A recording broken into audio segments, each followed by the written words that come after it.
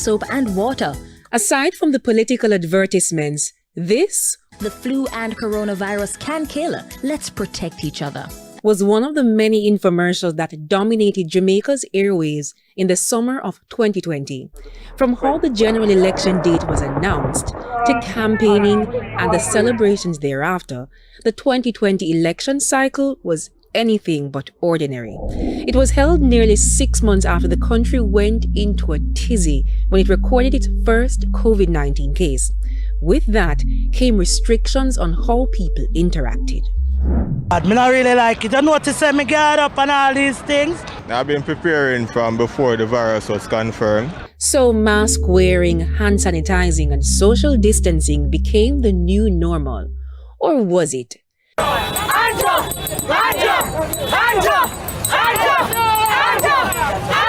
Political parties were forced to get creative in how they engaged the electorate, as large gatherings were banned. Spot meetings were made popular as they tried to limit the spread of COVID-19. Arguably, the fear of contracting the virus was seemingly spreading more than the virus itself. It was reflected in the September 3 polls. Only 37% of the 1.9 million registered voters participated. A lot of the elderly people in the Norman Gardens area, Springfield, they are afraid to come out, even with our urgings. According to the Electoral Office of Jamaica, it's the lowest voter turnout since 1983, when the People's National Party did not contest the election.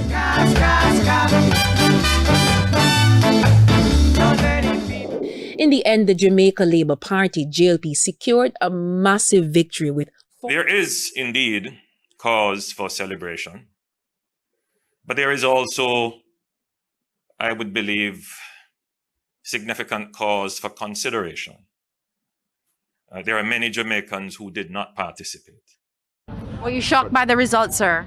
It was unexpected.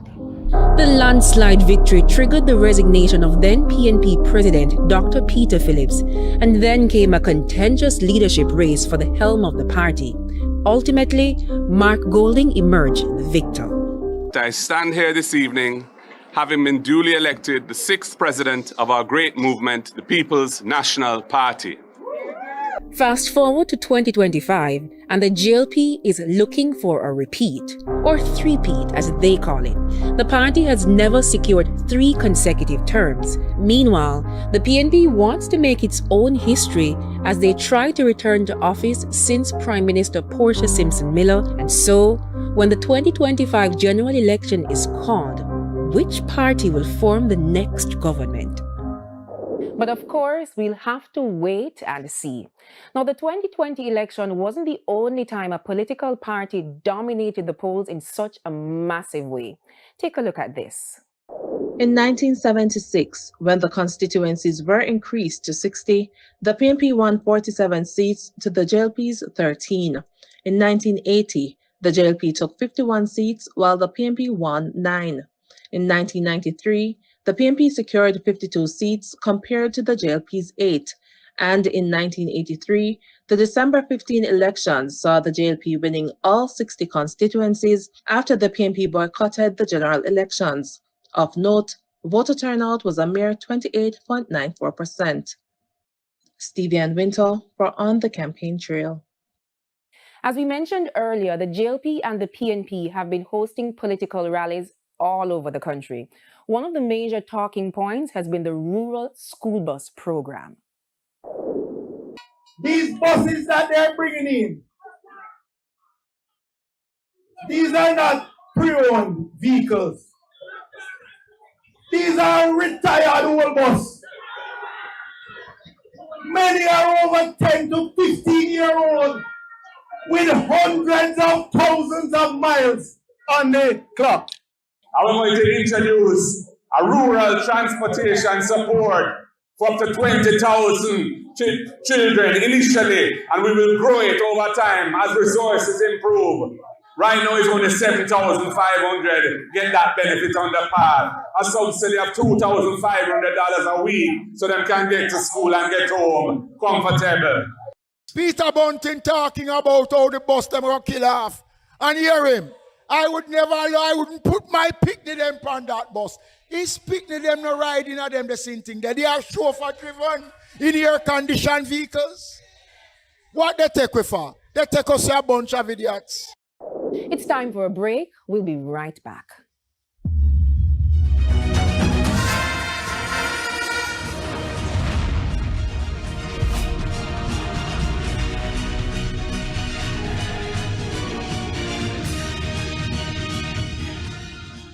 Some 2.1 million Jamaicans are registered to vote in this year's election. That's according to the Electoral Office of Jamaica. It represents the largest number of people ever enumerated. But did you know there are dead people still on the voters list? According to the EOJ, it is well aware of the issue that has been plaguing its systems for decades. 2,077,799. That's how many people are eligible to vote in the upcoming general election. But not all of them can vote. Thousands on the list are ghosts of elections past. There are some persons on the list that we who have died, but we can't remove them until we get the necessary supporting document. Glasspool Brown is Director of Elections. He's acknowledged the long-standing issue. Here's what should happen. The Office of Registrar General provides information on deaths to the EOJ to clean the voters list. But Manager of Civil Registration and Vital Statistics, Monique Morris, admits that there are challenges. The person may have died this week or a long time ago. They will come back and say, this is not the spelling of the name, the age is wrong, various information. So what we implore the public to do when you're collecting the certification of death, whether the medical certificate from the doctor or the Form D, ensure that you read it properly to ensure that the details are correct. Data from the Office of the Registrar General shows that between 2002 to 2024, it recorded 409,542 registered deaths. Since 2005, the EOJ removed 285,949 dead people from the list. The gap is due to a series of issues. First is sorting the list to find those of voting age, then identifying those that are enumerated, and then sending a team into the field to verify that they have indeed passed. Additionally, a registered death does not have a unique number for each person, a challenge Ms. Morris is confident that NIDS will solve. So it will provide a more definitive way of accurate registration as well as accurate updating of the voters list. Issues like this, however, can give rise to fraud if someone uses the ID of a deceased person to vote. So how then is the EOJ addressing this? There have been attempts in the past, but there are mechanisms that we have in place. Mr. Brown says the EOJ has been using technology to verify the identities of citizens. We do a comparison of your fingerprint with the entire database. So therefore, every individual fingerprint will then be compared to a database which have in excess of 2.1 million other fingerprint data set. And the reason for that is that it helps us to prevent duplication of registration. Additionally, he says the election day workers are better trained to identify fraud. If found guilty of impersonation, aiding, abetting, counseling, or procuring the commission of the offense of impersonation, citizens can be fined between $10,000 and $40,000 or sentenced to up to 5 years in prison by a resident magistrate.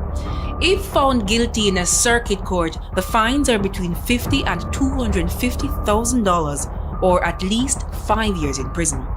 That aside, there are concerns that an unclean voters list negatively impacts voter turnout. There are some amount of individuals that are on the list which maybe give a wrong indication when a voter turnout is a figure is calculated, because you're using a base that is somewhat inflated. Senior PNP member Peter Bunting argues that the voter apathy being reported, while true, is overly exaggerated, adding that Jamaicans who've migrated are still on the list. I would estimate that somewhere around 25 to 30% of persons on that list actually are not available to vote. Equally challenging are those who've migrated and have died overseas. That data sometimes go years without being verified. Additionally, the dead is also costing the living. The budget for the upcoming election is $2.5 billion. At the time of the interview in early July, Glasspool Brown revealed that the EOJ will be seeking additional funds from the government. In the last election, we printed 1.9. We're looking to print in excess of 2,077,000 thereabout for the upcoming election. We have to print a ballot for every elector or every person that is on the voters list. Currently, the EOJ must print ballots for every single voter on the voters list. In the case of the upcoming election, it means 2,077,799 ballots. We have to print a ballot for every elector or every person that is on the voters list, because we're not too sure exactly on the day itself how much person or the individuals that will turn up. And therefore, our preparation is assuming that the turnout is 100%. With the 37% turnout in 2020, it meant that majority of the ballots were wasted. And although the turnout for the upcoming election is predicted to be better, stakeholders argue that legislation, policies, and procedures should be revised to improve the integrity of the voters list and build confidence in the election. We're at our final break now, but there's more to come.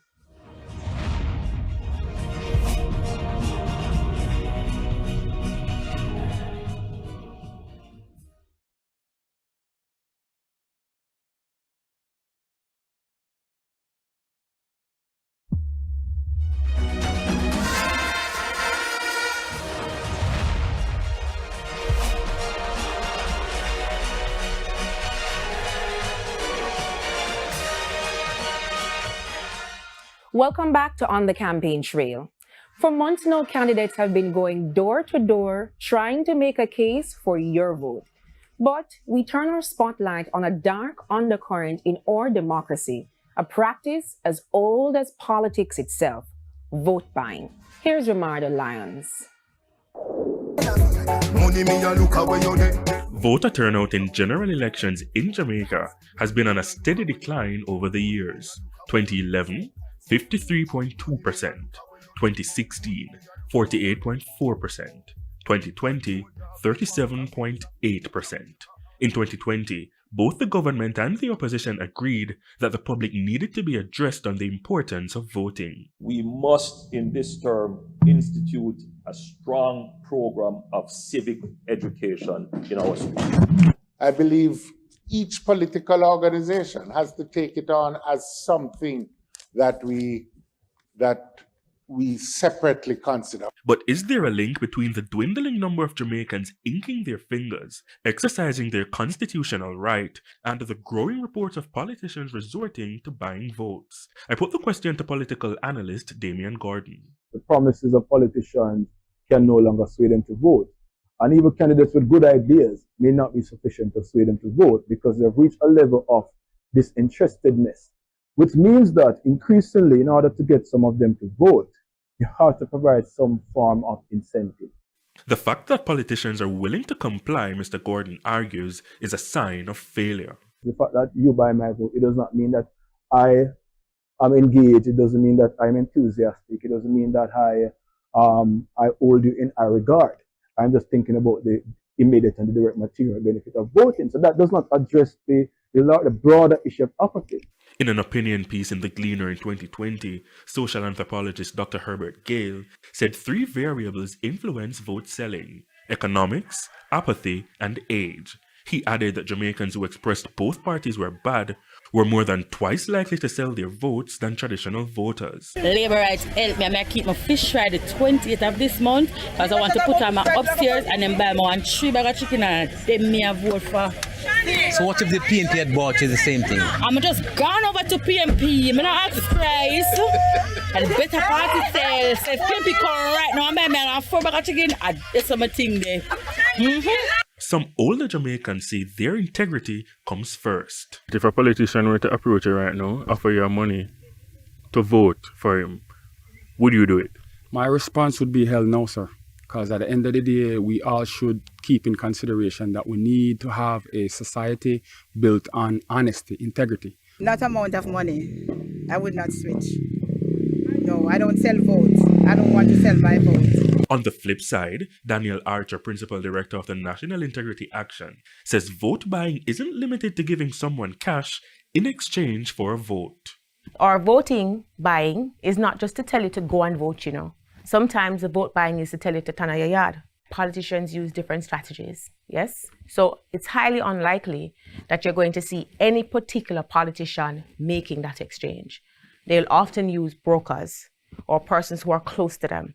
Mr. Gordon says politicians sell hope, and hope is a delayed benefit. So we find that instead of waiting for the politician to do something in the future that may not materialize, more voters are now, now demand immediate or direct benefit from their political representatives. Meanwhile, both political parties have denounced the act of vote buying. PNP General Secretary Dr. Dayton Campbell told the TVJ News, quote, "The People's National Party believes in fair elections. We believe that ideas should contend and that people should be able to make informed decisions based on the policies and programs that they can identify with that will uplift their country, their community, and their families." End quote. JLP Secretary Dr. Horace Chan, quote, "Vote buying is illegal. The Jamaica Labour Party therefore doesn't condone it, encourage, or engage in that kind of activity. We would condemn it and advise our candidates to not do it any at all. The allegations exist, but vote buying is not as extensive as it is purported." End quote.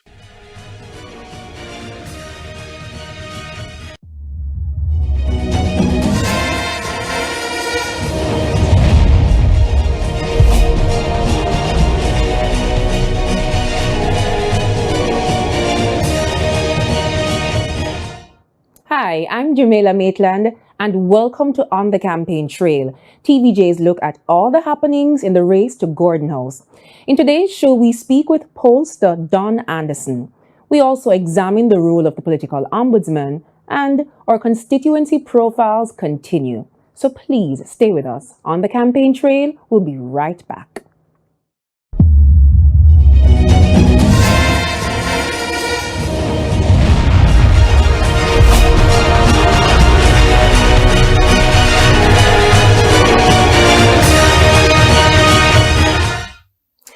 Political polls are a strong indicator of voter intentions for elections. It gauges the public's views on national issues. Pollster Don Anderson has become a household name in that regard. In this report, we go beyond the ballots to explore how the numbers tell a story.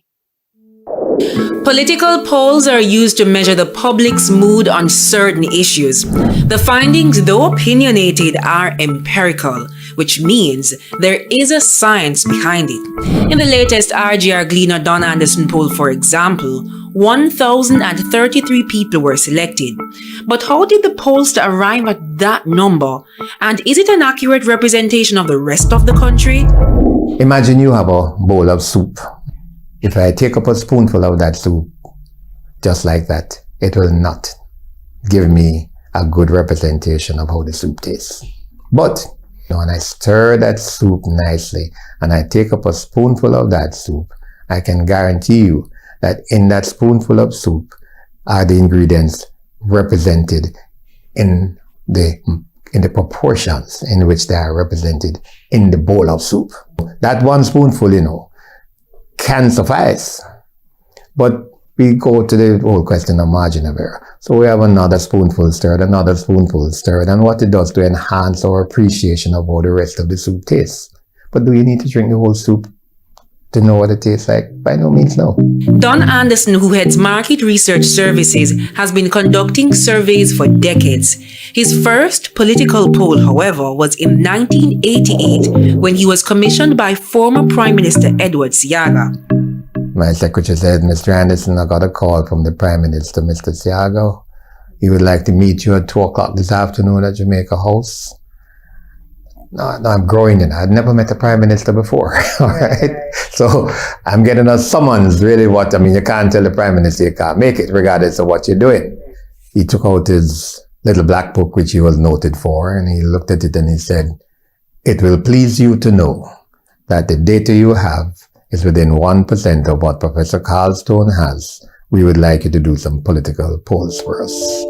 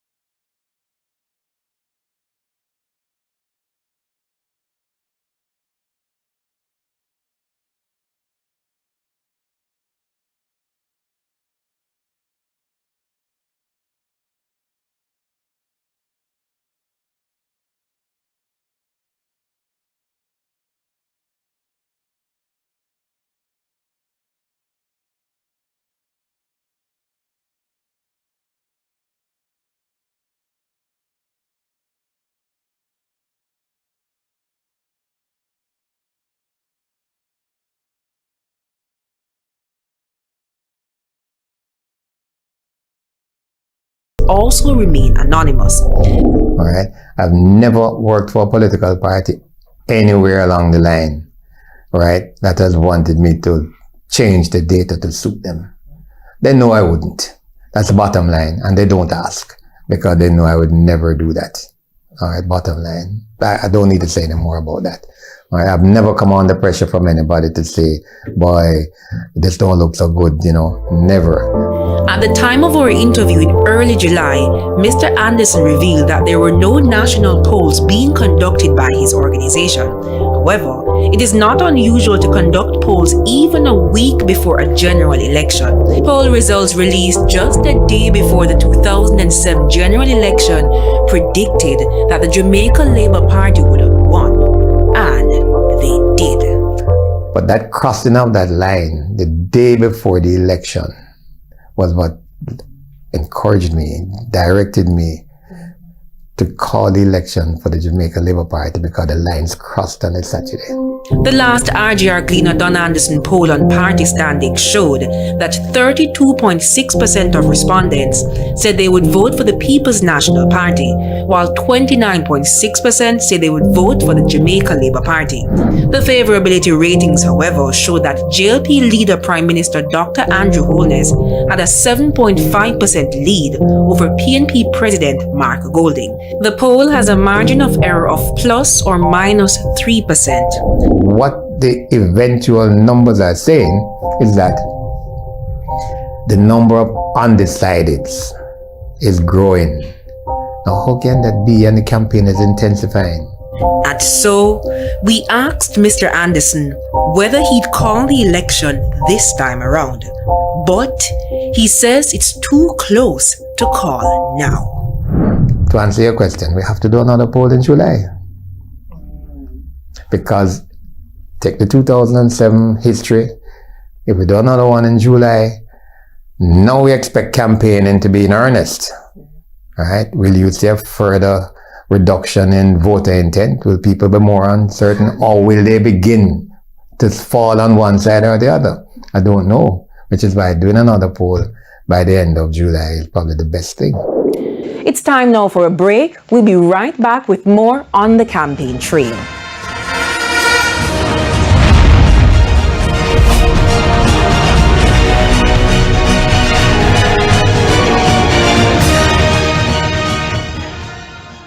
Welcome back to On the Campaign Trail.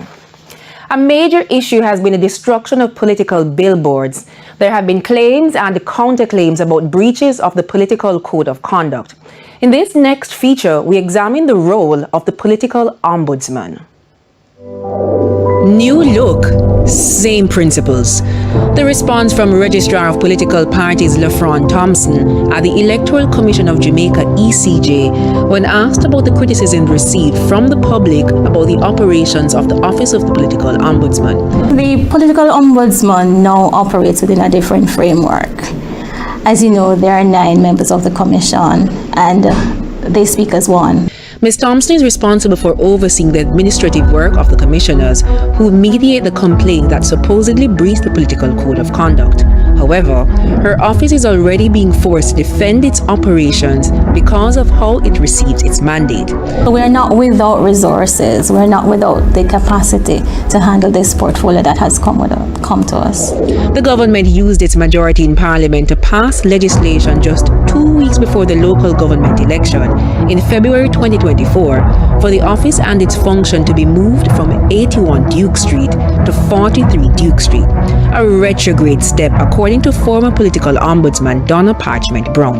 I'm not seeing any advantage whatsoever in the change. Mrs. Parchment Brown, while acknowledging the efforts of the ECJ, says the office's presence is not being felt amidst the widespread reports of vandalism of political banners.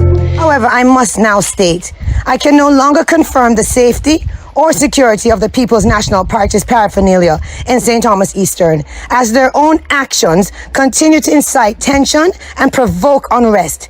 I want to say to you tonight, comrades of St. Thomas, let us turn back gangsterism. I have consistently appealed to my supporters to not respond by retaliating, to remain calm and to maintain the focus.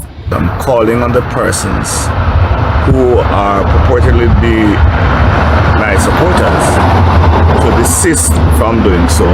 Notably, the private sector organization of Jamaica and several civil society groups, including the National Integrity Action, Citizens of Free and Fair Election Cafe, former ECJ Chairman Errol Miller, former EOJ Elections Director Orrit Fisher, among others, have called for its reversal. They've all cited the potential to taint the institution by refereeing partisan politics, as well as concerns of conflict of interest that it could breed. Of the 9 commissioners, 4 of them are from the 2 major political parties. General Secretary of the PNP, Dr. Dane Campbell, is one of them. My purpose is to represent my party. That's why I'm on the ECJ now, as a nominated member from the PNP to represent the interests of the PNP. Why would you think that you would get a fair ruling by carrying that matter to somebody who's there to represent the interests of their party? But according to Ms. Thompson, the very composition of the board makes the process work. Where there is a stalemate, the 5 other commissioners are engaged to mediate. We have what I'd call a really good balance that augurs well for having decisions that are not biased but really weighted and balanced from the views from both sides, from all sides. The ECJ said it received 6 complaints during the local government election, all of which have been resolved. As of July 10, 2025, it received 8 complaints in relation to the upcoming general election. Citizens can drop off physical complaints or use the ECJ's website. Mostly, there is talk of the destruction and vandalism of posters and paraphernalia. Persons have mentioned language that is incensed or intimidatory or offensive.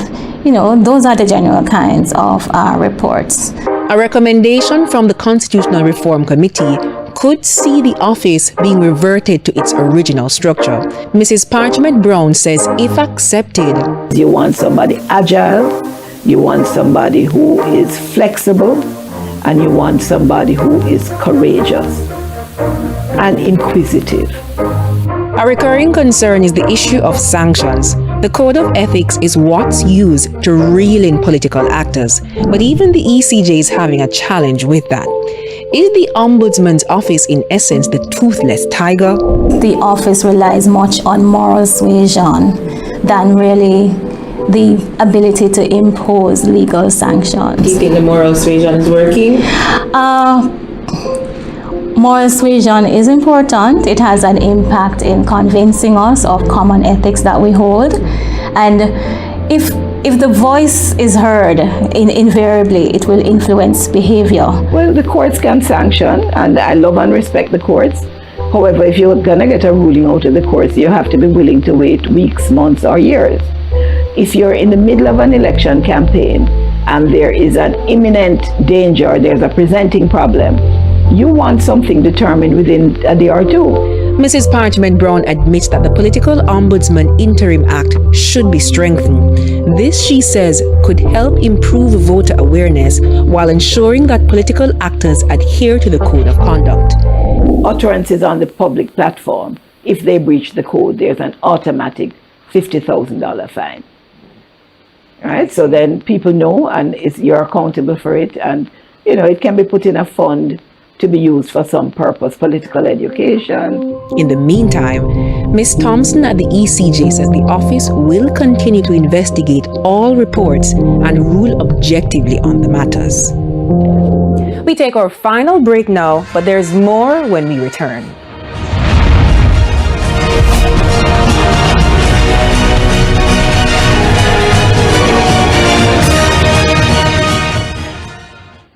Welcome back to On the Campaign Trail. We turn our spotlight now to two constituencies considered battleground seats in the upcoming election. Up first, it's Central Kingston. Here's Andrea Chisholm. Kingston Central, home to the Ministry of Foreign Affairs, the Jamaica Stock Exchange, National Heroes Park, Sabina Park, and parts of the business district in downtown Kingston. A constituency with just under 27,000 people, according to the 2011 population census done by Statin. It features communities such as Raytown, Rose Gardens, Franklintown, Fletcher's Land, and Almond Town. Priority issues for those communities: high school dropouts, poor parenting, low skill levels, limited opportunity for training, high levels of unemployment, and poor representation by elected political leaders. That data is from a 2007-2008 socio-economic survey done by the Social Development Commission (SDC). It's 2025, but several residents are still complaining about those issues. We don't like a clinic, really a clinic. Yeah, and a little center where the kids can play, who want to play, can do have a little homework, a little skills. A little center we can learn skills and them good thing there. You have a lot of building around here we can use, for other things. I just have them just being derelict and broken and all of that. We can put them together, a different entity, even little classes, because you have kids who leave school right now who still can't spell them name, but they have to go. We need some people to have things where we can build and send out to other countries where we can get more manufacture in our place. But we don't have no factory. And so Kingston Central's to-do list will be lengthy for the upcoming Member of Parliament. The incumbent, the JLP's Donovan Williams, will face the PNP's Steve McGregor. The constituency is considered a PNP stronghold, as the party has won the seat in every general election except 1944, 1983, and 2020. In the 2020 general election, Mr. Williams beat the PNP's Imani Duncan Price by 303 votes. Before that, the PNP's Ronald Thwaites had the seat for 3 consecutive terms. As at February 2024, during the local government elections, there were 22,595 eligible voters. Nobody can get out McGregor from around here. So tell me what you like about Steve now. He thinking about fix defense them. He have all kind of plan. Others defended the work of Mr. Williams. He has come here and done a lot for a lot of people. The only thing he hasn't get to do yet is the clinic, which he hasn't found a space for in the community as yet. Okay, yes, so he has done a lot, like what? He fixed a lot of roads, a lot of people's house burned down, he tried to help them. Still, some remain on the fence. From a young and I grow, them really come about for 5 years, for 4 years. And after that, when I see them back, so I don't find that interesting. So to me, I don't even know if I can assist them. That's useless, the whole politics thing. That only benefit them and only them. The constituency of Central Kingston has 2 divisions, Almond Town and Raytown. Residents I spoke with were not afraid to state which party they would vote for. Traditionally, the PNP gets the most votes in Allman Town and the JLP gets the most votes in Raytown. But for this general election, the Lawrence Rowe factor will be on the minds of party workers. Lawrence Rowe, a former caretaker and campaign strategist for Central Kingston, switched from the PNP to the JLP, accusing the PNP of betrayal and hypocrisy for removing him as the party's candidate. For one JLP supporter, politics has shifted. We are not no Bustamante, nor Norman Manley politician again. We are politicians that who want performance and who want prosperity and a better life for we and our family. And so residents are focused on development. Here at the popular Raytown fishing village, dilapidated buildings need attention. Dirty drains serve as a buffet for chickens. Like these animals, fisherfolk are contemplating the next course of action. And the ranch, them not so right. Most of them are league people living there free, where it's not supposed to do car. It's fisherman ranch and people just come take it over and are living there free. And we used to pay rent, and the rent used to maintain the beach, like clean up, fix the bathroom and tile it. Now everything going down. We need a proper management fee. That new management structure would include the collection of rental fees to maintain operations. Meanwhile, on the issue of crime and violence, all of the bad man they move run over dead, and police control the place. Every 24/7 police they are to and from. So I just hope it stay the same way, quiet and a peaceful election, no war, nothing. Andrea Chisholm, TVJ News. Over now in western Westmoreland, where roads and water are among the major issues. Here's Kimberly Petty. The parish of Westmoreland, approximately 312 square miles. Now that sugar is no longer king, tourism is the only crown jewel. Although slowly, more persons are turning to agriculture and fisheries. But these are not the issues some voters care about in communities like Aldeer District in the eastern end of the parish. It's water. This resident says it's been decades since she'd had running water in her tap. Like many in her district, she stores water in a drum, which she uses for domestic use. I need water in the community. When last you saw water in the district? I don't tell when. Me have to go over with buckle. Others opt to pay for the precious commodity. Who can't drink and bathe? And my skin catch me. Me have to use bleaching and heat. Me need water. And me need pipe. No pipeline. Don't forget water. So are you one of them who's gonna say no water, no vote? Yeah, vote. How when me not get no me a vote? The current MP is Daniel Lawrence. He defeated the PNP's Luther Buchanan in the 2020 general election. It was the first time in decades that the JLP won the seat.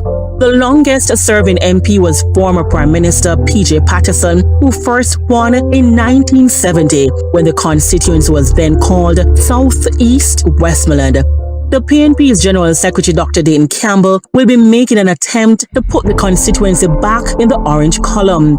Some of the residents we spoke with say they intend to vote along traditional lines and hope that at some point they will get pipe water, darling, cool water, cool and spicy. But they say me can't vote to Labour because me not no head for me body. That we go to PNP. Over in central Westmoreland, voters point to clogged drains, a nightmare when it rains, and that's often. Not even the soldiers at this checkpoint are spared when the drain overflows. Supposed to see water get up and I come over when he yes maybe and when he come over is a straight in our house he come. Straight in our house. So what do you have to do when he comes to your house? Jesus, me dear, me have to climb up, take up the things them and put them up on guy's stool up on the table. It's a disgrace. It's a disgrace, man. The PNP's Dwayne Vaz is hoping to unseat the current MP George Wright, who also pulled a surprise win in the 2020 general election. But for people like Miss Henry, she remains undecided given the lack of progress. Why me did say me not voting or God more me I tell you the truth because me fed up by the situation. Trust me. For me say don't they in a power and they don't do nothing for people. Them not clean the drain. Nothing not go on for we so. Look on the road is a disgrace and soldier there. They nobody no business with nothing here, man. They don't go when election time come, you see them run up and down in our yard. Come at your yard. And when they get your vote, nobody no see them again. In Western Westmoreland, it's a battle between candidates, the PNPC and Hales, and the JLP's Garfield James. It's one of the constituencies where bike taxis are popular because of bad roads. Why terrible. But we have to still go on with it, no better than go down to it. He too is doubtful about going to the polls, contending that he's tired of empty promises. We're not sure, Everything, everyone I same thing. This I want to come back promise, I want to come back promise, so it makes sense. We've been suffering that road condition, low poor conditions from the PNP negligence. Moreland Wilson came in power and his negligence was the same. Kimberly Petty for TVJ News. And that's it for On the Campaign Trail. I'm Jamila Maitland. Pleasant viewing.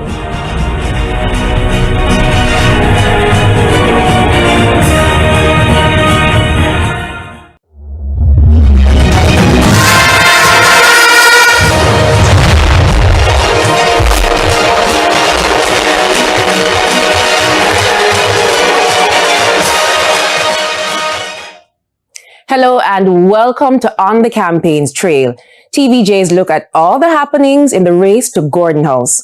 I'm Jamila Maitland. In today's show, we hear from the Electoral Office of Jamaica and how it's been preparing for the upcoming general election, including a look at its electronic voter identification system. And our constituency profiles continue. So please stay with us. On the Campaign Trail, we'll be right back.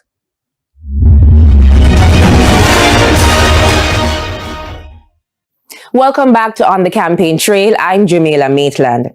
As you would imagine, the political parties aren't the only ones in preparation mode for the general election, from training election day workers to selecting polling stations.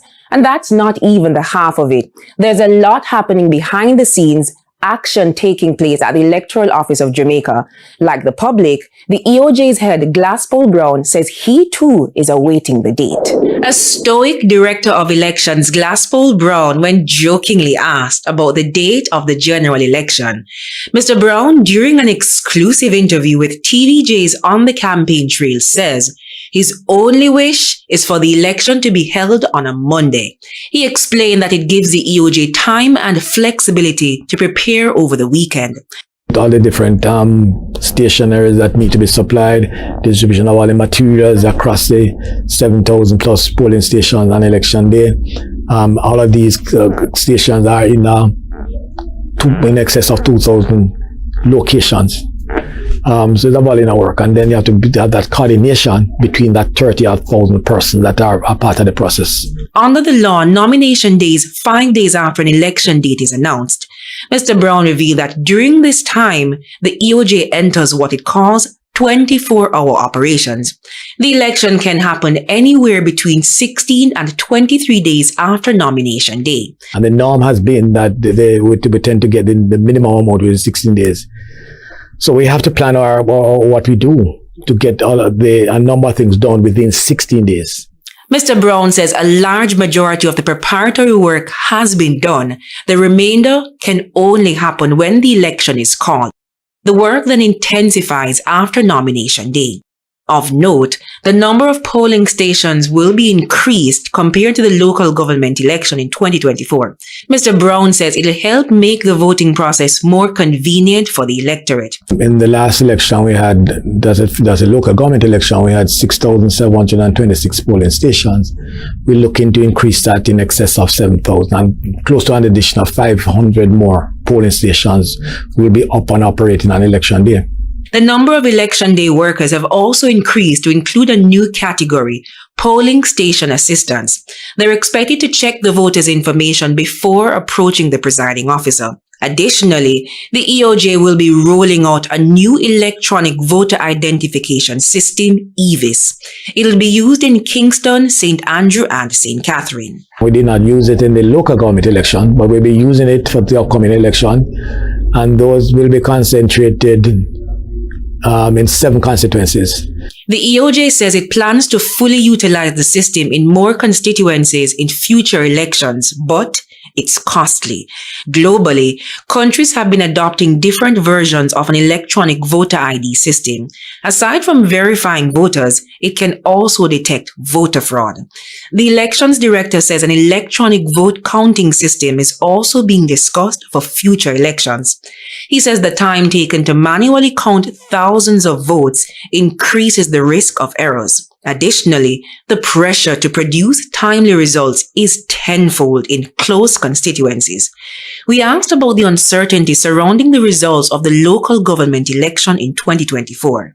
I think the issue was that because of the competitive nature of that election, persons weren't able to, was somewhat anticipating a faster turnaround. Glasspool Brown, in defending the EOJ's track record, says preliminary results are usually announced by 10 p.m. The final count is done 3 days later. If you're registered to vote in Kingston East and Port Royal, Kingston Central, St. Andrew Western, St. Andrew West Central, St. Andrew Eastern, St. Andrew Southeastern, or St. Catherine Southeastern, you'll be using the new electronic voter identification system, EVIS. EVIS was formerly EVIBIS, and it was used to authenticate one's identity before issuing the ballots. The main objectives of EVIS are to prevent impersonation of electors, prevent multiple voting by persons, and prevent the use of unauthenticated ballots. On the Campaign Trail received exclusive access to how the process will work on election day. This is our EVIS tablet that we'll be using on election day. It will be used in the identification process when our electors visit the location or polling station. So the tablet itself comes with its own fingerprint reading device. All right. So normally we would have at our desk a laptop and a fingerprint reader separately, along with charger and other devices. It could be cumbersome, and there are more avenues for failure to happen. With this device though, everything is in one. It's easier to set up, easier to manipulate on a day, easier for our presiding officer and also our electors to use as well. You'll just provide a name, they'll check to make sure that you're in the correct polling station, and then you'll be asked to place your finger on the scanner when prompted, and the device will run through its own database. The database that it's using is using the registration information that you provided at your constituency offices. Yes. And once you've been identified through the EVIS tablet, the presiding officer will then carry you through the remaining election process. And it's now time for a break. We'll be right back.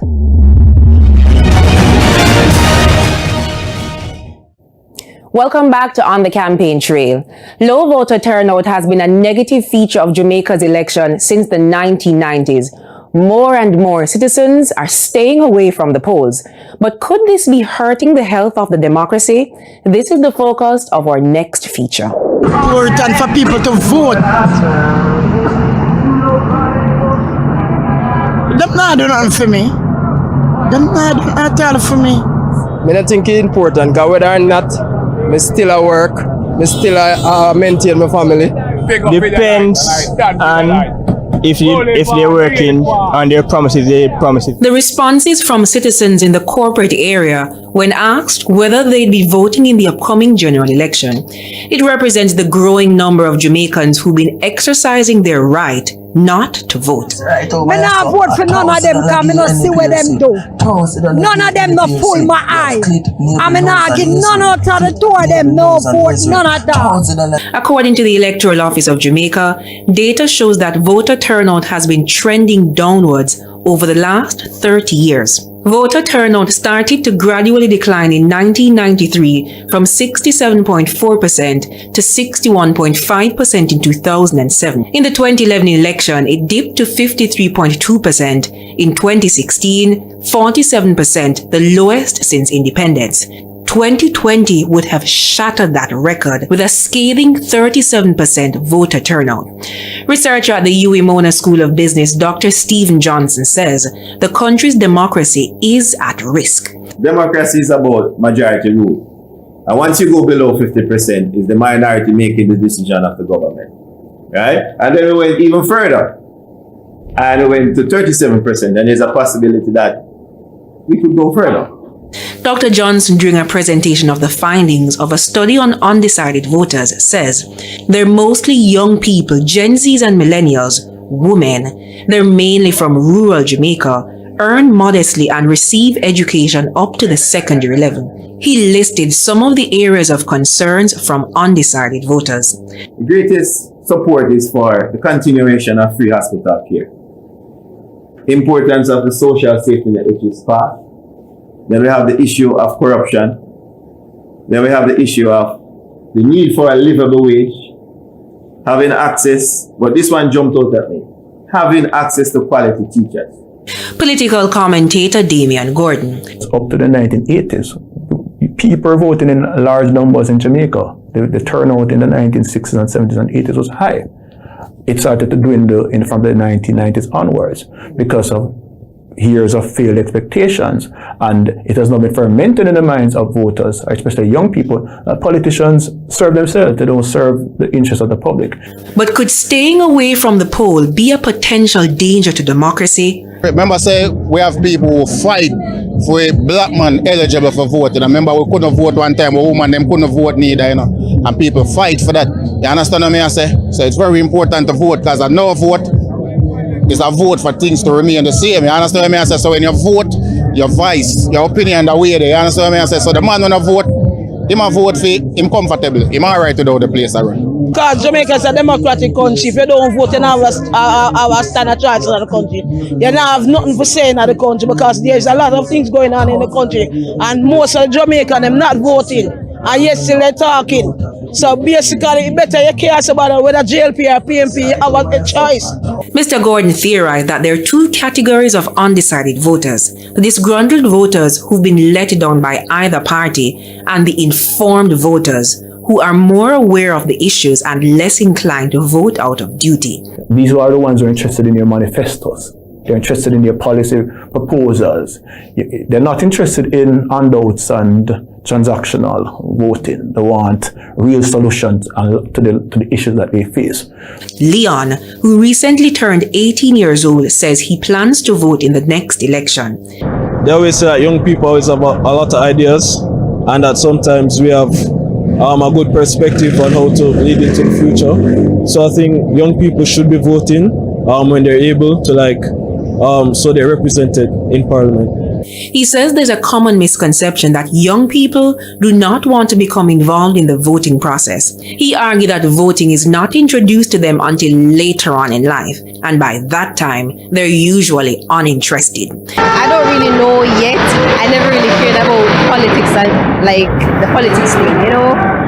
I'm not really old enough for that yet, in my view. In the study conducted by Dr. Johnson, he says political parties, civil society groups, and government organizations have a duty to engage the electorate.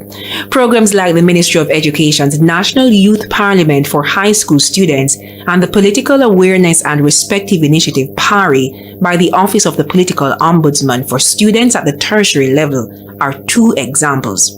People are interested, people care, but they're not sure how to engage.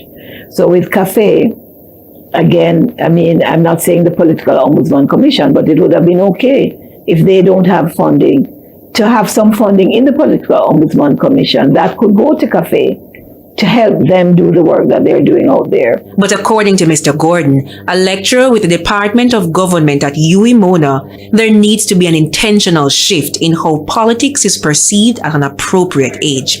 Sensitizing building awareness and knowledge about the rules of government and what are the roles of citizens in relation to government and vice versa, then that should be an important part of our school curriculum.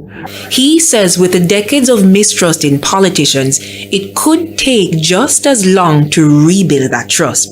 It's why Mr. Gordon reasoned that it won't be a sprint, but a marathon to address voter apathy. I say it will take time, and it will take consistency in terms of your efforts, what you do aligning with what you say, the full picture of a government that is working for people, the full picture of a party that is reforming itself in alignment with people's values, their expectations, and their needs. But it will take some time. We're at our final break now, but when we turn the spotlight on the battle for East Portland.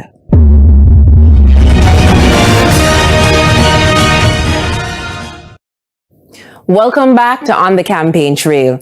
Over in Portland Eastern, where both the political parties are pulling all the stops to make their presence felt. But with issues surrounding infrastructure, predial larceny, and voter apathy among youth, some electors want real change. Here's Ramarda Lyons. As the campaign trail heats up in Portland Eastern, some voters have grown cold. It's a parish known for rafting, but they say there's a raft of issues to be addressed. One of them, the disinterest among young people. This is the Portland Municipal Corporation building, where councillors meet weekly to discuss plans for youth. But right outside, some youth say they have no interest in politics. I'm 22 years old, and tell you honest truth, I'm not interested for vote. Yeah, I never think about it. I never vote. Is there anything that could be done to change your mind to get you to vote and vote for a particular person? Well, not at the moment. I'm 22 years old. I have a voter's ID, and I never vote yet, and I don't think I vote. Mother paint them for the Labour and they tell me vote, but me. This 23-year-old has a different stance, and this is why. Yeah man, I get help man, I get all money, I get all material like cement and board and gravel, you understand? Like type of road fixment and place where never water, I get water and light. I like the type of work where she put it. She's the best and the greatest MP Portland could ever see. The only thing stronger than the smell of seawater in Port Antonio is the presence of political paraphernalia. Even trees bearing orange, but not the fruit. Portland Eastern MP Anne-Marie Vaz beat the PNP's Bishop Purcell Jackson in the 2020 general election. She won the Port Antonio and Prospect divisions, which were considered traditional PNP strongholds, never won by the JLP since the 1981 local government elections. She swept the other three divisions, Ferry Hill, Fellowship, and Mansionville, polling 8,360 votes to Mr. Purcell's 6,235 to be elected for her first full term as an MP. This time around, Mrs. Vaz, dubbed Action Ann, will go up against attorney-at-law Isaac Buchanan. Does he have the power to yell cut on her reign? All when PMP not give me nothing, me a strictly PMP see away. Me strictly a vote PMP, me nah switch, no care what. Me nah switch. I me have to find me food and everything, but me a strictly PMP see away, I me not care. Buchanan can't win on Miss Vaz. And you will sit down back in a shadow. Why you believe that? Because I'm go on good. He might do good. He may not do good for me, you know, but he might do for the country and other people. But he might do good. Switch what? I'm not a circuit. I'm not a circuit. I'm not a switch. Now, there are people who don't care about any of them. Me a vote for me jelly them. Me not vote for PMP nor Labour right. A jelly make me eat and drink. No Labour right, no PMP. None of them never do nothing for me yet. I swear, jelly do everything for me. Everything when me have a jelly make me have it. He says both candidates have been superficial. Me a go see them drive pass by.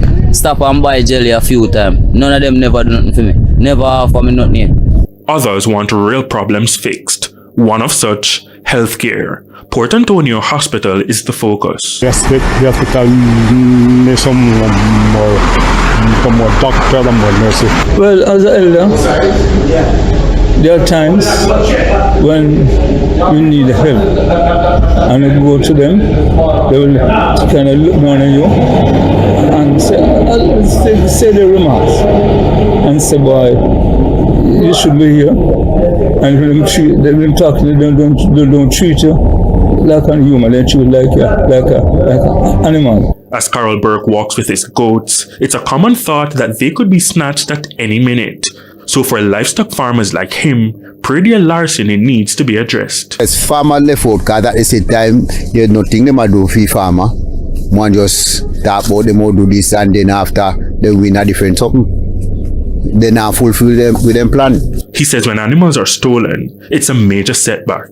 You lose a crop, because at the same time, sometimes they take away my breed and all and something, so you lose him and you lose the time and you lose everything. And this is a common complaint in elections, bad roads. But as this retiree explains, it's not the road itself, but what it can cause. Once you're a sick person, by the time you get to the main place to go to the hospital, they might fade away. The main roads are looking good, but like in the interior where I live, it's very bad, and every minute I have to put in shocks onto my car. I noticed differences. This road, for example, freshly paved.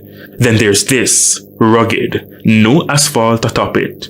Just a party poster and a flag. Reporting from Portland, I'm Ramarda Lyons for TVJ News. And that's it for On the Campaign Trail. I'm Jamaica Maitland. Pleasant viewing.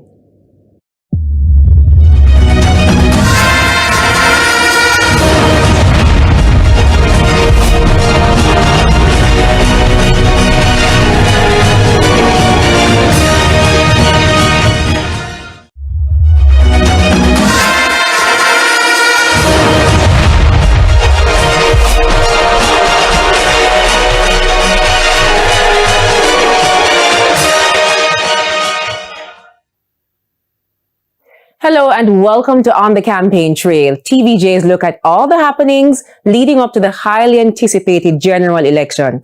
Coming up in tonight's show, we delve in the history of calling an election, what makes a good member of parliament, and our constituency profiles continue. We'll have all that and more right after this break.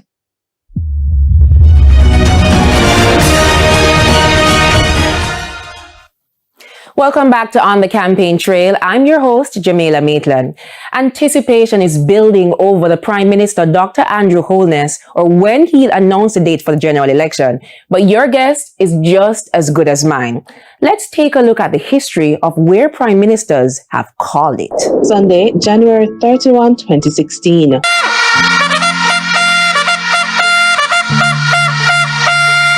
To loud the cheers by PNP supporters in Halfway Tree, then Prime Minister Portia Simpson Miller announced the election date.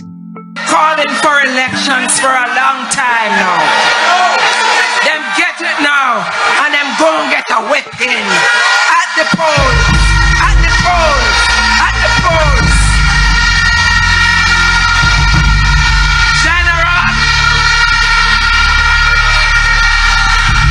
General elections will be held on the 25th day of February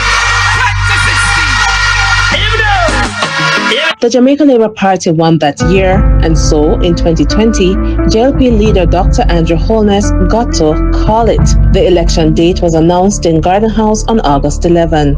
The date fixed for the taking of the polls, that is the general elections for the year 2020, is therefore Thursday, September the 3rd, 2020. Dr. Holness gets to call it again, and there's great anticipation that the announcement will be made at a mass rally in Halfway Tree. For years, Halfway Tree has been the location of choice for the grand announcement, arguably made popular by former Prime Minister and President of the PNP, PJ Patterson. It's where he called it in 1993, then again in 1997 and 2002. Former Prime Minister Portia Simpson Miller would continue the trend in 2007, but in 2011, Dr. Holness announced the election date at a mass rally in Mandeville, Manchester. This would be the second time a date was announced outside of Kingston. In 1980, former Prime Minister Michael Manley made the revelation at a PNP rally in Charles Square, Montego Bay, St. James.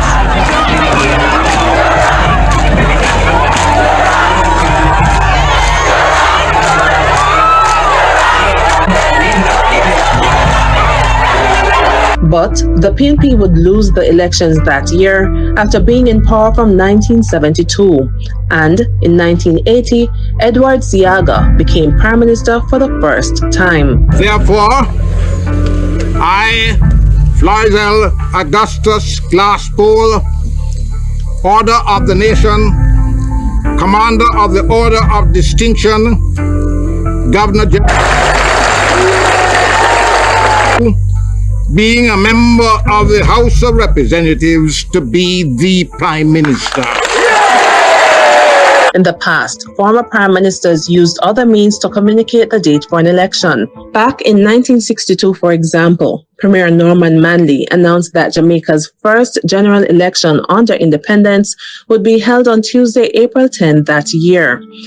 The announcement was made to the press on February 11, but it came with a midnight embargo set to align with London time. In 1983, former Prime Minister Edward Siaga announced a snap election, which was also published to the media. However a Prime Minister decides to announce the election date, it's typically followed by a period of intense campaigning right through the eve of Decision Day. Stevie and Winter for On the Campaign Trail. With every election cycle, there's a raging debate about who people really vote for, a member of parliament, or is the vote more of a reflection of their support for a party leader? So far on the campaign, we've been hearing on both sides supporters being encouraged to vote to ensure that their party's leader's chances of becoming the next prime minister. Now, arguably, this type of focus could result in underperforming MPs being elected and re-elected. And so, we took to the streets to ask people, what makes a good MP? Someone that just listens to the people and does his best to, his or her best, to address the concerns of the people. A good MP have a care for people. Ungo when people dead, government care for them. Them don't know the pressure where the people them bear, and them don't know the stress where the people them bear. More when election come round, them just come and say them want bear for it. That is not right.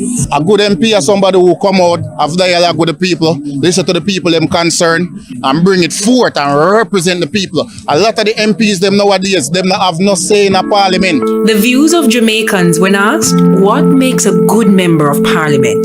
MPs are elected to serve the interest of their constituents and by extension the public. But some citizens feel that they have no way of judging the performance of MPs, and so they make their own list. A good MP run the neighbor with the right way. And me no want them giving them money for issue out for nobody vote for them. Want them vote to them for them whole in heart. You understand? And more how them treat the people. So they how them treat the people and build up nice facility in the neighborhood. So no more gunman and them look at things that some football thing can keep in the neighborhood so the country can run more better. MP doesn't turn up as we want them to. And when we elect somebody, we elect them to do what they are elected for, and sometimes they fail. I don't want to just see my MP on the TV. I want to see my MP in my community. But according to MP for West Central St. Catherine, Dr. Christopher Tufton, the list can be realistic as much as it is superficial. There is an official role as a member of parliament, written in law, and there's an unofficial role. Dr. Tufton says MPs have a duty to provide or lobby for the improvement of existing basic amenities for citizens. There's an expectation, and rightfully so, that people should have road, water, security, health. I think those are basic requirements of government, and we really have to not feel any way about those kinds of requests, because people are entitled to that. They elect a government, they pay taxes.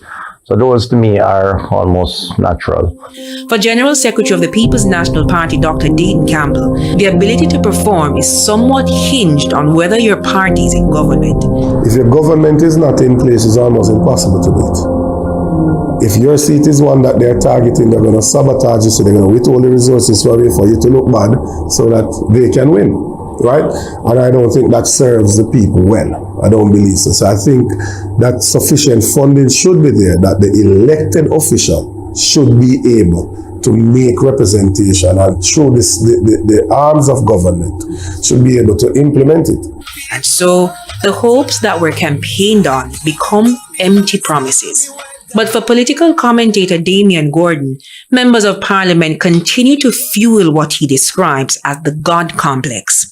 MPs sell themselves as, having the answers to all the problems people face. They promise people any and everything under the sun. So they create this unhealthy expectation among voters, because in order for them to win, they think that they have to overpromise, but they cannot reasonably deliver based on the limited resources that they will have access to when they're members of parliament, especially those who are backbenchers.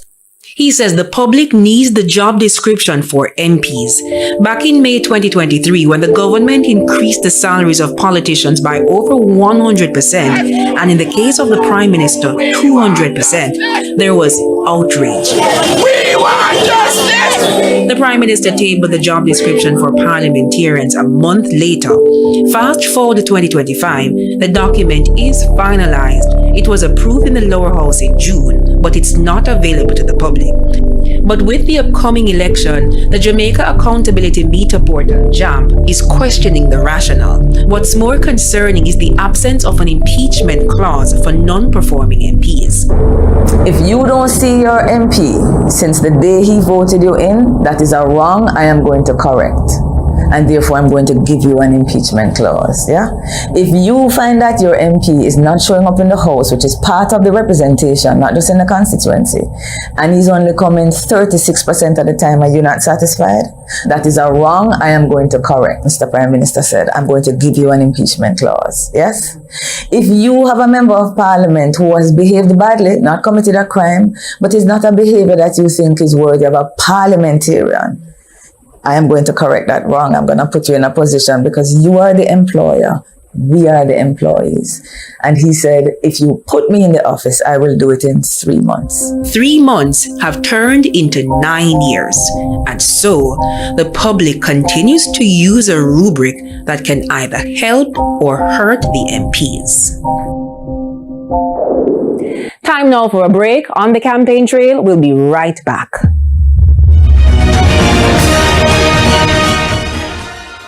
Welcome back to On the Campaign Trail. As both political parties continue to make their case for your vote, we've been asking citizens, have you decided? We're in the streets gauging the views of the citizens as the country prepares to head to the polls. I'm Antonia Atkinson for On the Campaign Trail. Come along. Have you ever voted before? Yes. Are you voting this year? Not sure as yet. You know, so much nice about I can plug in on my phone. And that's why I rate Andrew. And that's why I rate him. Because a good Prime Minister of Jamaica, you understand? Yeah, AC in the bus, them have all first aid kit up there, so. I don't think it's important, because whether or not I still at work, I still maintain my family, but I like labor right. The labor right on my part.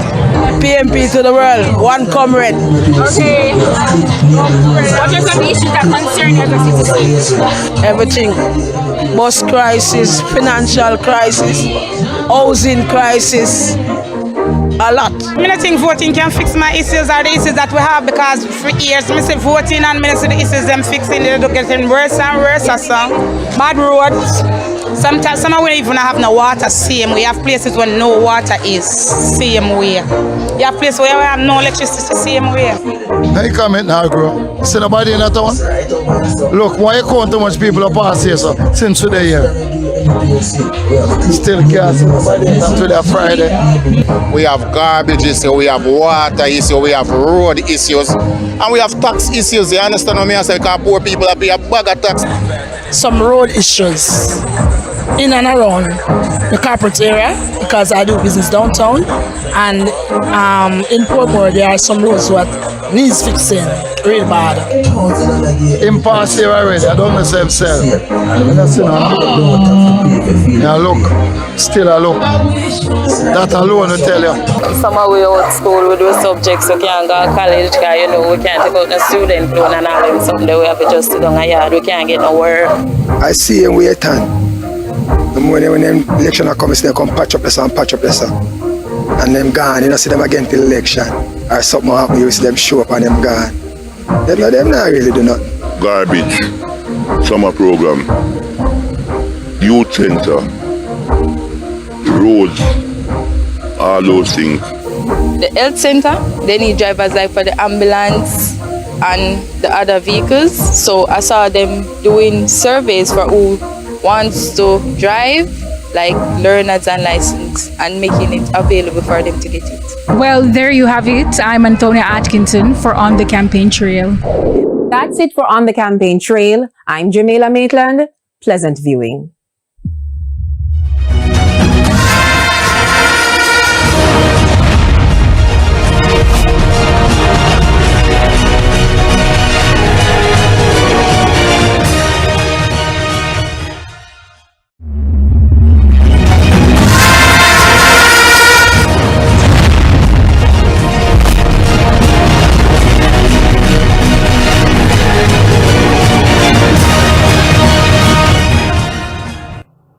Hello and welcome to On the Campaign Trail, TVJ's look at all the happenings leading up to the highly anticipated general election.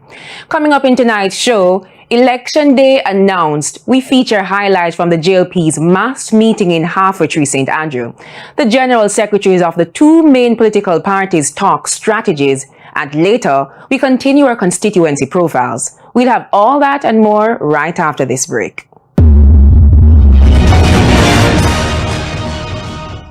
Welcome back to On the Campaign Trail, TVJ's look at all the happenings leading to the general election. I'm Jamaica Maitland. It's no longer a mystery. Jamaicans will go to the polls on September 3. Prime Minister Dr. Andrew Holness announced the date at a mass meeting in Hanover on Sunday. He also announced a by-election in 4 divisions in Kingston and St. Andrew. Here are the highlights. Plus, we have reactions from the opposition People's National Party. Green waves of Jamaica Labour Party supporters crashed in Hanover on Sunday. Bus and carloads of party patrons from all across the island driving, riding, and resting in a sea of green. Then came the moment that they've been all waiting for. Prime Minister and leader of the JLP, Dr. Andrew Holness. I now declare that nomination day will be Monday, August 18th.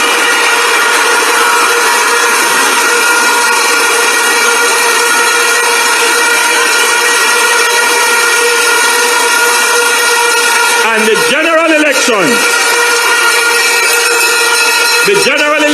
date is fixed at Wednesday, September 3.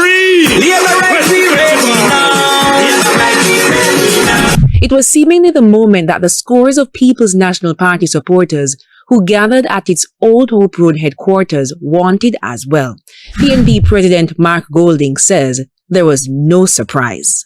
Well, I think he had to call it now because he painted himself into a corner. So much so that the General Secretary was able to accurately say last night that nomination day would be on the 18th and the election would be on the 3rd of September. That's unprecedented, where an opposition General Secretary is able to say accurately what the date would be. And it's because he had no options really.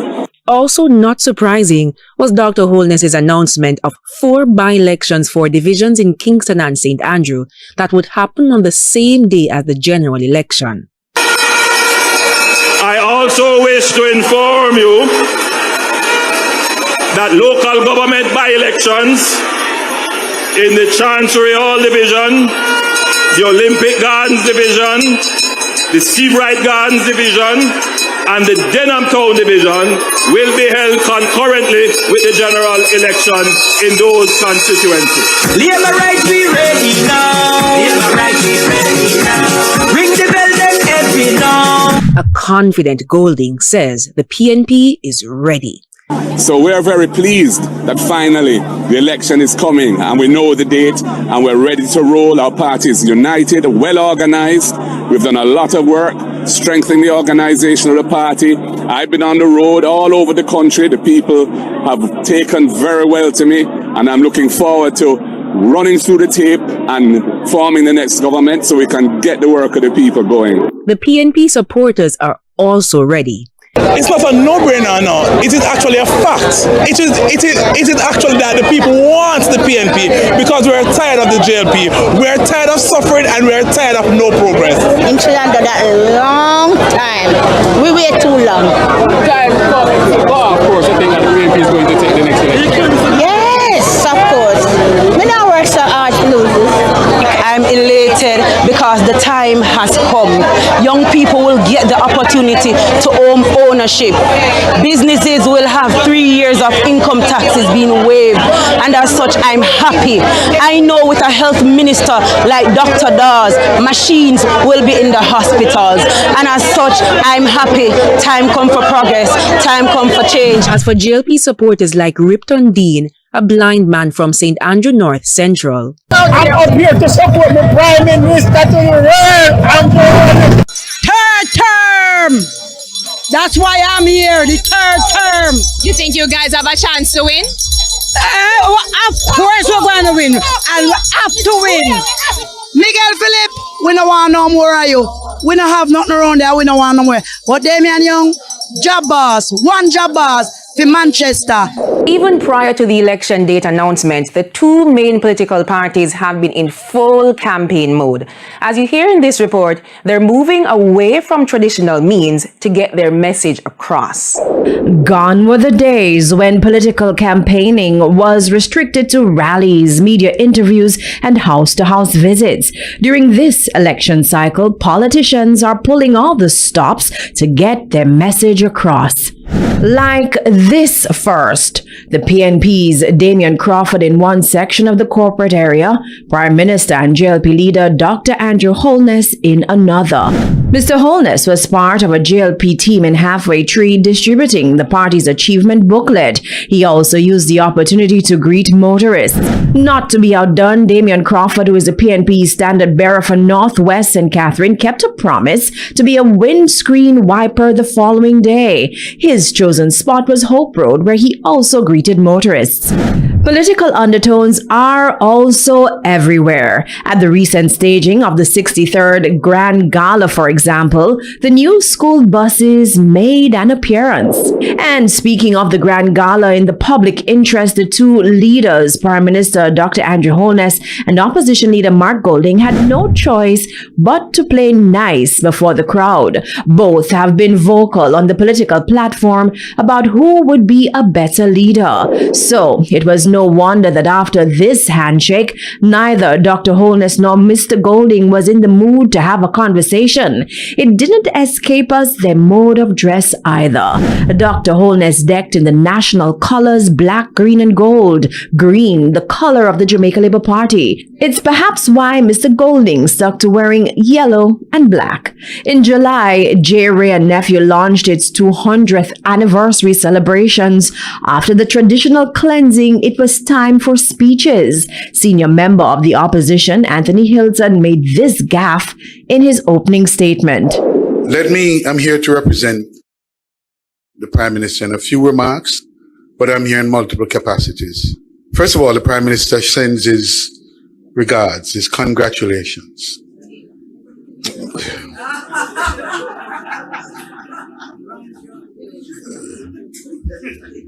The Leader of Opposition. Thank you, Auntie Faye. Now, I did have some concerns when I saw you sprinkling the libations around the hall, especially when you went over to Tony, because I know that even a whiff would cause him to become delusional. It hasn't gone unnoticed too, the number of ribbon cuttings and groundbreakings in recent months. What day me look a 2-year-old come from school with bubbles alone? I call up a school, I say, "Want to a ribbon?" Them say, "Andrew, cut it." I could not believe. So you're going to say house on top of house on top of house on top of house, ribbon cut on top of ribbon cut and ground breaking on top of ground breaking. It's just how the thing says. That aside, spot meetings are becoming increasingly popular for both campaigns. No elaborate screens or setup, just a simple PA system. And then there are the town hall meetings where the two parties allow questions from participants. But for many Jamaicans, nothing beats house-to-house visits because for them, it's the only time they come face-to-face with those seeking office. On the Campaign Trail continues right after this break.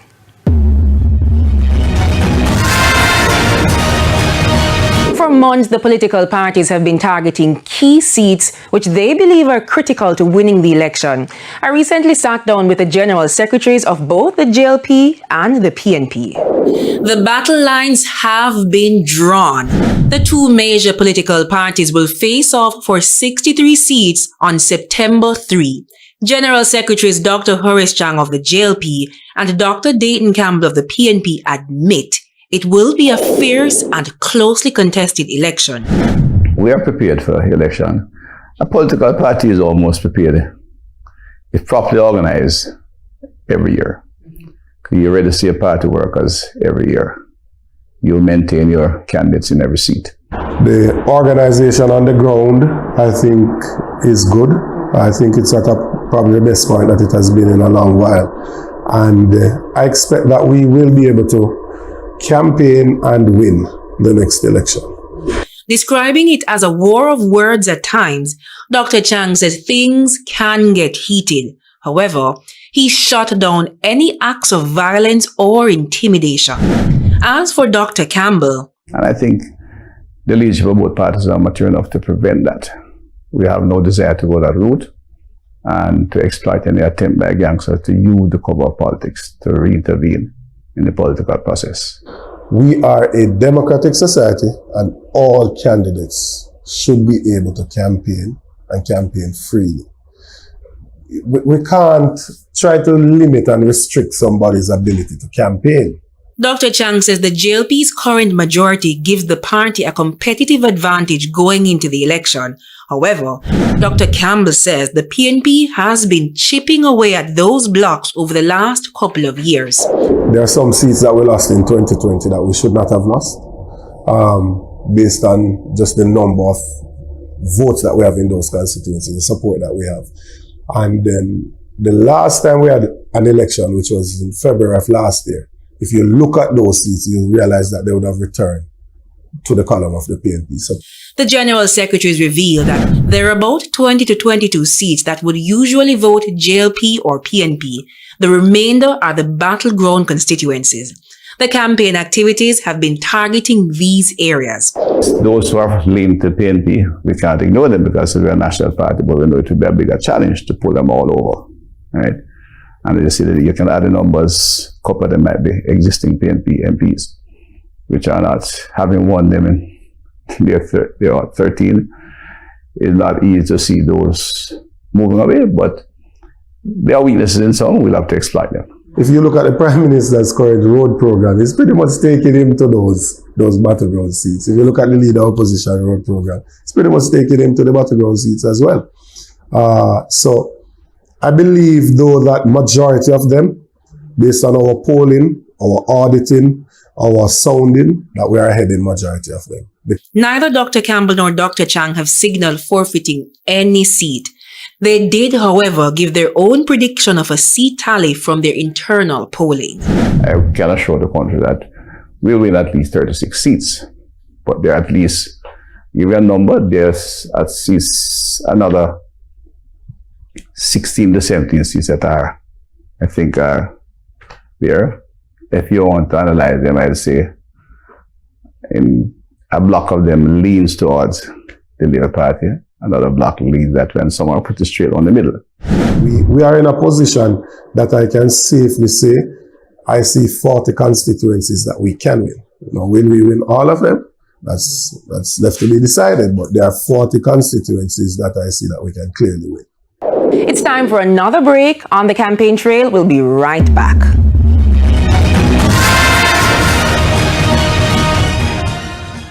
Welcome back to On the Campaign Trail. Time now for a constituency profile, and we zoom in on Hanover. Here's Kimberly Petty with that report. I am here in Lucy, Hanover, the birthplace of the first Prime Minister of Jamaica, Sir Alexander Bustamante. But residents contend that the place is not developing as fast as they'd like it. There are still some buildings, such as the Hanover Municipal Corporation, that still has its old structure, and so they want to see more developments coming into their parish. Located on the northwestern tip of the island, bordered by St. James to the east and Westmoreland to the south, Hanover is Jamaica's second smallest parish with a population of approximately 70,000. There are three main towns, Sandy Bay, Hopewell, and Green Island, which back in the day thrived when sugar was king.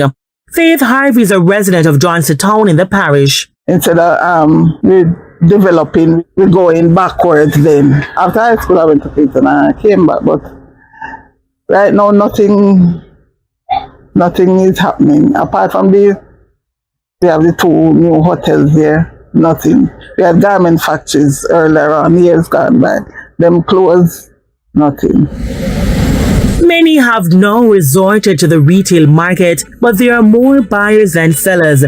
This compounded by the struggles of doing business in Lucy. Under the Chinese, no black people have no development going on. So the rest of people just link up with the Chinese. So it's a Chinese owned this. Currently, there is only one bank in Lucy. The others have closed down, leaving only ATMs. And while hotel developments are going up, they not stop. Then gone, because no amusement not there for them. The museum are up there, so it's out. They want to see where tourists not just drive through the parish, but that they stop and even spend some of the US currency here. The residents are also upset that although the hotels are in the parish, they're branded as being elsewhere. Look at the Grand Palladium. It's registered St. James. Look at Trial, Golf Course, it's registered St. James. Look at Roan Hill Club, it's registered St. James. Look at the big hotel at Green Island, it's registered Westmoreland. And what is for Hanover? Like, we don't value nothing at all in Hanover. It's like Lucia no had nothing. You get what me I say? Everything bypass us and gone through. Just a bypass town. Hotel developments aside, bad roads, dirty drains and traffic are problems political representatives over the years have failed to address. You see the drain them to deal with, because you see when the rain from the countryside, as finish come down, a flood when you reach out of Lucy, out of the roundabout. A flood. It is like no representative in the west, neither west to west, turnout, eastern side of the parish. Because they be a pothole. The Member of Parliament for Western Hanover is Tamika Davis, who is serving her first term, having defeated Ian Hales in the 2020 general election. Davis broke down the PNP's more than 30-year reign, but the PNP's MP candidate Heather Miller-Bennett is looking to unseat Davis and return the seat to the PNP. With election firing up, we put the question of voting to the people. Me? You know what I mean? I'm going to business with it. Why? Make them do what they have to do. Me done with the election thing. You see yourself voting this time around? I don't think so, because we don't get no value for a vote. I'm not sure. I'm undecided right now. Tell us why. Eventually, I mean, I feel nothing better, you know. Because I think the whole of them are the same thing. Over in Eastern Hanover, this craft vendor says he's feeling the pinch as business is slow. He explained that when he lost his house in a fire in 1983, he didn't get any help. And last July, his house got damaged in Hurricane Beryl. When I run to Lucy, there's no one. None. None. It will be a battle against sitting MP the JLP's Dave Brown and first-time runner for the PNP, Andrea Perkis. Brown has been an MP since 2016 He defeated the PNP's Waverly Hines in the 2020 general election. Signing out from Hanover, I'm Kimberly Petty for TVJ News. And that's it for On the Campaign Trail. Join us again on Thursday for another episode. I'm Jamaica Maitland. Pleasant viewing.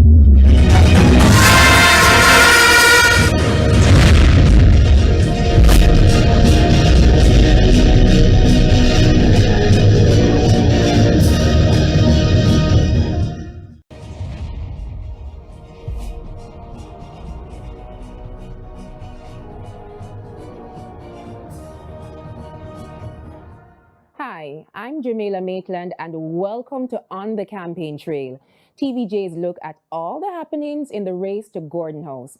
In today's show, we'll take you on a flashback of election 2020, which happened in the height of the COVID-19 pandemic. We'll also look at some of the seats to pay very close attention to and the respective candidates. And later, who are the ghost electors? So please stay with us. On the Campaign Trail, we'll be right back.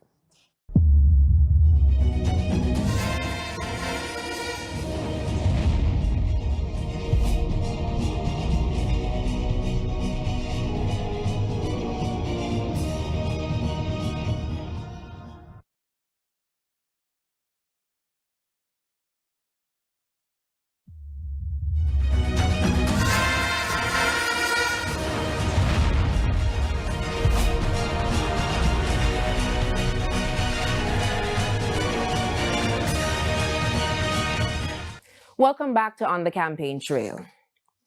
If you haven't already noticed, the country is in election mode. Throughout the length and breadth of Jamaica, political billboards and flags are up, while the two main political parties, the Jamaica Labour Party and the People's National Party, have been hosting various meetings in different parishes.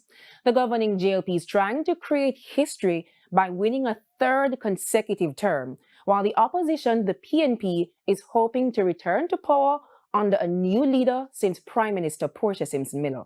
But before we delve into the issues on the campaign trail, let's take a look back at the last general election 5 years ago. Reduce your risk of viral illnesses like the flu and coronavirus. Wash your hands frequently with soap and water. Aside from the political advertisements, the flu and coronavirus can kill. Let's protect each other. Was one of the many infomercials that dominated Jamaica's airwaves in the summer of 2020. From how the general election date was announced to campaigning and the celebrations thereafter, the 2020 election cycle was anything but ordinary. It was held nearly 6 months after the country went into a tizzy when it recorded its first COVID-19 case. With that came restrictions on how people interacted. I don't really like it. I notice me guard up and all these things. I've been preparing from before the virus was confirmed. So mask wearing, hand sanitizing, and social distancing became the new normal. Or was it?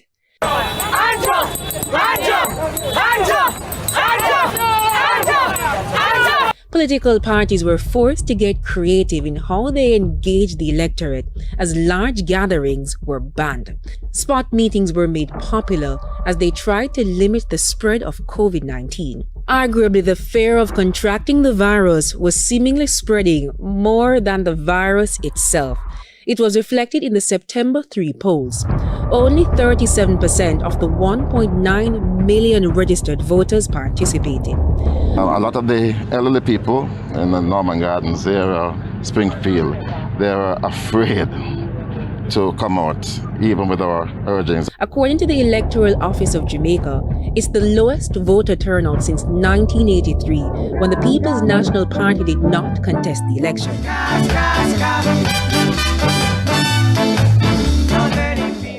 In the end, the Jamaica Labour Party, JLP, secured a massive victory with... There is indeed cause for celebration, but there is also, I would believe, significant cause for consideration. There are many Jamaicans who did not participate. Were you shocked by the results, sir? It was unexpected.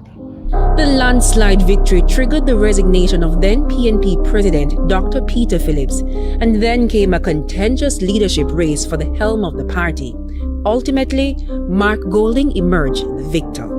I stand here this evening having been duly elected the 6th president of our great movement, the People's National Party. Fast forward to 2025, and the JLP is looking for a repeat, or three-peat as they call it. The party has never secured 3 consecutive terms. Meanwhile, the PNP wants to make its own history as they try to return to office since Prime Minister Portia Simpson Miller. And so, when the 2025 general election is called, which party will form the next government? But of course, we'll have to wait and see. Now, the 2020 election wasn't the only time a political party dominated the polls in such a massive way. Take a look at this. In 1976, when the constituencies were increased to 60, the PNP won 47 seats to the JLP's 13. In 1980, the JLP took 51 seats while the PNP won 9. In 1993, the PNP secured 52 seats compared to the JLP's 8. And in 1983, the December 15 elections saw the JLP winning all 60 constituencies after the PNP boycotted the general elections. Of note, voter turnout was a mere 28.94%. Stevie and Winter for On the Campaign Trail. As we mentioned earlier, the JLP and the PNP have been hosting political rallies all over the country. One of the major talking points has been the rural school bus program. These buses that they're bringing in, these are not pre-owned vehicles. These are retired old buses. Many are over 10 to 15-year-old with hundreds of thousands of miles on the clock. I'm going to introduce a rural transportation support for up to 20,000 children initially, and we will grow it over time as resources improve. Right now it's only 7,500 get that benefit on the path. A subsidy of $2,500 a week so they can get to school and get home comfortable. Peter Bunting talking about how the bus them gonna kill off. And hear him. I wouldn't put my picnic them on that bus. His picnic them no riding at them the same thing. They are chauffeur driven in air conditioned vehicles. What they take with for? They take us a bunch of idiots. It's time for a break. We'll be right back.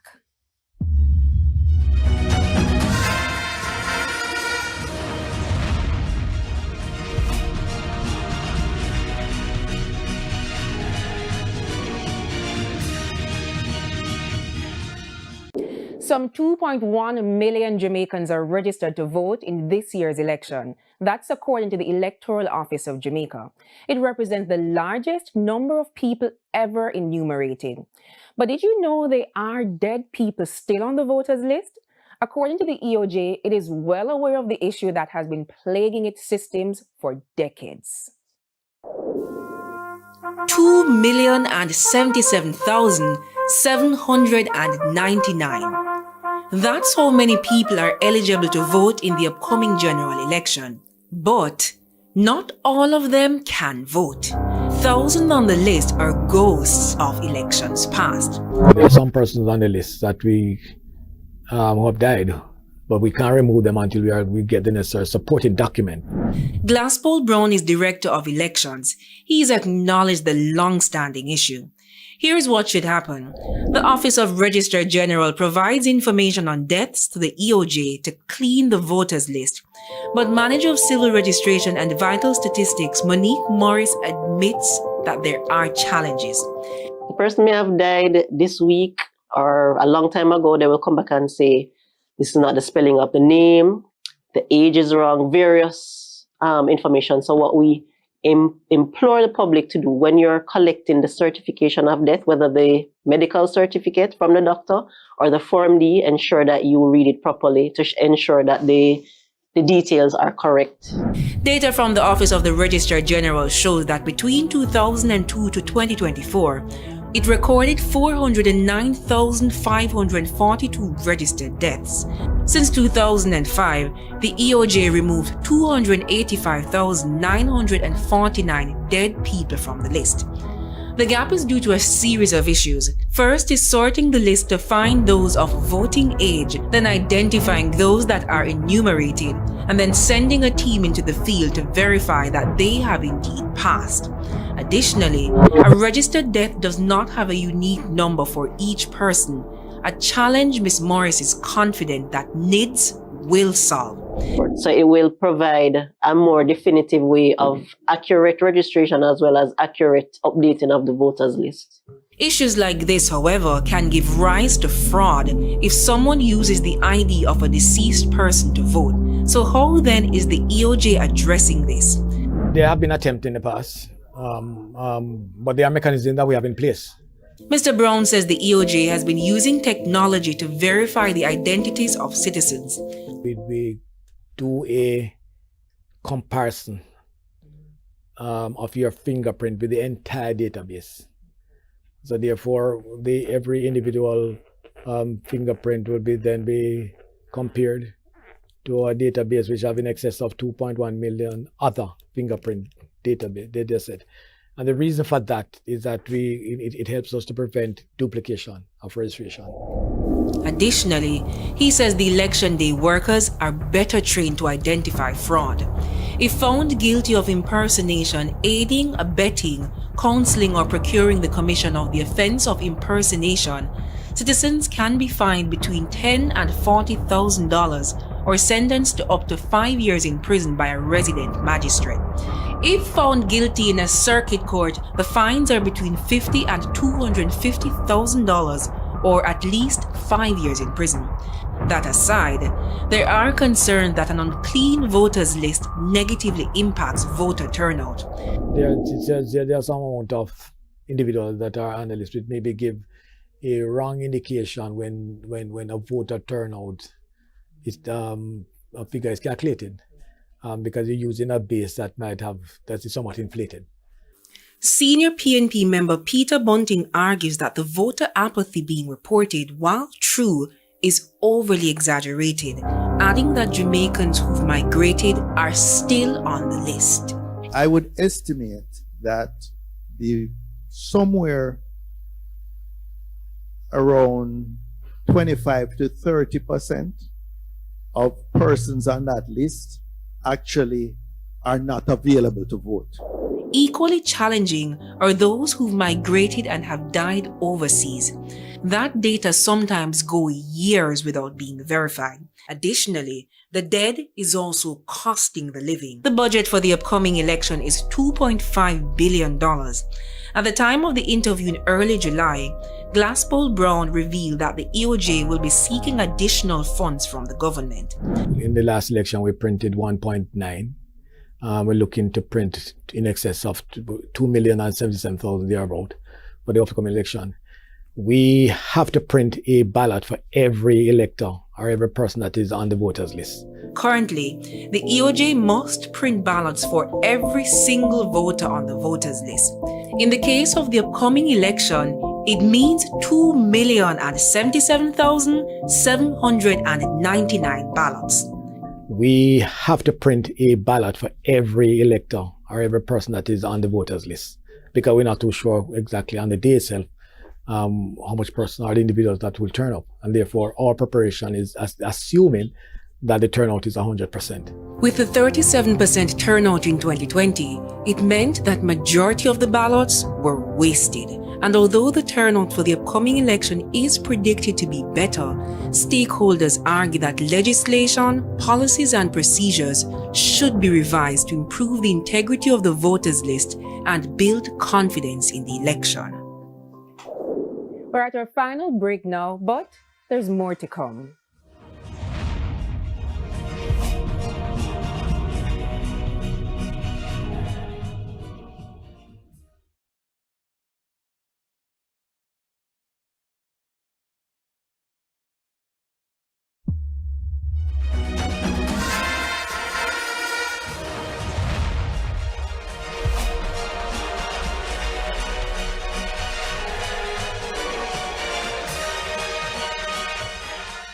Welcome back to On the Campaign Trail. For months now, candidates have been going door to door trying to make a case for your vote. But we turn our spotlight on a dark undercurrent in our democracy, a practice as old as politics itself, vote buying. Here's Ramardo Lyons. Voter turnout in general elections in Jamaica has been on a steady decline over the years. 2011, 53.2%. 2016, 48.4%. 2020, 37.8%. In 2020, both the government and the opposition agreed that the public needed to be addressed on the importance of voting. We must, in this term, institute a strong program of civic education in our schools. I believe each political organization has to take it on as something that we separately consider. But is there a link between the dwindling number of Jamaicans inking their fingers, exercising their constitutional right, and the growing reports of politicians resorting to buying votes?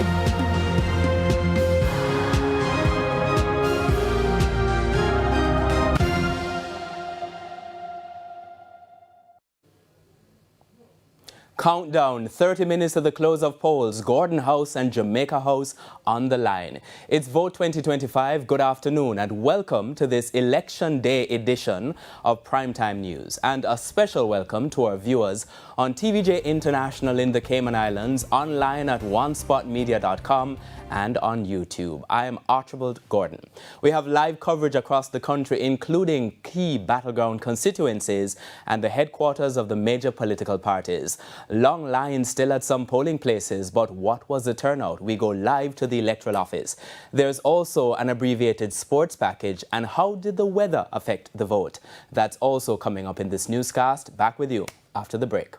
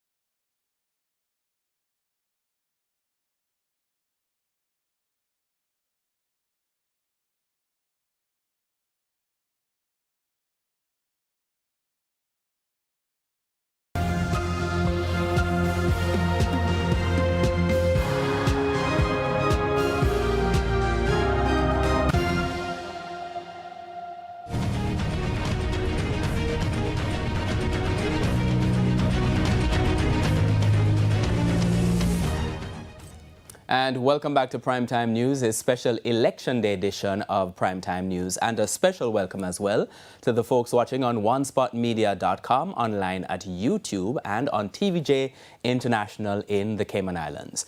We begin this afternoon with the latest on the voter turnout so far since Jamaicans began voting at 7 this morning. Our reporter Kalisha Williams is at the Electoral Commission of Jamaica and now joins us live. Kalisha? Thank you so much. So I must say that just like the weather, things have been pretty bleak when it comes to the voter turnout. As of 3 p.m., the latest update we have received from the ECJ, the voter turnout was at 30.41% for the general election. So that's 30.41%, the voter turnout as of 3 p.m. this evening. For the local government, it was 27%. Now, I know for persons who have been monitoring the elections, you know that in 2020, the overall voter turnout was 37%. So it seems as if it is on track to be another low voter turnout for this election cycle. But who knows, things may change because we've been getting reports from persons who have been in line for hours,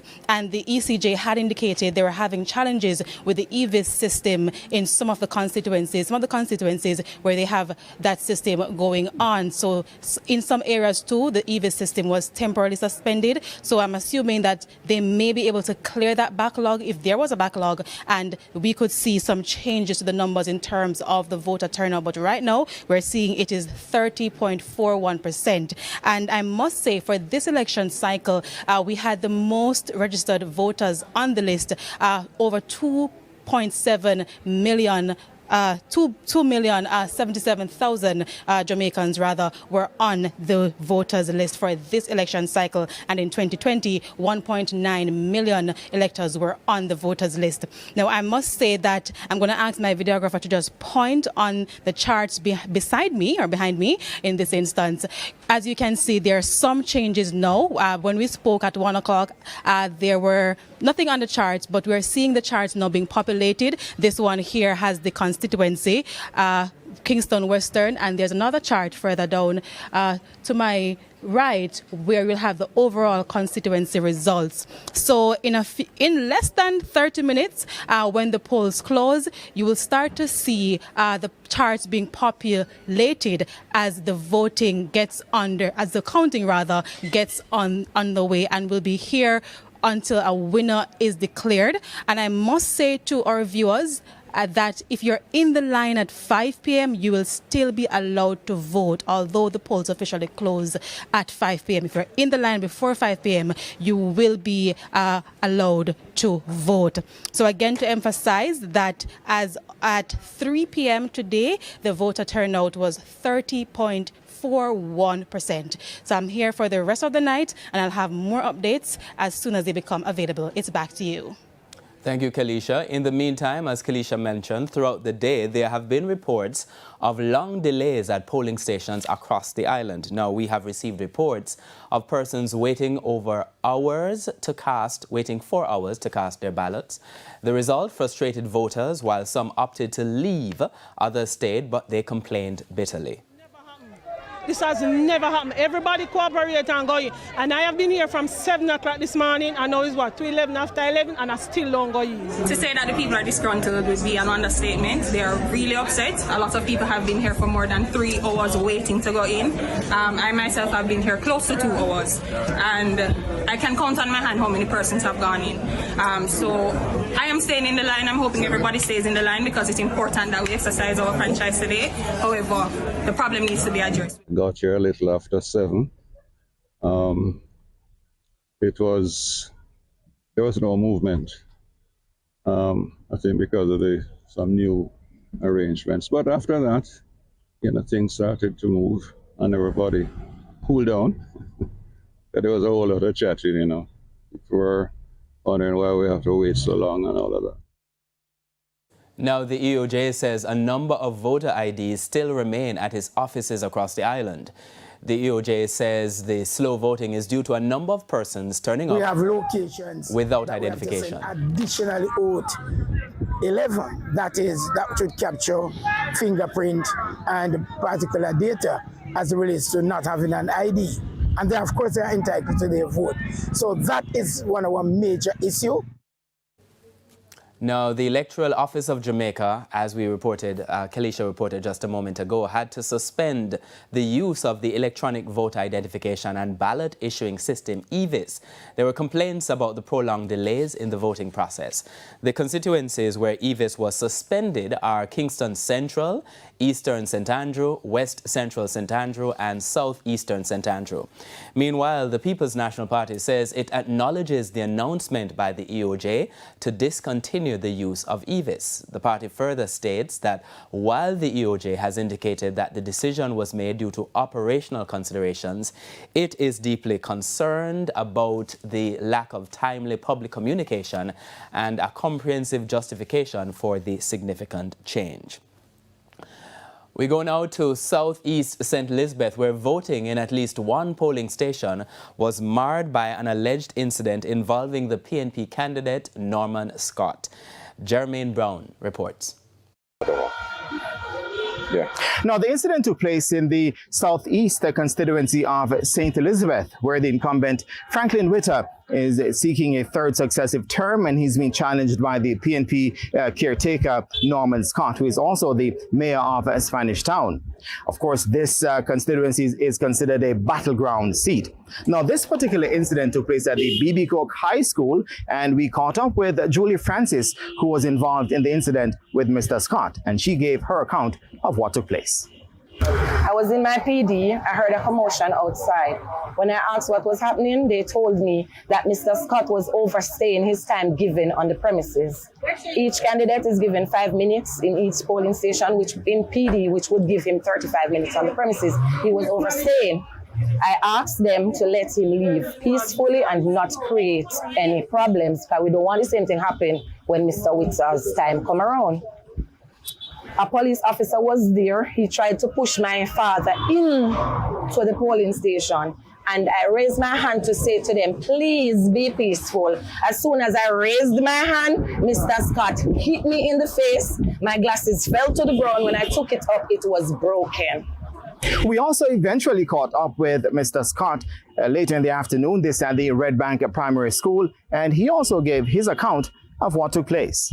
A lady who was dressed in JLP outfit shouted and said, "Oh, your EOJ worker and the candidate, the PNP candidate, are hug you up. You can't stay in there. Call Mr. Wright, call Mr. Wright." By that time, a number of others joined with her. So I was about going into the other polling station. An elderly man stepped into the door and blocked my pathway. My security detail came and tried to prevent him from stopping me. And a twang of persons all converged. "You can't go in there, you can't go in there, you can't go in there." And in an ensuing tugging that they've been doing, and I've been flashing myself off. Like, see? Something similar to that. Now, there were no other incidents of that kind throughout our journey, throughout the constituency, throughout the day. Voting was steady, but sure, persons are complaining a little bit about the slow process. We also traversed the southwest constituency of St. Elizabeth, where the incumbent Floyd Green seeking a third term. He's being challenged by the PNP caretaker candidate, Miranda Wellington. Of course, this is another battleground seat, a weather vane seat, where, in fact, since 1962, whichever party that has gone on to win the national elections has won this seat. The PNP, they've won 7, the JLP 6. We also had persons from the disabled community and also the elderly who were complaining that they were not being given enough access to the polling station, and that they needed assistance in getting in. And there were persons who were trying to assist, but persons from the able-bodied community were complaining that they had also been there from very early, and that the lines were long and the process was too slow. So that was the main complaint throughout the day, that the voting process was a little bit too slow. I am Jermaine Brown, reporting for TVJ News. Now, low voter turnout among young people has been a recurring issue in past elections. This afternoon, we set out to hear from some younger voters about what's driving their motivation to cast a ballot in this election. Ramarda Lyons reports. One of the talking points this election: will young people show up at the polls? Some did, not afraid to say for who or why. I'm here with Monifa. She's 22 years old, and she's one of those youngsters dispelling rumors that young people are not voting. You voted today. Why was it important that you voted? I voted because Marky G should get a chance. The reason why I voted because growing up, Marky G I've done a lot for my family. Like before my mother died, and my mother never had any resources for me and my sisters. He's the one, Miss Marsha, big up herself. She's the one who makes sure that me and my sisters got the necessary essentials that we wanted. So Marky G can know one Marky G. We didn't have to vote. I could never know. Me could have never be a laborer. One Marky G. So we have another youngster, 25-year-old Kevin. Kevin, why was it important for you to vote today? So the importance of me voting is because of the things that I've seen happen in my constituency. I've lived here all my life, 25 years, half a decade. So voting to me personally means a big deal. Why? Because I'm from the inner city. And coming from the inner city, there's not much people expect from the inner city. I went through my MP and my councillor, the late Jermaine Hyatt, which I got grants to go to university. I graduated of the Caribbean Maritime University. So that is my purpose to vote. But they are among the few, and older voters want that to change. George, he just cast his vote, showed him a finger. It's very evident. He has a message to young voters. What's that message, George? My message to young voter right about now: come out and vote, right? It's important. It's all right to vote, right? You might not see what's happening now, but I'm here for a long time, so I can tell you what's happening, right? All they talk about is the behavior of the politician. And they can't vote for people who behave, not have no behavior. The PNP sought to fix that disinterest. It's been an issue of concern to us as well. So that is why, as leader of the party, I implemented an innovation by appointing a junior shadow cabinet drawn from young people in their 20s, early 30s, from the PNP Youth Organization and the Patriots, which is our young professional arm. And that has given exposure to the members of the Junior Shadow Cabinet to speak on national issues. And the JLP says this election, the electorate, young and old, is faced with a unique choice. This is the first election where the electorate has to contemplate in their decision-making process the performance of the government.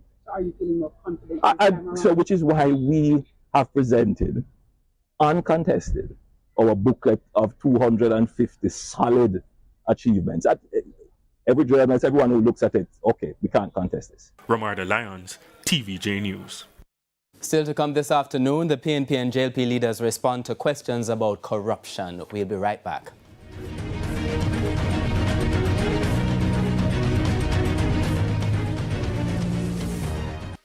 Welcome to House to Home, a bold new concept by the Gleaner that celebrates every part of the home building journey. From concept to comfort, we're capturing the full process. From concept to comfort, we're offering brands like yours the opportunity to be seen, heard, and remembered by thousands of viewers and potential clients. We offer premium print feature in the Gleaner, Instagram feed and story content, branded video walkthroughs filmed on location, and customizable ad options for every budget. If your brand is involved in the construction, furnishing, or finishing of a home, this is your space. From real estate developers to tile suppliers, lighting companies to landscapers, we are telling your story. Let's take your business from blueprint to spotlight with House to Home.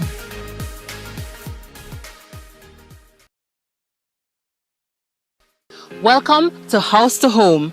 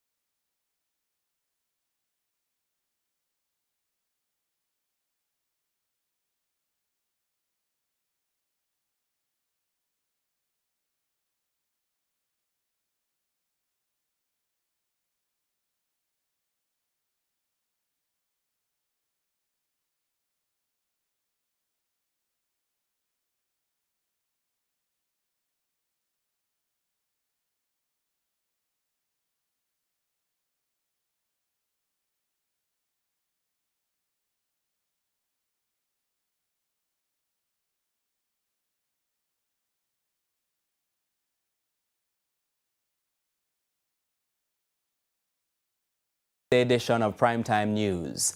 Now, the ruling Jamaica Labour Party is seeking a third term in office. From all indications, the party was busy last night coming into this morning on social media, urging voters to come out and support its manifesto commitments.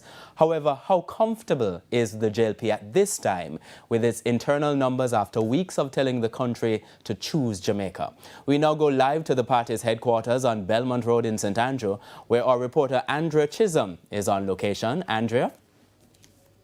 Hi, Archie. Well, we won't know how comfortable they are with their internal figures just yet. I have been speaking to a few members of the hierarchy, and they need a little bit more time to tabulate to see what's going on.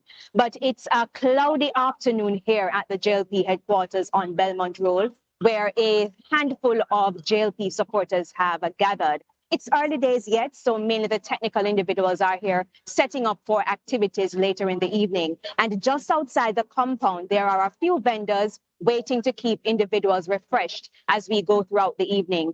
As you indicated, Archie, if the JLP wins the election, it would be very historic. It would only be the third administration to win the second administration to win the 3 consecutive elections, because we know that the first time a prime minister has won 3 consecutive elections would be that of former Prime Minister P.J. Patterson in the 1993, the 1997, and the 2002 general elections. Now, when you look at the list of the 63 candidates that are representing the JLP, Archie, you would have recognized that 15 of them are running as MP candidates for the very first time, and 15 of the 63 candidates are also women. So later in the evening, we'll know how successful they were.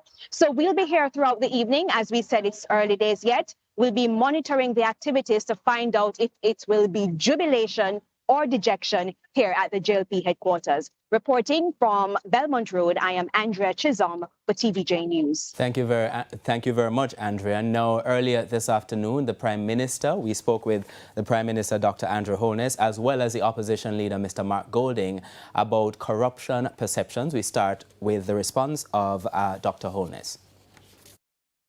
This campaign trail has been clouded with talks of corruption. Do you think that will affect how some Jamaicans vote? Without question. I mean, there are Jamaicans who will listen to the headline and not necessarily read the story. So that's something that we factor in. I think the challenge with corruption in Jamaica is that it has focused heavily on the name and shame and,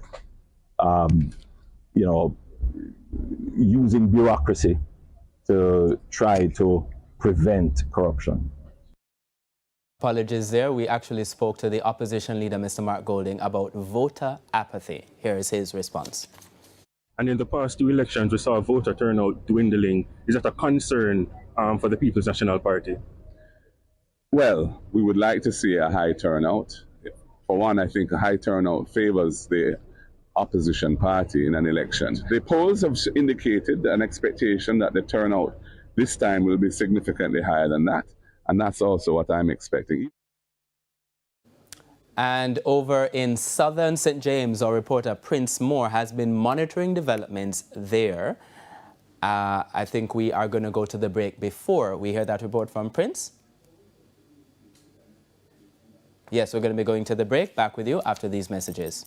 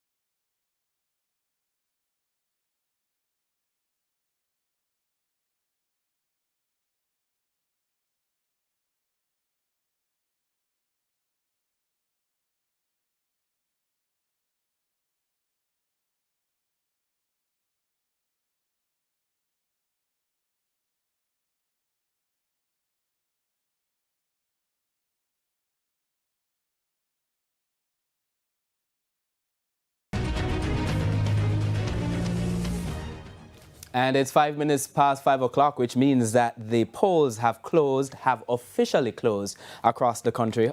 Of course, they remain open as long as people are in the line. Will it be a high voter turnout? Will it be a low voter turnout? And who are people turning out to vote for? Well, crunching the numbers at 5:30 is Dion Jax-Miller and her panel. Dion, what's going to be happening?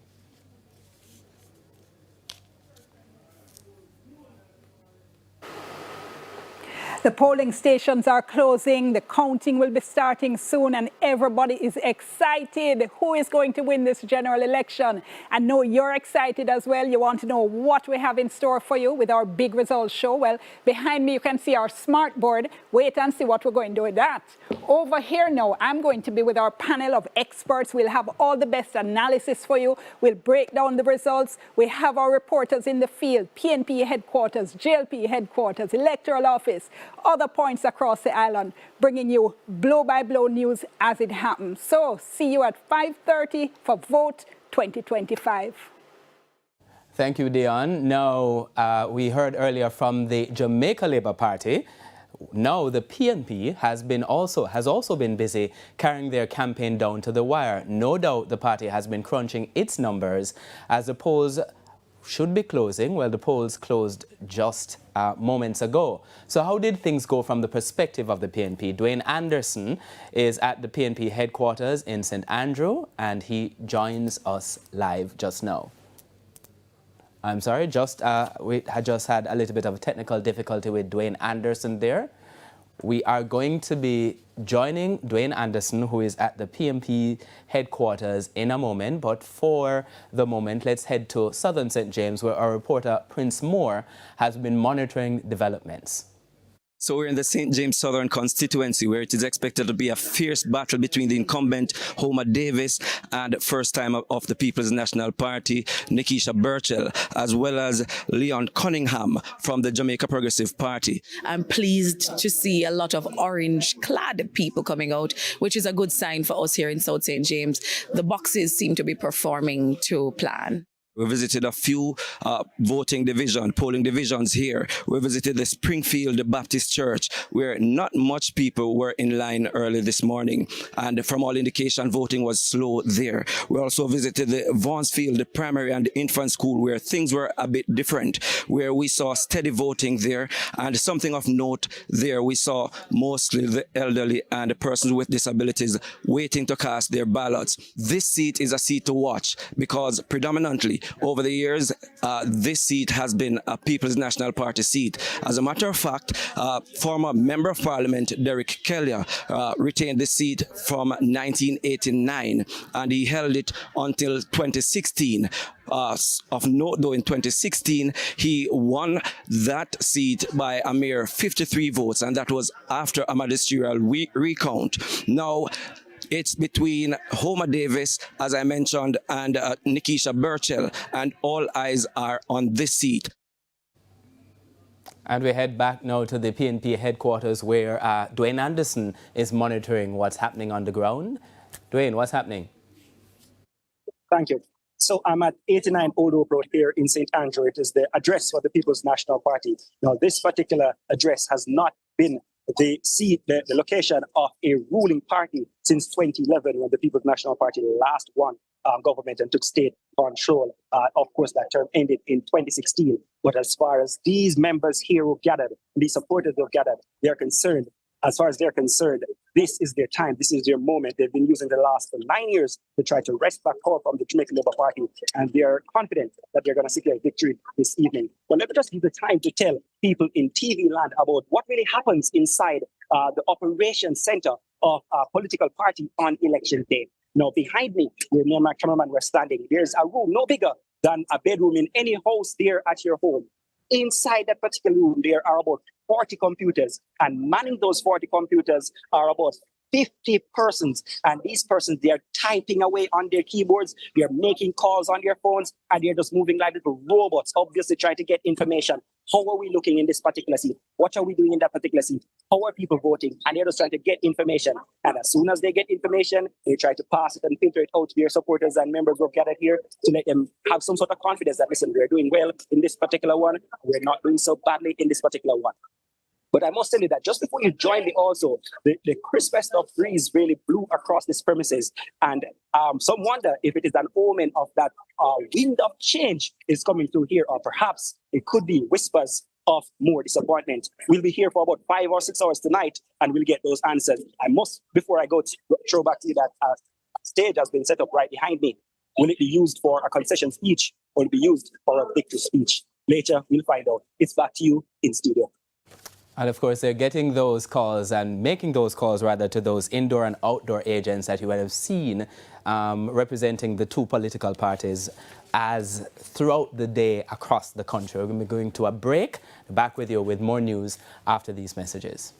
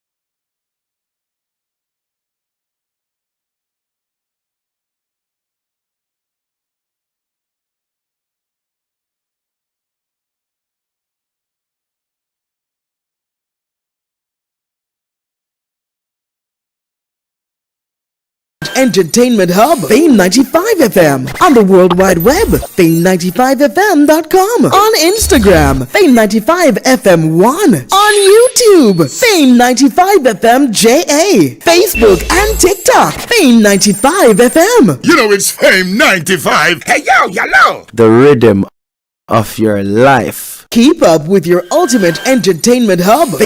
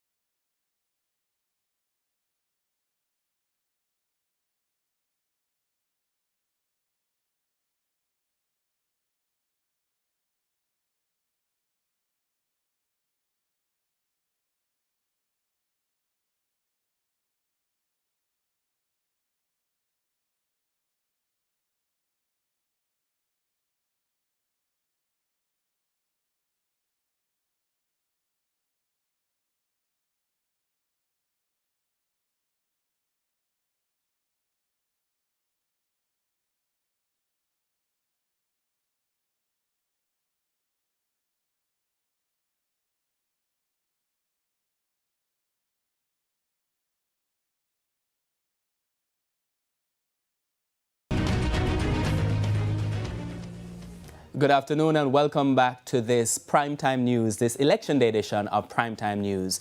Now to this evening's health report, Shamela Pullin looks at politics and stress. The health report is brought to you by Tetley Super Teas, packed with vitamins and chamomile to calm you down. Tetley, a tea for everyone. Stress is the body's natural reaction to challenges, demands, or perceived threats. It reflects how the brain and body respond when something requires focus, action, or adaptation.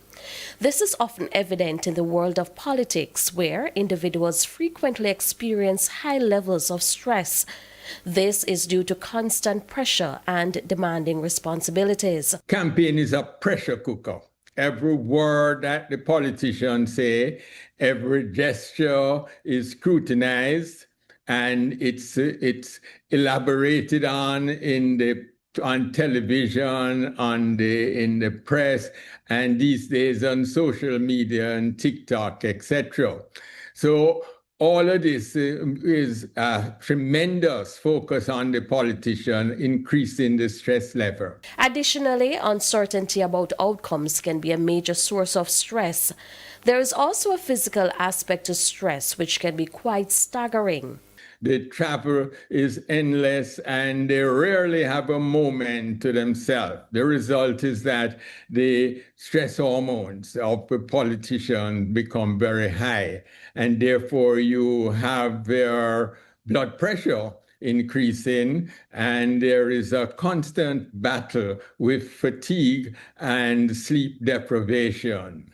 And it isn't just the politician. The whole campaign affects their families too.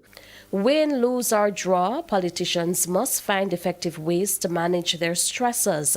Failing to do so can lead to serious health issues such as hypertension and heart disease. It's about public service.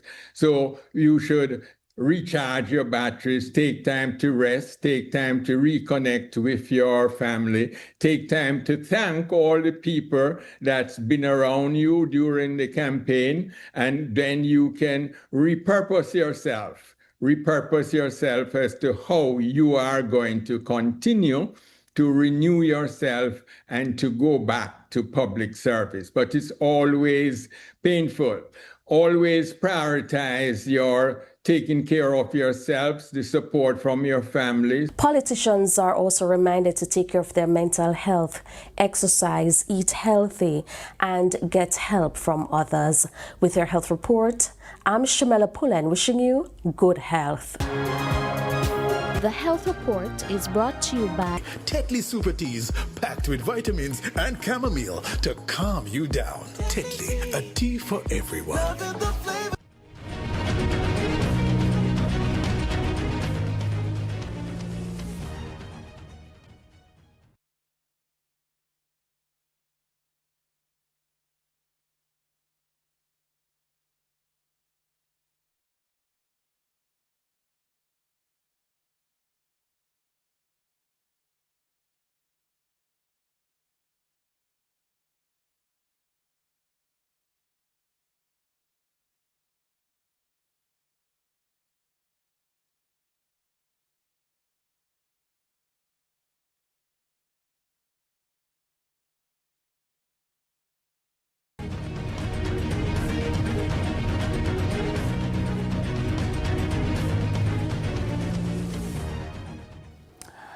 Good afternoon and welcome back to this Election Day edition of Primetime News. It's time now for business news. The JSE index declined by 989 points, while the junior market index declined by 3 points. The winners were led by cargo handlers, R.A. Williams Distributors, Berger Paints, Jamaica, Paramount Trading, and Iron Rock Insurance Company. The losers included JFP Limited, Caribbean Cream, AMG Packaging and Paper Company, A.S. Bryden & Sons Holdings, and Palace Amusement, 18 stocks traded firm. To foreign exchange trading now, which ended with banks and cambios selling the US dollar for an average $161.17. The Canadian dollar is being sold for $118.70. The pound is going for $217.10, while the euro is selling for an average $192.56. We take another break now. When we come back, we'll have sports.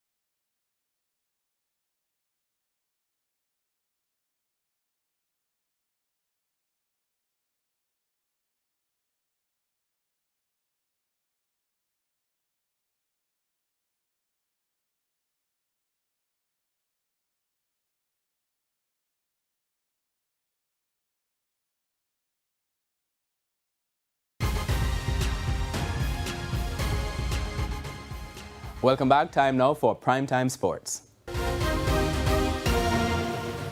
Coming up in Primetime Sports Wednesday, 2019 medalist aiming for a podium finish at the upcoming World Championships, and the Reggae Boys depart for World Cup qualifier against Bermuda. World Athletics Championships Primetime Sports Preview, brought to you by... When we are working together, it put you in a good mood. Every moment you share is finger licking good. Our commitment is to keep your rhythm flowing, no matter what. Making possibilities possible. Scotiabank, for every future. With only 9 days left before the start of the World Athletics Championships, 2019 World Discus Silver medalist Frederick Dakers is aiming to produce his best in Tokyo, having failed to medal at the last 2 editions. Dakers, who has a season's best of 66.33 meters, qualified for the championships through the quota system. The purpose really changed. You guys were making this big deal about, not qualifying that at least. So really and truly, we knew what, we were supposed to do. We were already not ready.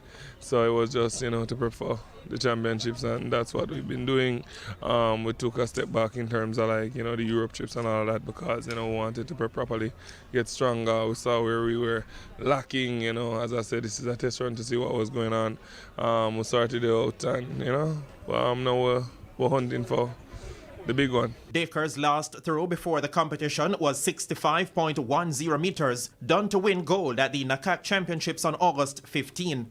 Entering the Tokyo World Championships, Dakers, who has a world ranking of 15th, will need to improve massively if he is to challenge for a medal with 10 athletes already throwing over 70 meters this year.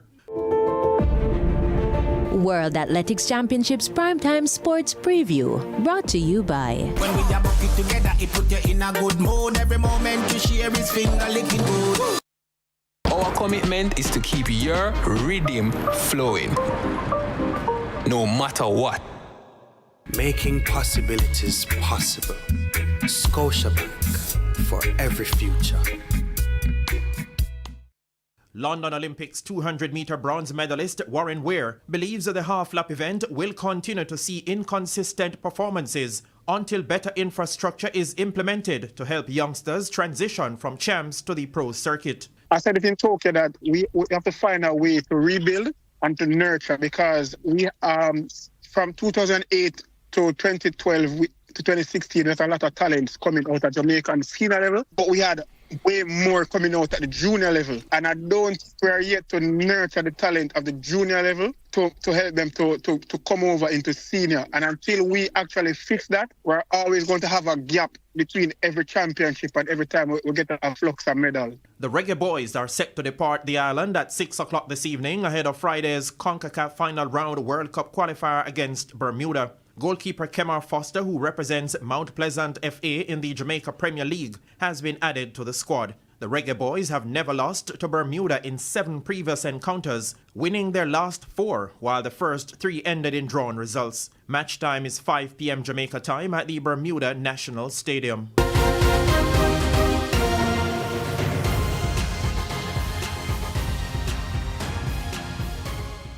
And stay with us. E-Prime is after the break.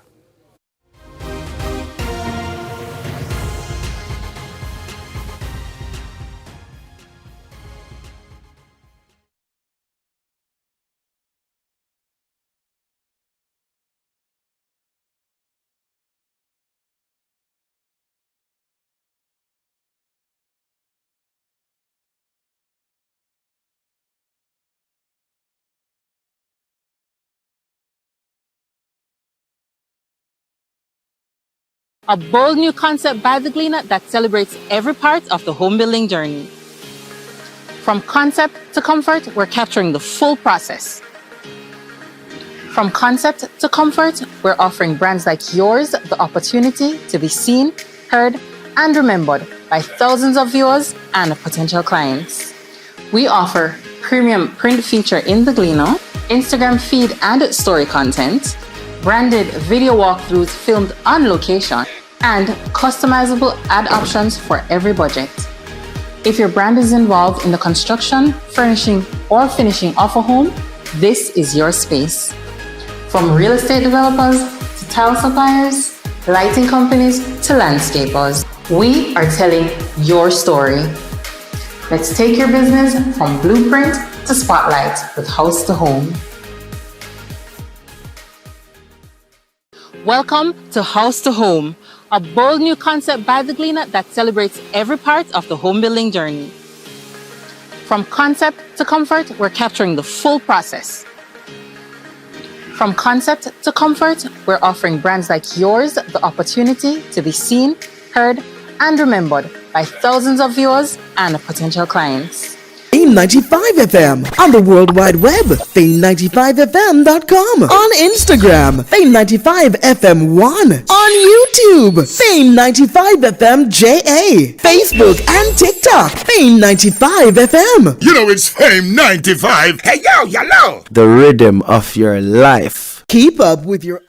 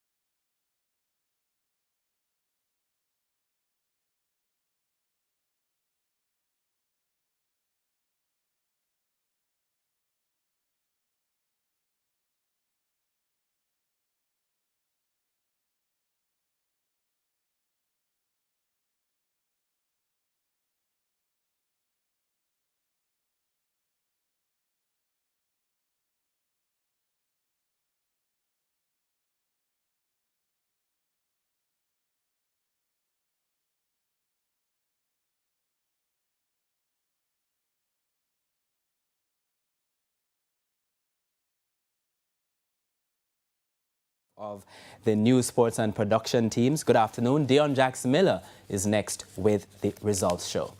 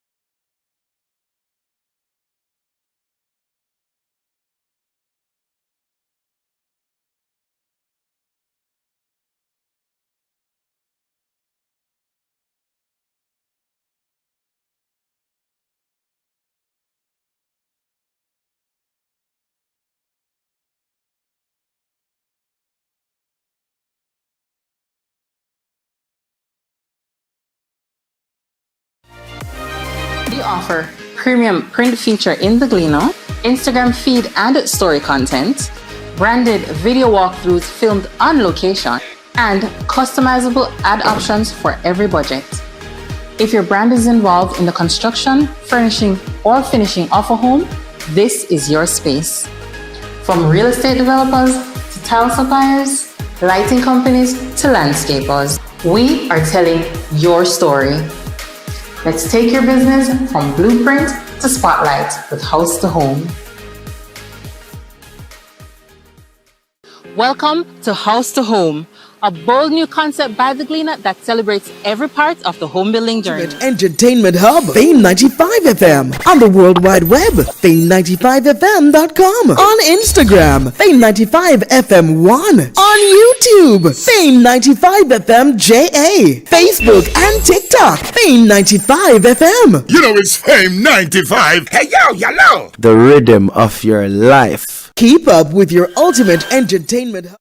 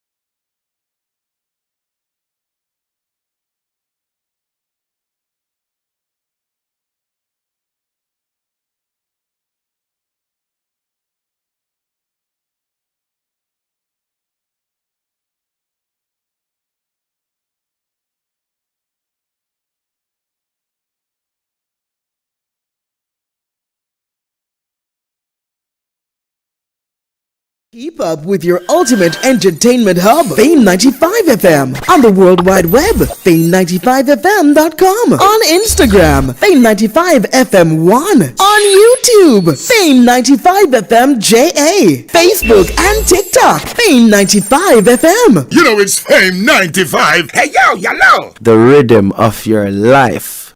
Welcome to House to Home, a bold new concept by The Gleaner that celebrates every part of the home building journey. From concept to comfort, we're capturing the full process. From concept to comfort, we're offering brands like yours the opportunity to be seen, heard, and remembered by thousands of viewers and potential clients. We offer premium print feature in The Gleaner, Instagram feed and story content, branded video walkthroughs filmed on location, and customizable ad options for every budget. If your brand is involved in the construction, furnishing, or finishing of a home, this is your space. From real estate developers to tile suppliers, lighting companies to landscapers, we are telling your story. Let's take your business from blueprint to spotlight with House to Home. When you think about Jamaica, you think about music, sports, food, entertainment, culture without borders, all in one spot media, with multiple channels that give you entertainment, podcasts, news and sports, dramas, comedy, pay-per-view, and video on demand. From as little as $3.99, you can enjoy the best that Jamaica has to offer from anywhere in the world. So what are you waiting for? Download the app and make the connection. One Spot Media, your Jamaican app on the go. Keep up with your ultimate entertainment hub, Fame 95 FM, on the World Wide Web, fame95fm.com, on Instagram, Fame 95 FM 1, on YouTube, Fame 95 FM JA, Facebook and TikTok, Fame 95 FM. You know it's Fame 95. Hey yo, yellow. The rhythm of your life. Welcome to House to Home, a bold new concept by The Gleaner that celebrates every part of the home building journey. From concept to comfort, we're capturing the full process. From concept to comfort, we're offering brands like yours the opportunity to be seen, heard, and remembered by thousands of viewers and potential clients. We offer premium print feature in The Gleaner, Instagram feed and story content, branded video walkthroughs filmed on location, and customizable ad options for every budget. If your brand is involved in the construction, furnishing, or finishing of a home, this is your space. From real estate developers to tile suppliers, lighting companies to landscapers, we are telling your story. Let's take your business from blueprint to spotlight with House to Home. When you think about Jamaica, you think about music, sports, food, entertainment, culture without borders, all in one spot media, with multiple channels that give you entertainment, podcasts, news and sports, dramas, comedy, pay-per-view, and video on demand. From as little as $3.99, you can enjoy the best that Jamaica has to offer from anywhere in the world. So what are you waiting for? Download the app and make the connection. One Spot Media, your Jamaican app on the go. Keep up with your ultimate entertainment hub, Fame 95 FM, on the World Wide Web, fame95fm.com, on Instagram, Fame 95 FM 1, on YouTube, Fame 95 FM JA, Facebook and TikTok, Fame 95 FM. You know it's Fame 95. Hey yo, yellow. The rhythm of your life. Welcome to House to Home, a bold new concept by The Gleaner that celebrates every part of the home building journey. From concept to comfort, we're capturing the full process. From concept to comfort, we're offering brands like yours the opportunity to be seen, heard, and remembered by thousands of viewers and potential clients. We offer premium print feature in The Gleaner, Instagram feed and story content, branded video walkthroughs filmed on location, and customizable ad options for every budget. If your brand is involved in the construction, furnishing, or finishing of a home, this is your space. From real estate developers to tile suppliers, lighting companies to landscapers, We are telling your story. Let's take your business from blueprint to spotlight with House to Home. When you think about Jamaica, you think about music, sports, food, entertainment, culture without borders, all in one spot media with multiple channels that give you entertainment, podcasts, news and sports, dramas, comedy, pay-per-view, and video on demand. From as little as $3.99, you can enjoy the best that Jamaica has to offer from anywhere in the world. So what are you waiting for? Download the app and make the connection. One Spot Media, your Jamaican app on the go. Keep up with your ultimate entertainment hub, Fame 95 FM, on the World Wide Web, fame95fm.com, on Instagram, Fame 95 FM 1, on YouTube, Fame 95 FM JA, Facebook and TikTok, Fame 95 FM. You know it's Fame 95. Hey yo, yellow. The rhythm of your life. Welcome to House to Home, a bold new concept by the Gleaner that celebrates every part of the home building journey. From concept to sustained sense of apathy on the part of the voting population, and maybe apathy is not the right word. It might be a sense on the part of a significant portion of the population that the independence project has failed. So if you go back to 1962 and the enthusiasm that was engendered from 1962 all the way up to the high water mark of 1980, you might say there was a particular incentive for that high turnout in 1980 when I think it was 86 point something percent, but even in 1976 it was 85% or thereabouts. And then we went into this period of decline, and to a certain extent, I don't want to make it a one-for-one causation factor here, but when you began to have disunity in one political party and disunity in another political party, I think there has been a sort of sense of a pox on both houses. Well, hold that thought. Let me bring in the two of the people who were supposed to be helping to drum up enthusiasm in the process. And Ron, let me ask you first, because again, the sense had been that all of you, both sides, were so energized and so into it that we would see the turnout. Are you surprised to hear these initial numbers? Yes, because I believe that I was looking around low 44, up to 50, 52 thereabout voter turnout. So to hear 30.4 at 3 p.m. was shocking. It was even shocking early in the morning. At one point I heard 14% early in the morning. So I think we have to do some research into what could cause this at this time, and it's the duty of the political parties to do that.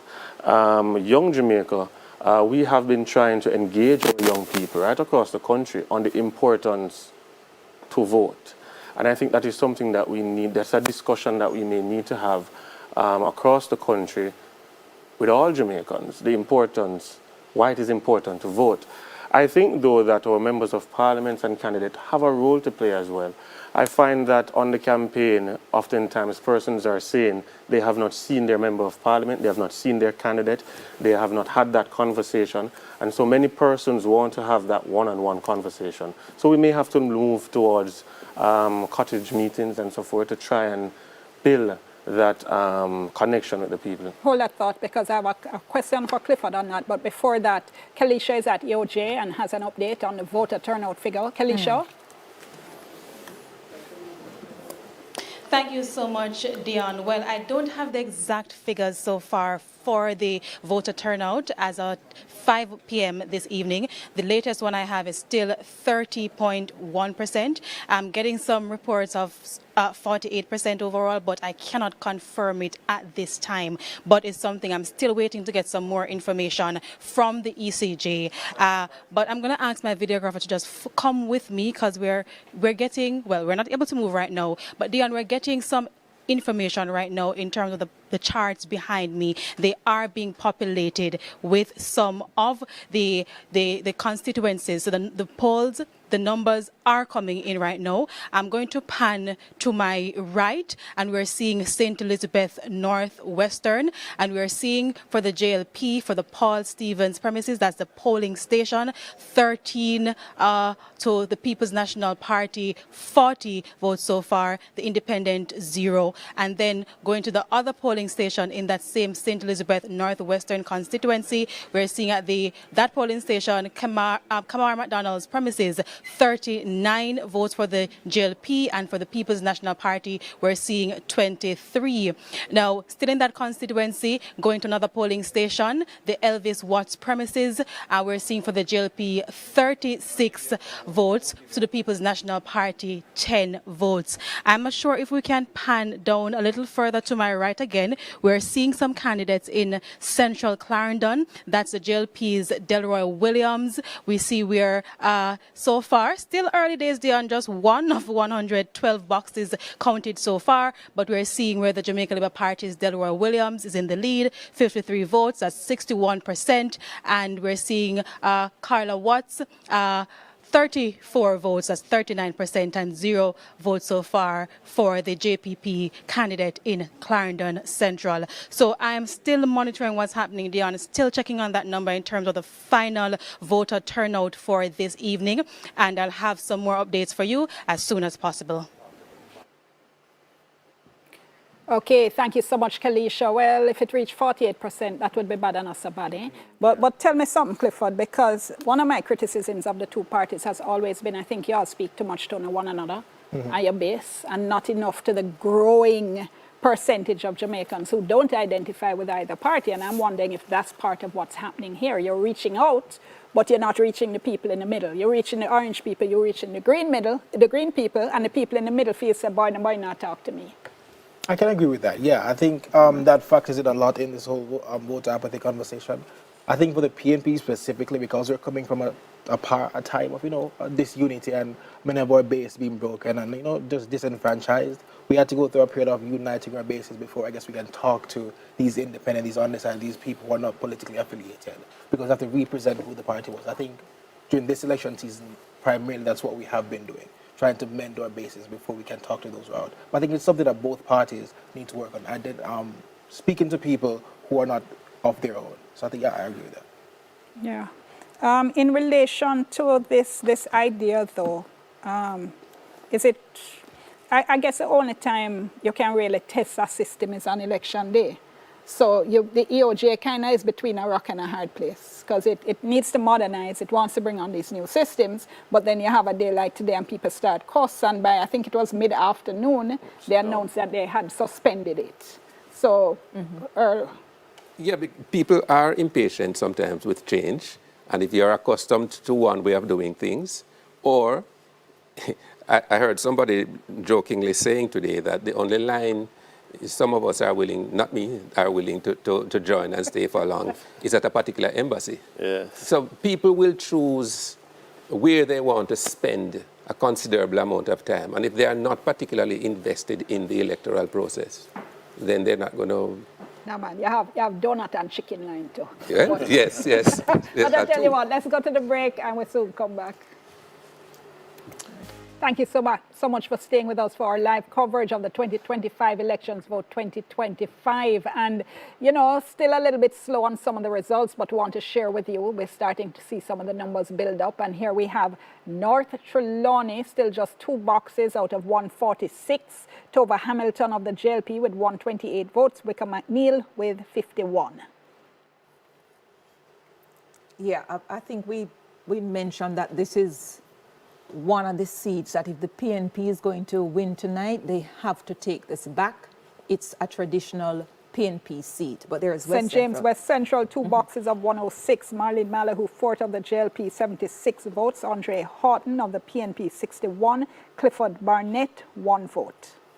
That's 2 boxes out of 106. Here's St. James Southern, and there we have 4 boxes out of 110. The PNP's Nikisha Burchell with 243 votes. The JLP's Homer Davis, 198. Leon Cunningham with 1 vote. Okay, let's go over now to the EOJ and Kalisha. Thank you. Can you go? Thank you so much. So we're now joined live on air with the Director of Elections, Glasspool Brown. Mr. Brown, we've seen today lots of concerns from persons in regards to the EVIS system, as well as persons waiting for hours in line. What went wrong today from the ECJ's perspective? Well, we are doing our assessment. There are a number of things that we had some issues with, but there are some positives. The issue in terms of the line, in terms of the pace at which it moved, a number of our electors continued to come to the polling station with expired voting cards, and that extended the time, the period, the processing of it. So that impacted on it. However, by tomorrow we'll be doing our detailed assessment in terms of what took place today. But I'm sure, Mr. Brown, that would not cause the delays that we're hearing from some persons waiting for up to 4 hours. And then in one instance, when persons were told in the constituencies where you have the EVIS systems, 7 constituencies, the scanner was not working and persons could not use their ID. Why didn't the ECJ make arrangements for persons to just use their ID just in case the system failed? No, that was in place. In other words, at one point we paused about 4 of the 7 constituencies. Bear in mind, now we have 63 constituencies. Therefore, the assessment must be looked at the entire execution of the election across the island. In those 7 constituencies, we have an issue in terms of the machine. We paused and then went to the manual system in terms of 4 constituencies. The other 3 continued and it flowed properly. So I said we're going to do the assessment in terms of all the issues, and we'll see where we go from there. We're still waiting on the final voter turnout for this evening. Can you say if we can, the final voter turnout? St. Anne Southeastern, just 1 box of 131. Kenneth Russell of the PNP with 44 votes. Edian Peart, I think we saw this before, so we're still at the one box, haven't progressed. Dion, before we get further into the numbers, I wanted to take you back or to take a little bit of a human interest to look at 3 of the candidates. You mentioned Joan Gordon Webley, who is now running in West Rural St. Andrew. Mm-hmm. She won East Rural St. Andrew for the Jamaica Labour Party in 1980. Mm-hmm. I think she is one of 3 active politicians or candidates now who are survivors from that 1980 election. Mm-hmm. Wow. It is Joan Gordon Webley, Ed Bartlett, and Dr. Horace Chang. Those were the Young Turks. I think they were among the youngest of the candidates in 1980. This is 45 years later. And so I just thought that, you know, this is an interesting thought. You know, we tend sometimes to look down on people who get to a certain age. But the fact that these 3 persons from 1980 are still with us is for the people. It's for the people to decide whether they want to persist with them. And interestingly, with Joan Gordon Webley as well, she contested East Rural St. Andrew in, I think, 2016 against Damian Crawford when she was a member of the Jamaica Labour Party. Yes. And it is 2011, yes. And it is fascinating now that she has crossed the floor from the Jamaica Labour Party and is no longer in East Rural. Remember, Damian Crawford, as well as I said, went up in East Rural.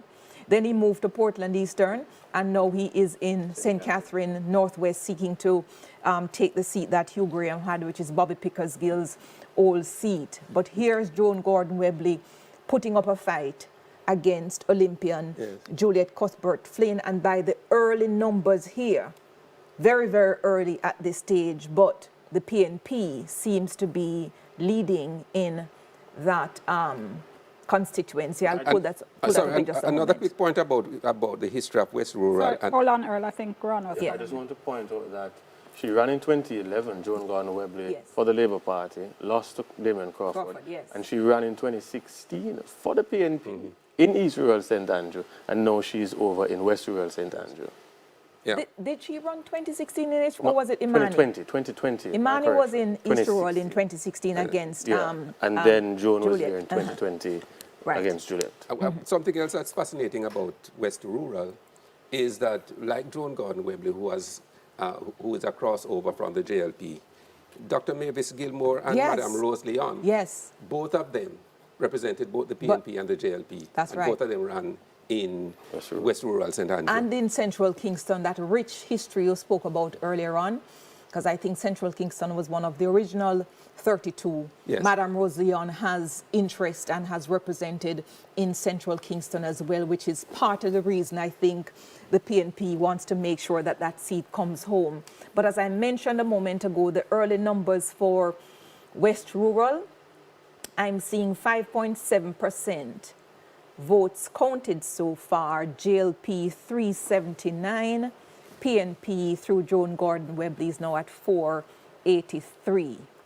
Yeah, but for me, watching West Rural, it really depends on where the boxes are coming from, and we never have an indication on that because Brandon Hill is the PNP's bastion in West Rural St. Andrew. So if that's where they're coming then. Hold that thought for a moment. Let's go back into the field. Jamila Maitland on location. Jamila, go ahead for me. Where are you? And tell us what's going on.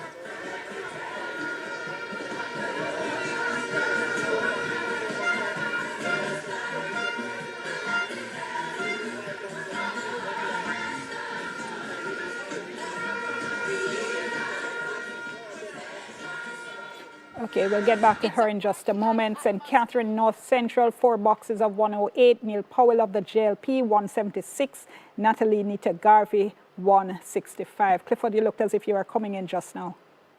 I was just thinking most of these seats that are like, I guess, traditional PNP seats, they don't shake me or I think are shaking the party because, you know, it's just the Ps that are coming in. So most of these seats we aren't really worried about. We're just like, by an hour or two, I guess we'll see where we are in general. So but you're saying to run just second?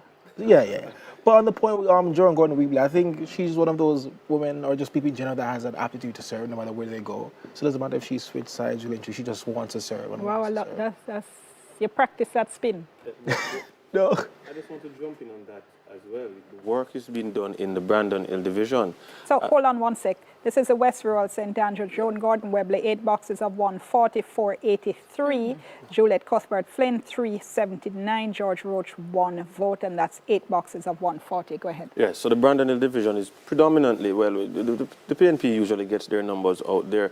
But in the last election, they got 1537 to the Labour Party, 1307 in the COVID election.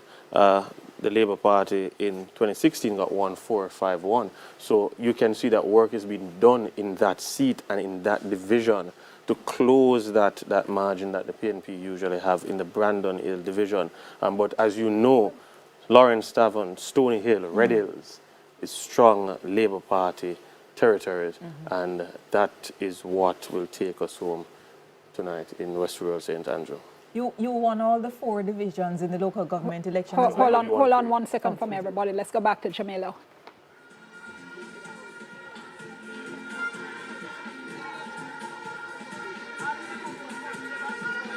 It's a party-like atmosphere outside the Gregory Park Primary School here in St. Catherine East Central.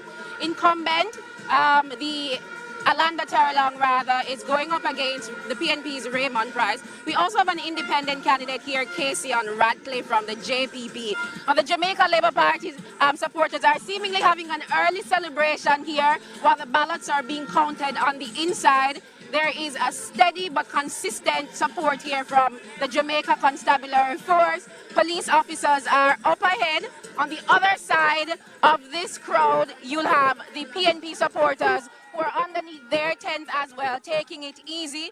But as you see, the celebration is really here with the JLP supporter. Now, this particular constituency is interesting because it's one of those steady but swing seats rather, and so the PNP rather would want to take this seat.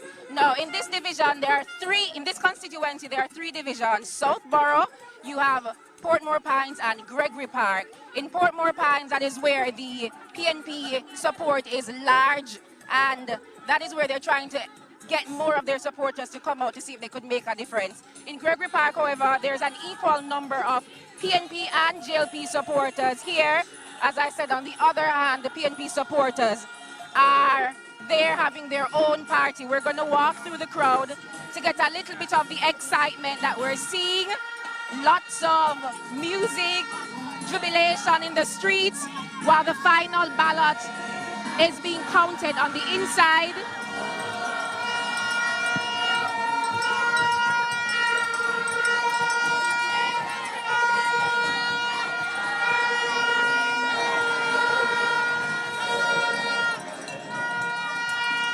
We're making our way through the crowd here outside the Gregory Park Primary School in St. Catherine East Central.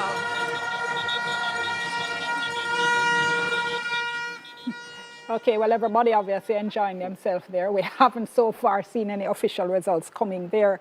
And we have St. Catherine South here, 6 boxes of 150. The PNP's Fitzjackson 380. The JLP's, okay, Delroy Dobney, I think that was. St. Catherine North Central, 4 boxes of 108. Neil Powell of the JLP 176. Natalie Nita Garvey 165. Carlton Bailey with 1 vote here. And we haven't progressed in Kingston Central, still seeing that 1 box out of the 80. We've been seeing that for a little while, and of course, a lot of times you see this happen, and then suddenly you're at 80 or 90% of the count. So we can expect that that's going to be happening shortly. Right. East Kingston and Port Royal, 2 boxes of 91. We don't need to hear that one. Well, you know, let's not have our listeners feel that we have forgotten. Well, it was one by the JLP once. Once, never again. 1980. Not likely. St. James South at the moment, we're watching that. We're really expecting that that's one of the seat, Clifford, that you have to take back. Yes. 3.6% of the vote counted. The problem, you know, Emily, is that what we have here on either side are 2 people who are emphatic, that they're confident. Them are going to take back their seat and them are hold on to them seats. So I don't know. It's a good thing we don't listen exclusively to them because we come with independent analyses. So it's 3.6% of the votes counted. JLP 198, PNP 243. So the PNP is leading there at the moment. But again, it depends on the division that those boxes are coming from. So we're watching Westmoreland Eastern, a seat you need to take as well. At the moment officially, 5.7% counted.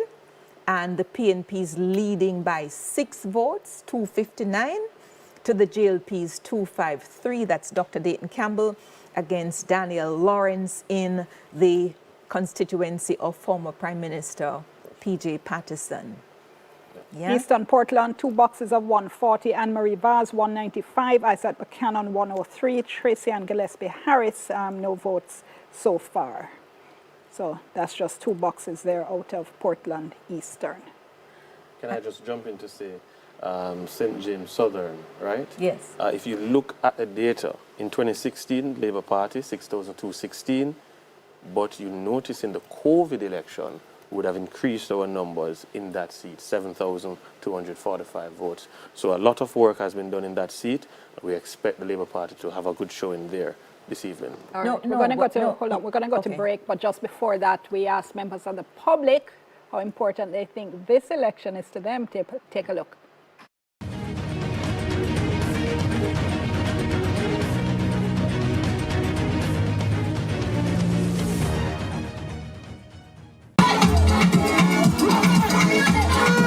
How important have this election been to you? Well, it's very important to me, you know, boss. You see me? Because I want this thing to go up either way, you know, you see me? You don't know. We want to get rid of and put up a put in. And you understand me? I say the thing the right way. Choose Jamaica our time.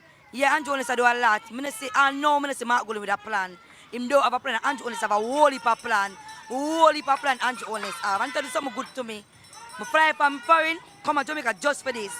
This election is very important as a young person because the future of Jamaica is rested in Mark Golding, who is the leader of the People's National Party. Very, very important because it will make all of the young people them eat food and do better.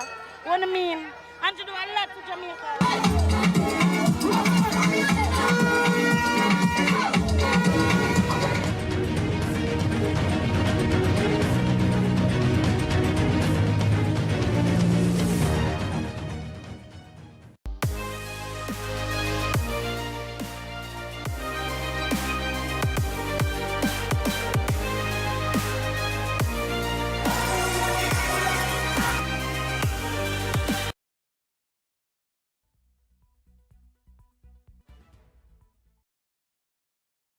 PNPJ's live coverage of the 2025 elections. Before we go back to some more results as well as our panel, let's go to PNP headquarters with Dwayne Anderson.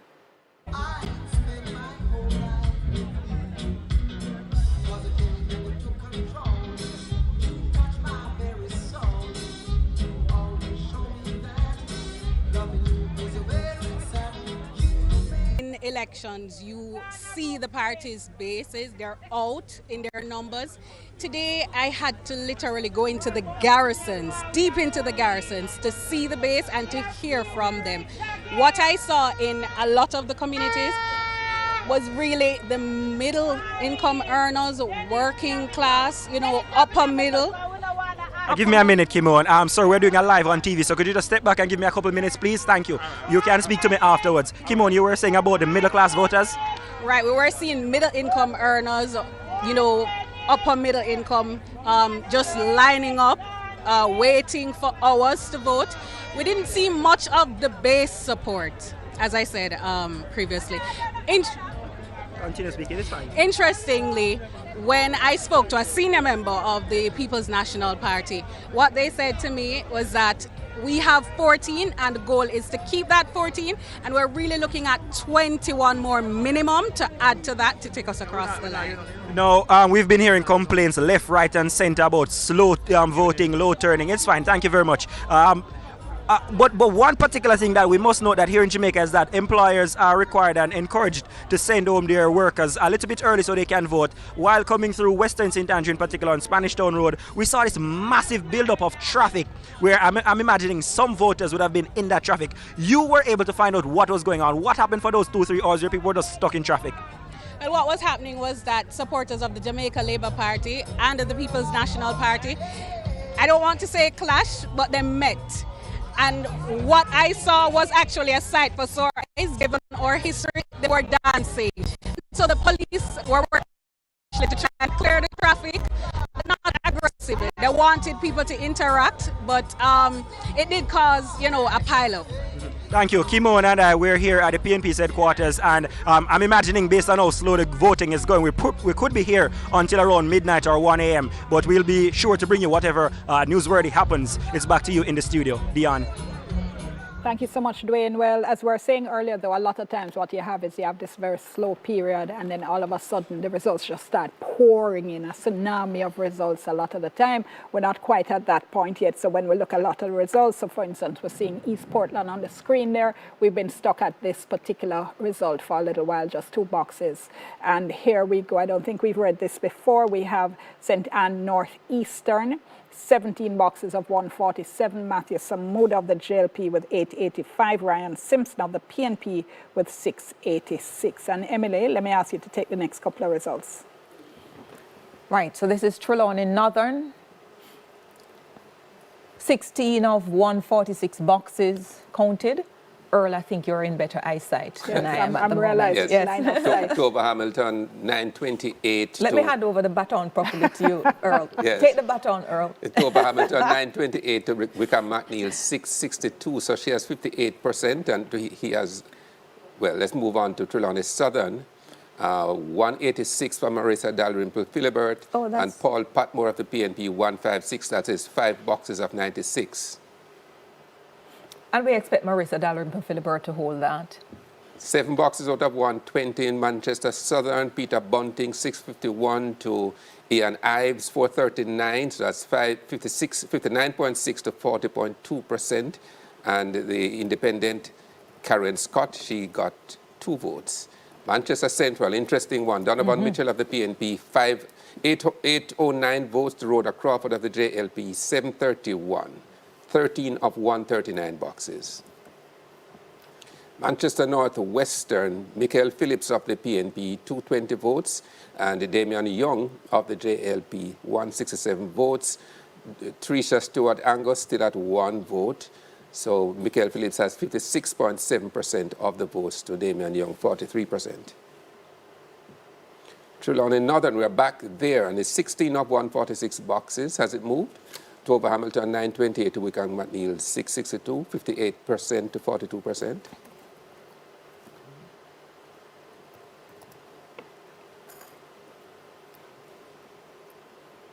Maybe I should make a point about Peter Bunting and Southern Manchester, but not specifically about Manchester Southern, but just Peter Bunting's career.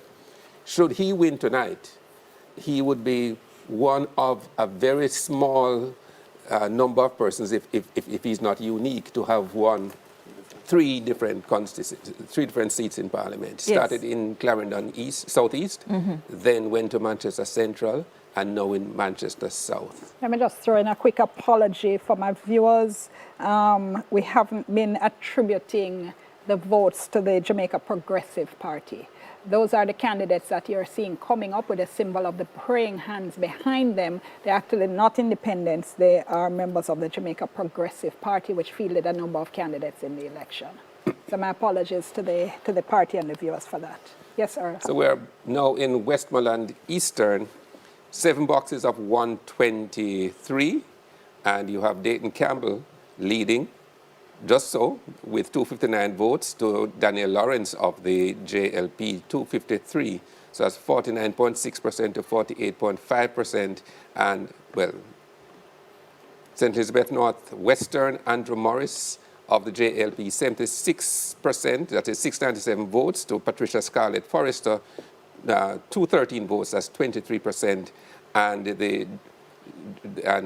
Mr. Edwards, Jason Edwards, he is 3%, 3 votes. The Jamaica Progressive Party. St. Elizabeth North Eastern, Delroy Slowly, the incumbent, 444 votes to Zulika Jess, 147. And Joseph Pattison, he is 0 votes, and the JDP candidate 0 votes as well. So Delroy Slowly is comfortably ahead at the moment. St. Catherine East Central, Orlando Terrelong, 84 votes, Raymond Price, 54 votes. We've been stuck here for 1 a box while. out of 98. Yeah, this has been coming up. We've been stuck here. But this is one of the seats that the PNP needs to wrestle back tonight if they hope to win this election. Very crucial seat for them. Orlando Terrelong, I think, is looking for his third term. Third term at the moment, and it's not the first time he's facing Raymond Price. Raymond Price is always a great challenger. So we'll see what happens tonight. St. Thomas Western, 6 of 163 boxes, and you have Hubert Williams of the PNP with 290 votes, and James Robertson, 229. Carleen Affleck of the JDP, 1 vote. Hubert Williams, former mayor, and James Robertson, of course, several times up to bat. Okay, we've seen some progress here. St. Thomas Eastern, 28 boxes of 128. The PNP's Yvonne Shaw at 1,294. The JLP's Michelle Charles, 1,158. Claudius Wong at 11 votes. Jovian Blair of the Jamaica Progressive Party, 5 votes. So that's 28 of 128. That's about what? Sorry, I tried to do the maths and the maths now maths. All right, so let me move on. Manchester Southern, 8 boxes of 120. The PNP's Peter Bunting, 739 votes. Have we moved here? I don't think so. I don't think this moved. Oh. The LP's Ian Ives, 479. No. Okay, I think it just moved. As this is a final. Hold on. 120 of 120. Okay, it kind of shifted on us there. So this is a complete result. And this is 120. Can we go back to that, please? All right. Can we go back to that? That's 120 out of 120. So that, there you go. So Peter Bunting has won Manchester Southern for the People's National Party, 8,573 votes, so 7,903 for Ian Ives. So Karen Scott, 21. Quick comment, everybody. We have to say that Peter Bunting has made history. Yes. As Earl has just pointed out, he's the first man in Jamaica's history since 1944 to have won a seat in 3 different constituencies, first in Southeast, Clarendon, and then in Central Manchester, and now in South Manchester. Looking here as well, I see we're northwestern St. Elizabeth by the Electoral Office of Jamaica's numbers. Andrew Morris of the JLP has taken that over Patricia Scarlett Forrester, 5,555 versus 3,821 with 100% counted. When I look at Hanover, Westmoreland, 2 constituencies in Hanover, the PNP is leading in both of those at the moment, and it is leading in the 3 Westmoreland seats at the moment. We'll give you the breakdown very soon as to the number of boxes counted, but Eastern has 89.4% counted. Dr. Dayton Campbell is out. UIC has 8 votes, so this is 86 boxes out of 125 for St. Elizabeth Northeast. Richard Azan is leading 6,356 to newbies 5,895. Not many boxes there left to go. We'll come back to that in just a moment. Okay, let's see what's next. Anybody sweating here on either side of the table? Holding on for. I'm drinking tea. Them a drink tea, viewers and listeners. Them a drink tea. Always a good thing to do. Yes. Yes, when you're a Jamaican, you don't know what to do, drink tea. So you needed to, Clifford, you needed to take South Manchester, which is the first JLP tree to fall tonight.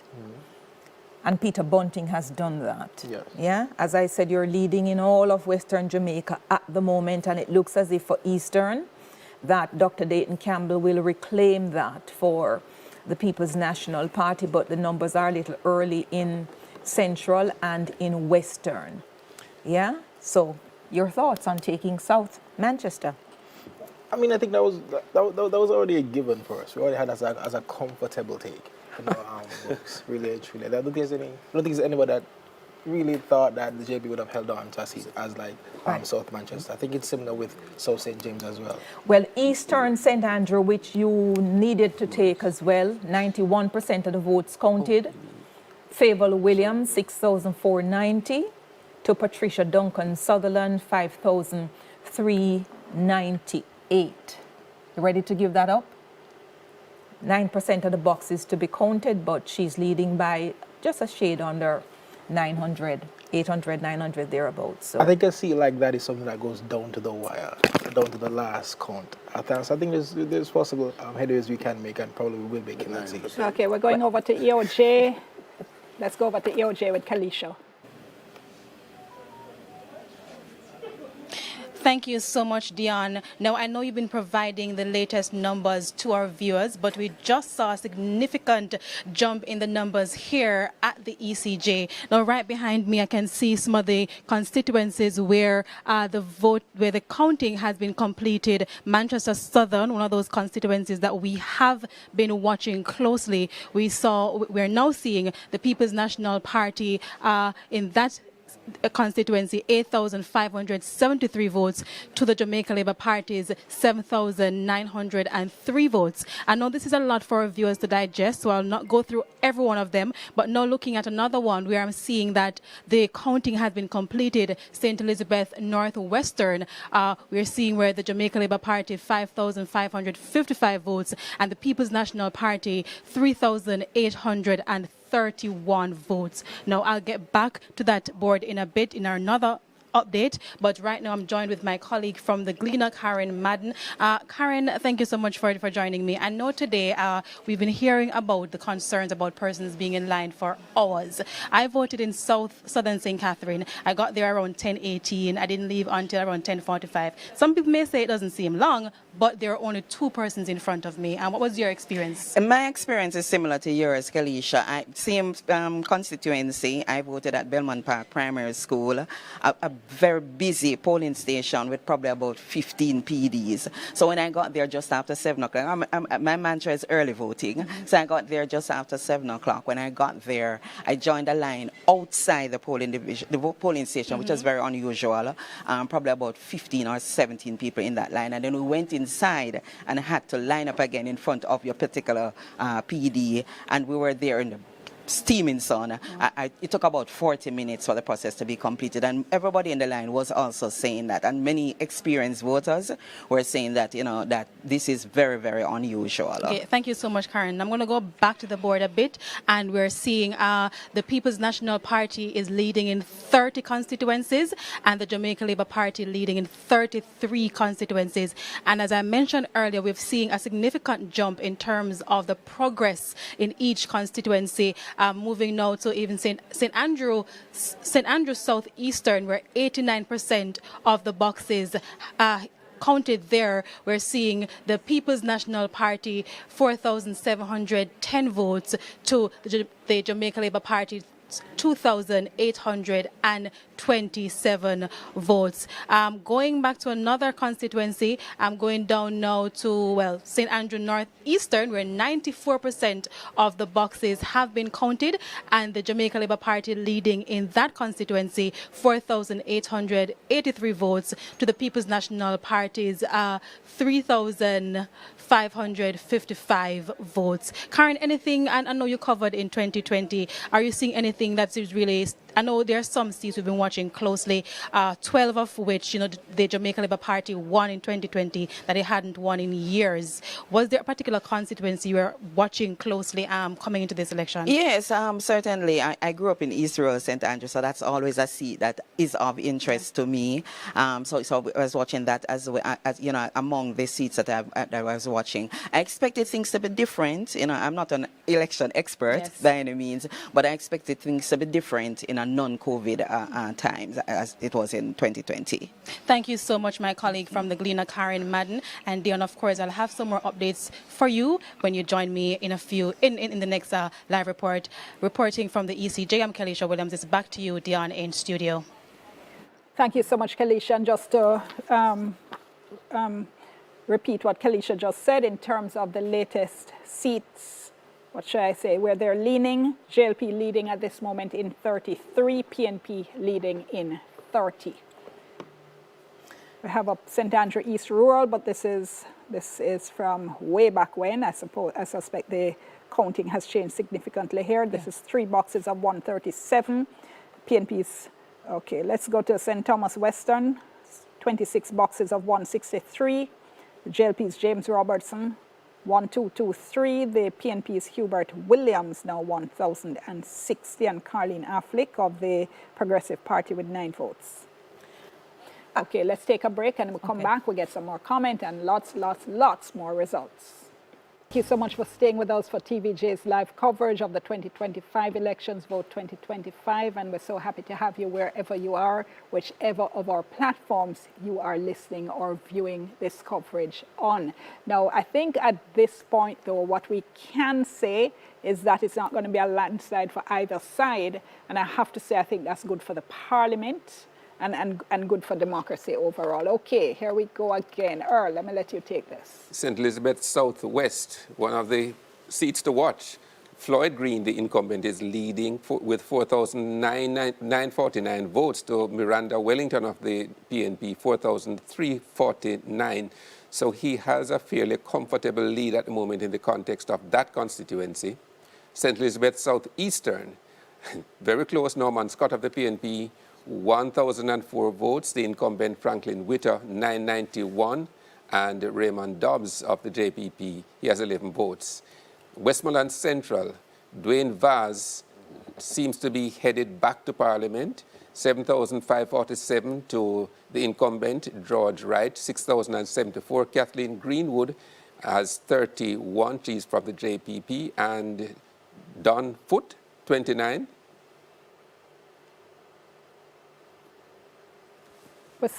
I'm seeing a message here from one of our reporters. We're hearing that ballot boxes were still coming in at the counting center in Trelawney just up to some minutes ago. We're told that there was heavy traffic. That's why we weren't seeing a lot. Go ahead, Earl. Early days still in Westmoreland Western, but the JLP's Garfield James, a former PNP member, he has 50.5% to Ian Hales of the PNP, 48.6%.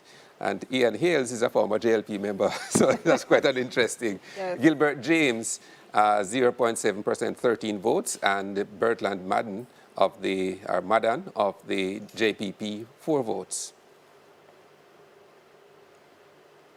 Hanover Eastern, 58 of 99 boxes.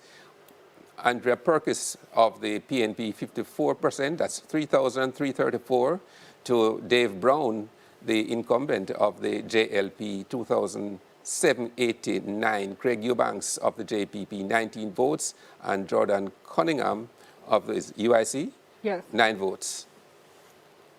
Hanover Western, Heather Miller Bennett of the PNP, 5,499. Tamika Davis, the incumbent of the JLP, 4,728. Leonard Sharp of the JPP, 51. That's 96 of 116 boxes.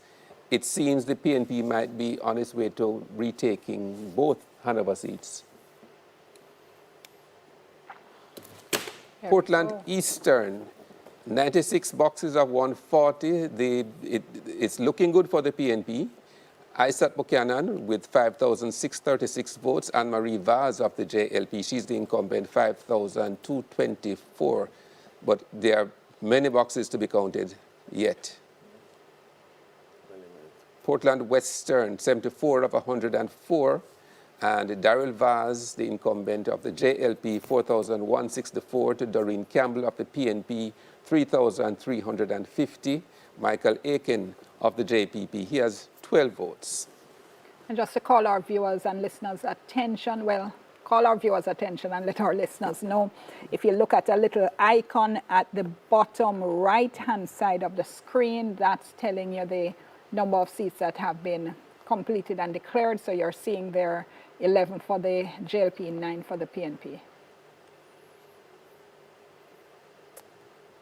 So of course, just to make the distinction, those are the ones that have been completed, as opposed to what we get when we go to Kalisha at EOJ, which is a broader look at who is leading. In St. Anne South Western, it looks like order has been restored. Xavier Main of the JLP, he has 4,426. Danishka Williams of the PNP, 3,221. Clive Edwards of the JPP, 26 votes. So it's a comfortable lead at the moment for Xavier Main. And speaking of Kalisha, let's go to her at EOJ. Thank you so much, Dion. Just a quick update in terms of what we're seeing on our end here at the ECJ. So far, again, an update in terms of the lead so far. The Jamaica Labour Party leading in 34 seats. The People's National Party now leading in 29 seats. I know the last time we spoke, I said the JLP was leading in 36 seats and the PNP was leading in 27 seats. So we've seen a change now. JLP leading in 34 seats and the People's National Party leading in 29 seats. I also saw the final count for St. Catherine East Central, and I can say the Jamaica Labour Party won that. JPP has 12 votes.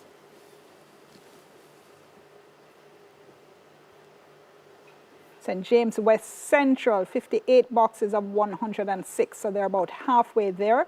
The JLP's Marlene Malahoo fourth, the incumbent, 3,332. Andre Horton of the PNP, 2,921. Clifford Barnett, 13 votes.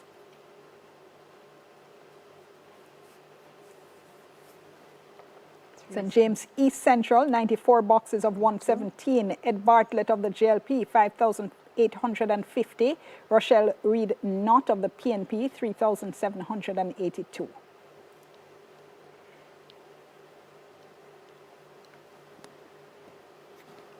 And we are moving on to, let's see, here's St. Thomas Eastern.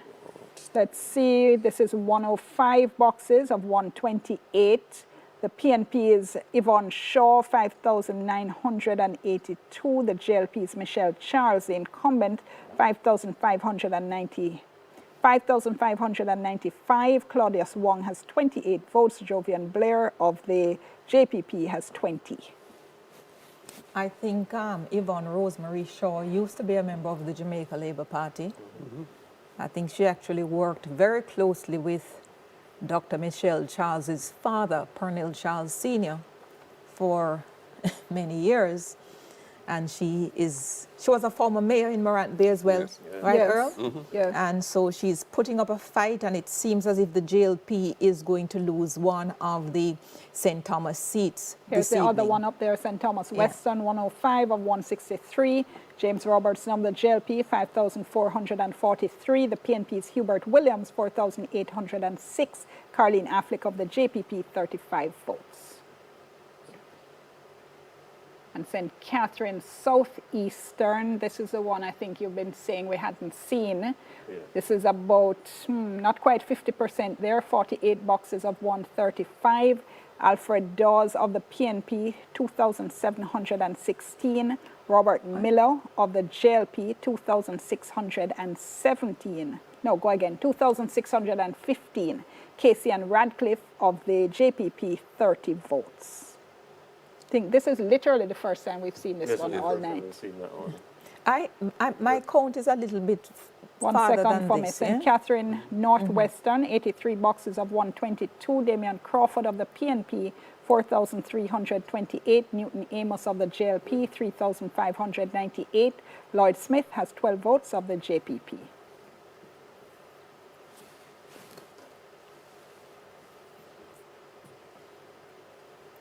And we go to St. Andrew East Central, 63 boxes of 113.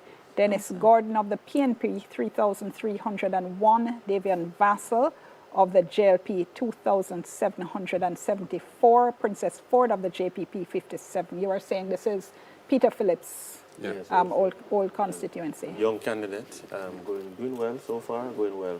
Mr. Vassell. DK Duncan's constituency in another lifetime as well. Here's Juliet Holness, St. Andrew East Rural, 77 boxes of 137. She has 4,925 votes to the PNP's Patrick Peterkin, 4,545.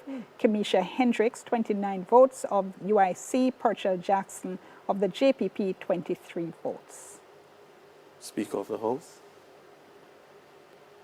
Former, yes. I don't think we've seen this one for a while. St. Andrew West Rural, 124 boxes of 140. And the incumbent, Juliet Cuthbert Flynn, with 7,152.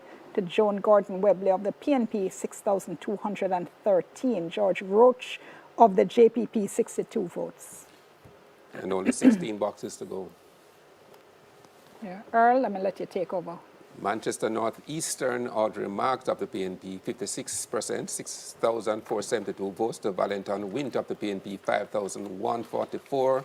Clive Warren of the JPP, 30. That's a seat that was dominated by Audley Shaw for quite a while. And Manchester North Western, 83 of 104 boxes. Michael Phillips of the PNP, 5,625. Damian Young of the JLP, 4,521. Tricia Stewart Angus of the JPP, 28 votes.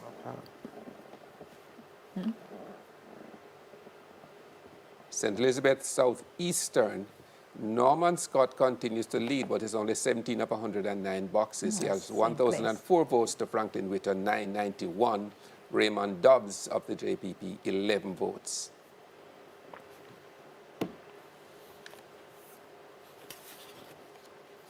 St. Catherine Eastern, Denise Daly of the PNP, 6,589. Dwight Peku rather, of the JLP, 4,387. Lance Watson of the JPP, 74 votes. Clarendon Northern, Wavell Hines continues to lead there. It's 81 of 100 boxes, and he has 4,380 votes to Dwight Sibley's, the incumbent of the JLP, 4,303. Jodelyn Casey Edwards of the JPP, 19 votes. Clarendon North Central, Robert Morgan seems to be headed to retaining that seat, 85 of 104 boxes, 4,527 votes for Robert Morgan, and R.J. Dixon, 3,406. Joy Johnson-Roy, 24 votes, and she's from the JPP. And in Clarendon Southeastern, 25 boxes of 144, Pernell Charles Jr. continues to lead handily with 1,639 votes to Sian Barneswell, 1,132 votes. Sian Thomas of the JPP, 12 votes. St. Catherine Northwestern, Damian Crawford, 4,608 votes for the PNP, and Newton Amos for the JLP, 3,781. Lloyd Smith of the JPP, 13 votes, 89 boxes of 122. St. Mary's Southeastern, very close. Norman Dunn, the incumbents, 3,678. Christopher Brown of the PNP, 3,577. Mark Hutchinson of the JPP, 12 votes, 63 of 112 boxes. St. Mary's Central, Omar Newell of the PNP, 5,904 votes. Nathaniel Maraj of the JLP, 4,345. Rena Rose Cargill, 11 votes for the JPP, 85 of 105 boxes. That would be a hold for the PNP. St. Mary Western, Robert Montague, the incumbent, 3,641, doing very well against Omar Woodbine of the PNP, 5,683 votes. Chase Neal of the UIC, 22 votes, 99 of 147 boxes. Chairman of the party is looking good. Yeah, he's looking really good. And Kingston Central, 75 of 80 boxes. The incumbent, Donovan Williams, seeking to hold it for the JLP, 4,575 votes. Steve McGregor of the PNP, 4,377 votes. Garth Barnett of the UIC, 22 votes. Dwayne Smith in St. Andrew Northwestern, 4,402 votes to Ethelene Miller Simpson of the PNP, 3,293 votes. Orlando Robinson of the JPP, 79 votes, and that is 80 boxes of 112 counted.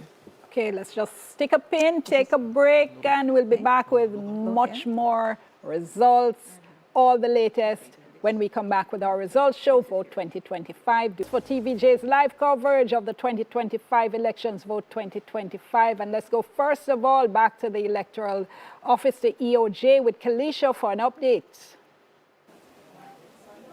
Thank you, Dion. Now, the race is heating up. Now, earlier we saw the People's National Party leading in 30 seats and the Jamaica Labour Party leading in 33 seats. But now, from what I'm looking at, the People's National Party is leading in that constituency. As many people know, the Jamaica Labour Party's Anne-Marie Vaz won that constituency in 2020 after a 30-year drought for the Jamaica Labour Party, and Isaac Buchanan of the People's National Party is leading in that constituency, 96 of 140 boxes counted. Now, Dion, overall, we're seeing an 85.2% of the boxes completed, and I'll have some more updates for you as soon as they become available. But again, Dion, the race is heating up. It's back to you.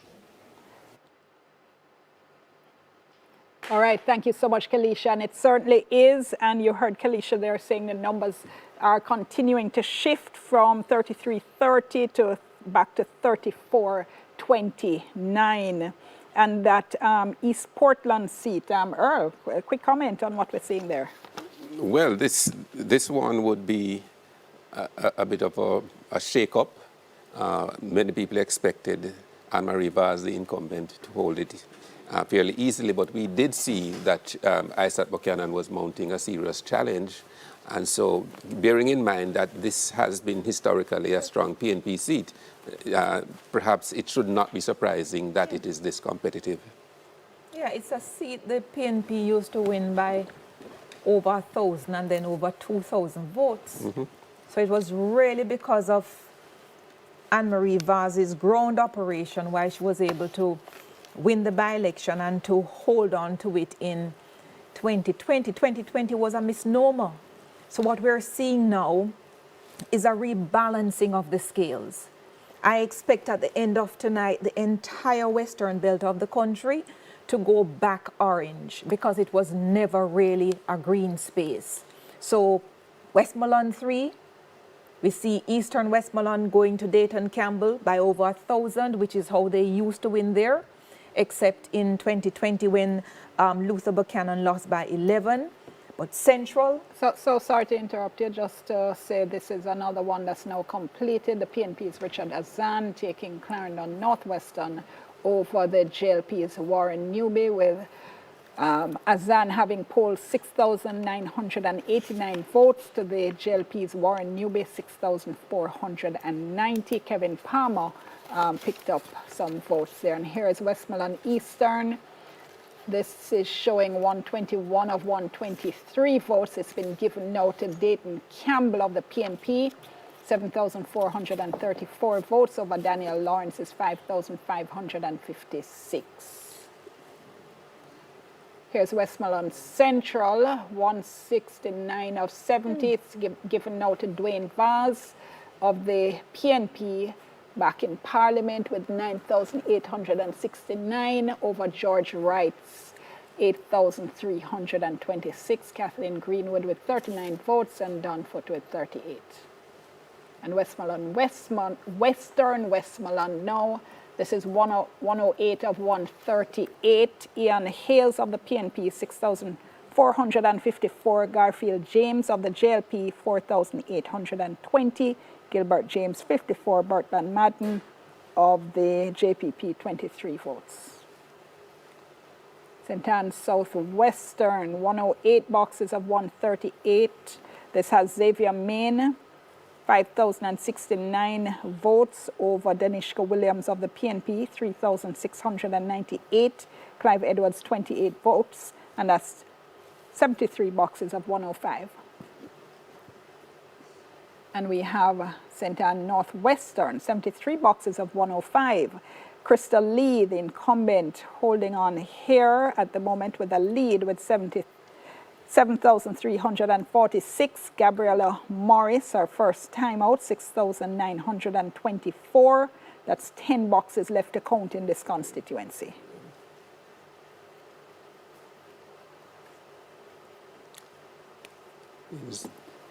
Let's go now to the JLP headquarters.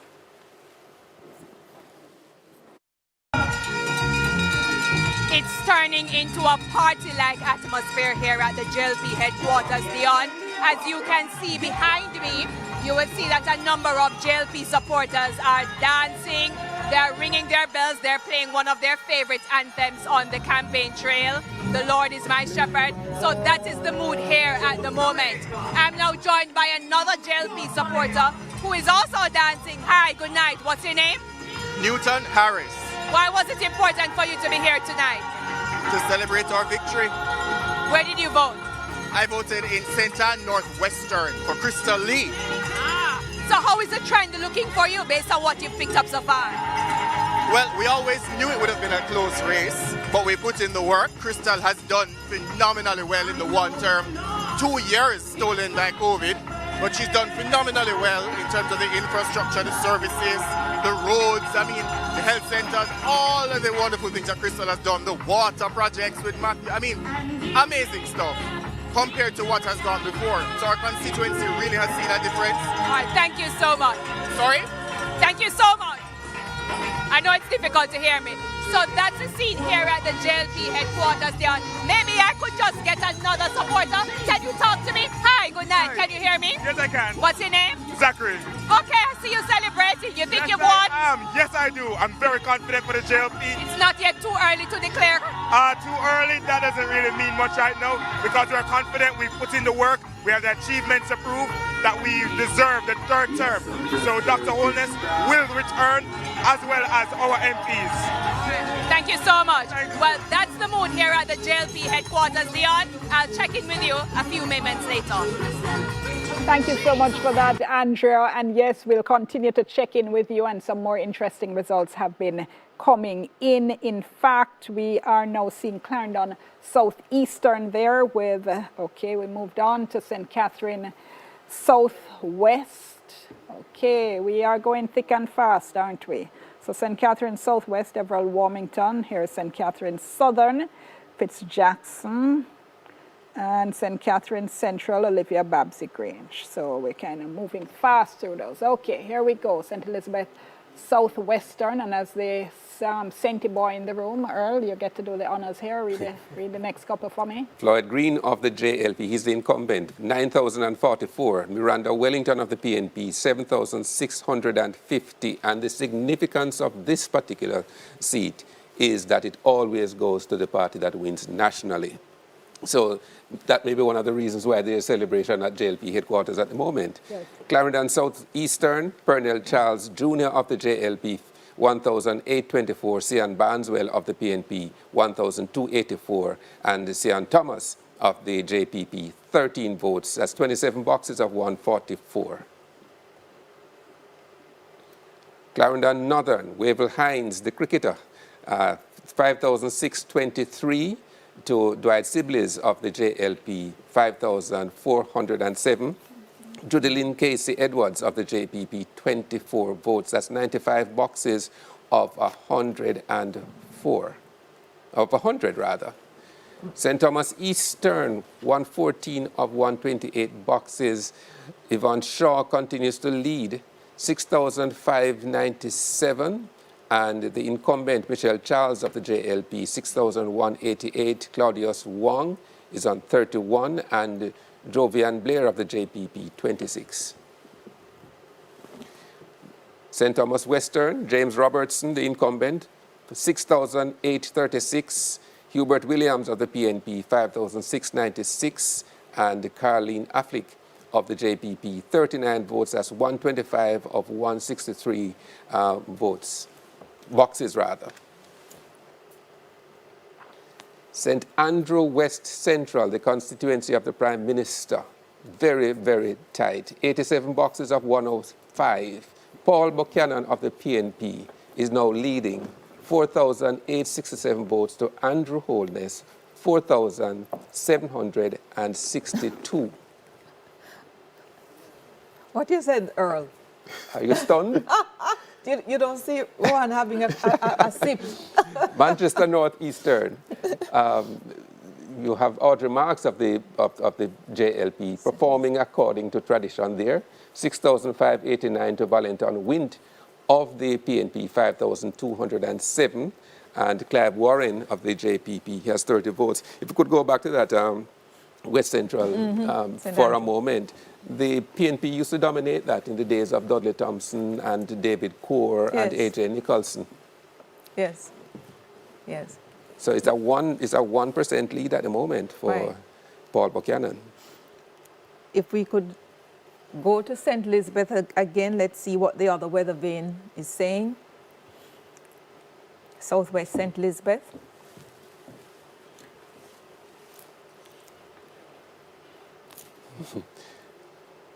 Wow. Norman Scott of the PNP, 1,004 votes. Franklin Witter, the incumbent from the JLP, 991, but it's only 17 of 109 boxes. Portland Eastern, 96 of 140 boxes. Isaac Buchanan of the PNP, 5,636. Anne-Marie Vaz, the incumbent of the JLP, 5,224. So it's a 4-point lead for Buchanan, and there are 23 votes for the JPP's Tracy Ann Gillespie Harris.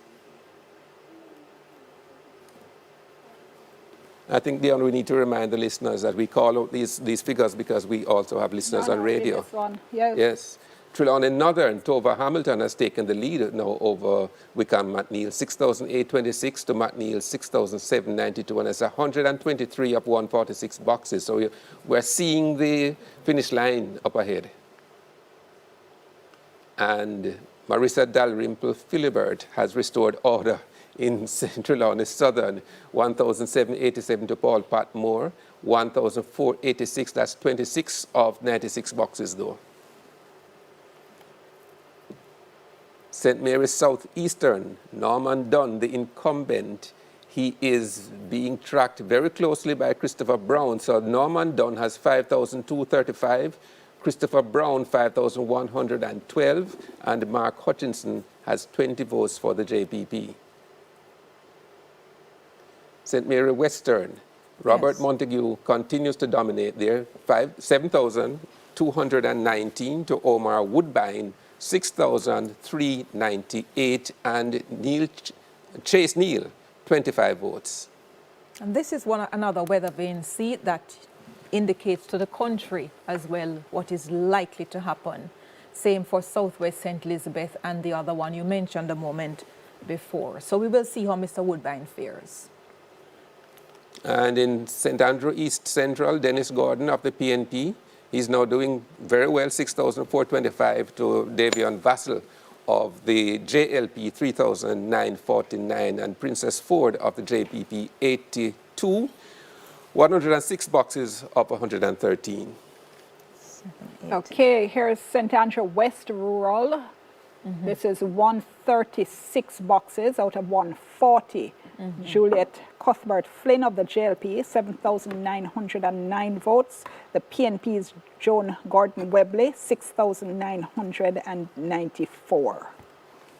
And that's been called for Juliet Cuthbert Flynn.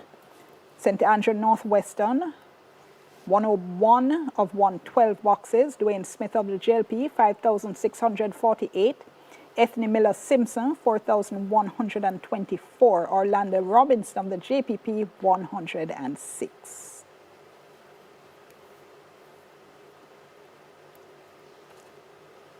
Here we are back in St. Andrew East Rural, 123 boxes of 137.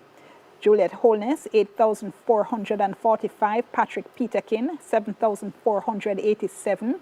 Kamisha Hendricks, 45 votes of the UIC. Purchell Jackson of the JPP, 35 votes. St. Andrew East Rural. Eastern Portland, So that is 130. Did we just read this? Has it moved? I think that's moved. It has? That's tightened. Okay, 131 of 140 boxes. The PNP's Isaac Buchanan, 7,932. Anne-Marie Vaz of the JLP, 7,699. Portland West, this is nearly finished, and 102 of 104 boxes. The JLP's Darrell Val, 6,022 to the PNP's Doreen Campbell, 4,809. Michael Aiken of the JPP, 22 votes. St. James Central, 103 boxes of 104. So this has gone to Heroy Clark now. 6,486. The PNP's Janice Allen, 4,620. Okay, and let's just take South, and then we go to a break. St. James Southern. This is nearly completed. Just one box left to be counted. And Nikisha Burchell, 6,398. Homer Davis of the JLP, 6,211. Leon Cunningham of the JPP, 16 votes. Let's go to a break. We'll be back. As we continue our live coverage of the 2025 elections, this is Vote 2025. Kalisha is at the EOJ headquarters. Kalisha, what's the latest? Thanks, Dion.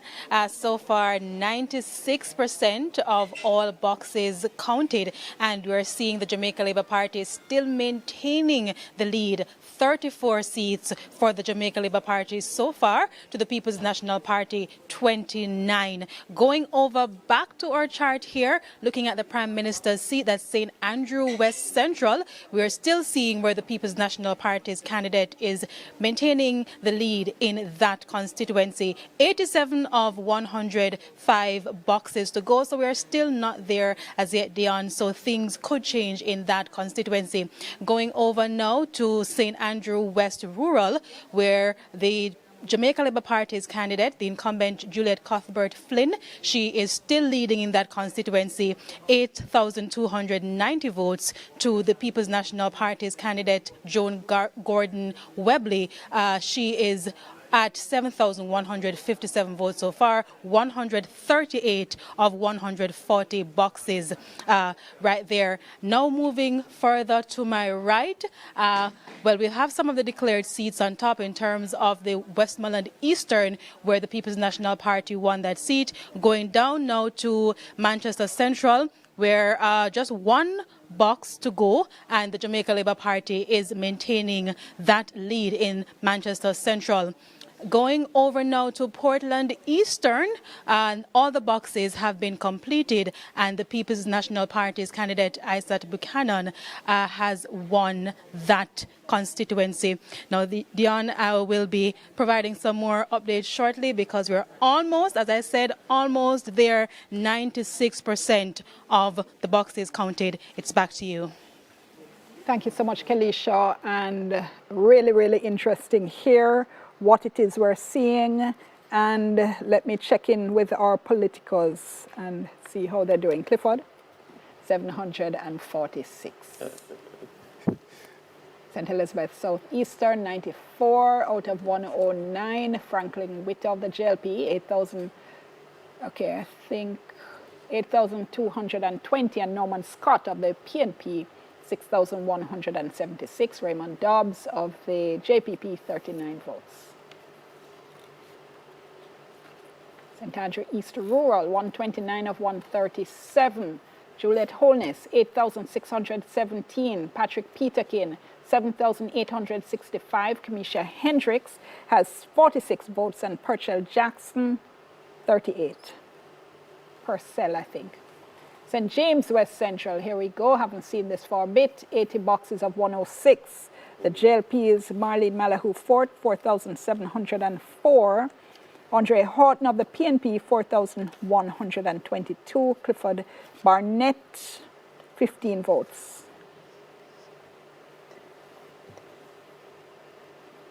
And St. Anne Southwestern, 86 boxes of 105. Xavier Main of the JLP, 5,837. Danishka Williams, 4,280. Clive Edwards of the JPP, 30 votes. St. Anne Northwestern, 133 out of 135 boxes. And Crystal Lee of the JLP, 7,971. To Gabriella Morris of the PNP, 7,317.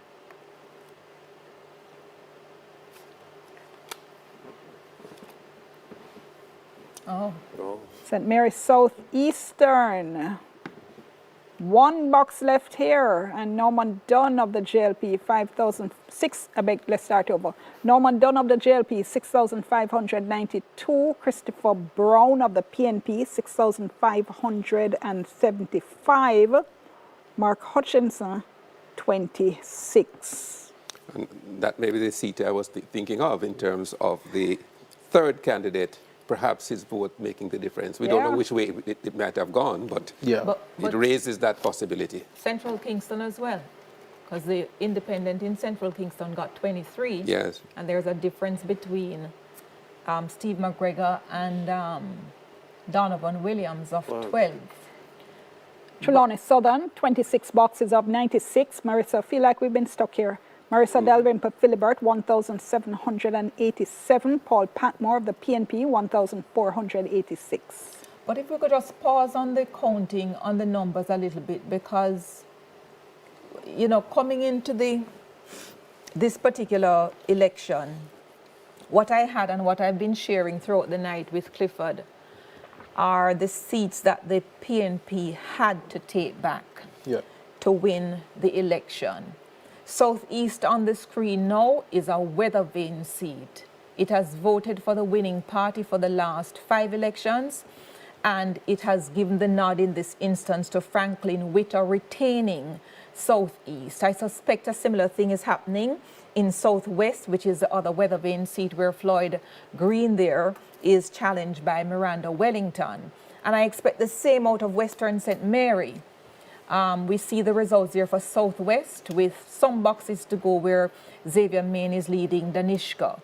So I had about 21 seats that the PNP needed to topple tonight if they were going to win. There's Western St. Mary, the other weather vane, completely declared for Robert Montague, even though the polls going into this, some of them showed that he was treading water. So he's beaten hometown boy Omar Woodbine, not by a lot because he's coming from thousands, but he's won it.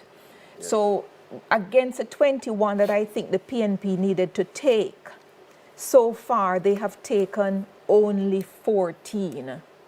So the 14, as good as those are, they don't appear that they will be sufficient for them to win tonight. Okay, hold that thought. We're going over to Western Hanover, where Anthony Lugg is on location.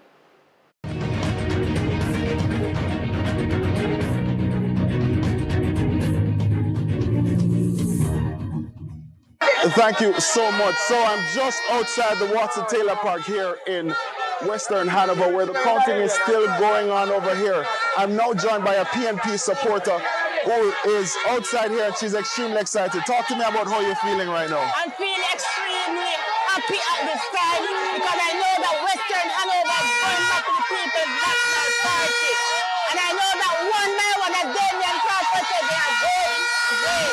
It's still early days yet. The counting has not finished yet, but why is it that you're so confident? Because of the votes that we already get so far, we know that we are leading. You understand me, though? I know that Heather Miller is going to be the winner for Western Hanover tonight. All right, thank you so much. So, as she just said, Heather Miller is going up against the incumbent Tamika Davis of the Jamaica Labour Party. We will be here on the ground. We will be monitoring the situation. It's back to you in studio. All right, thank you so much, Anthony Lugg, for that. And as you can see, we have our reporters on the ground. And here you're seeing the numbers. This indeed has been called for Heather Miller Bennett of the PNP.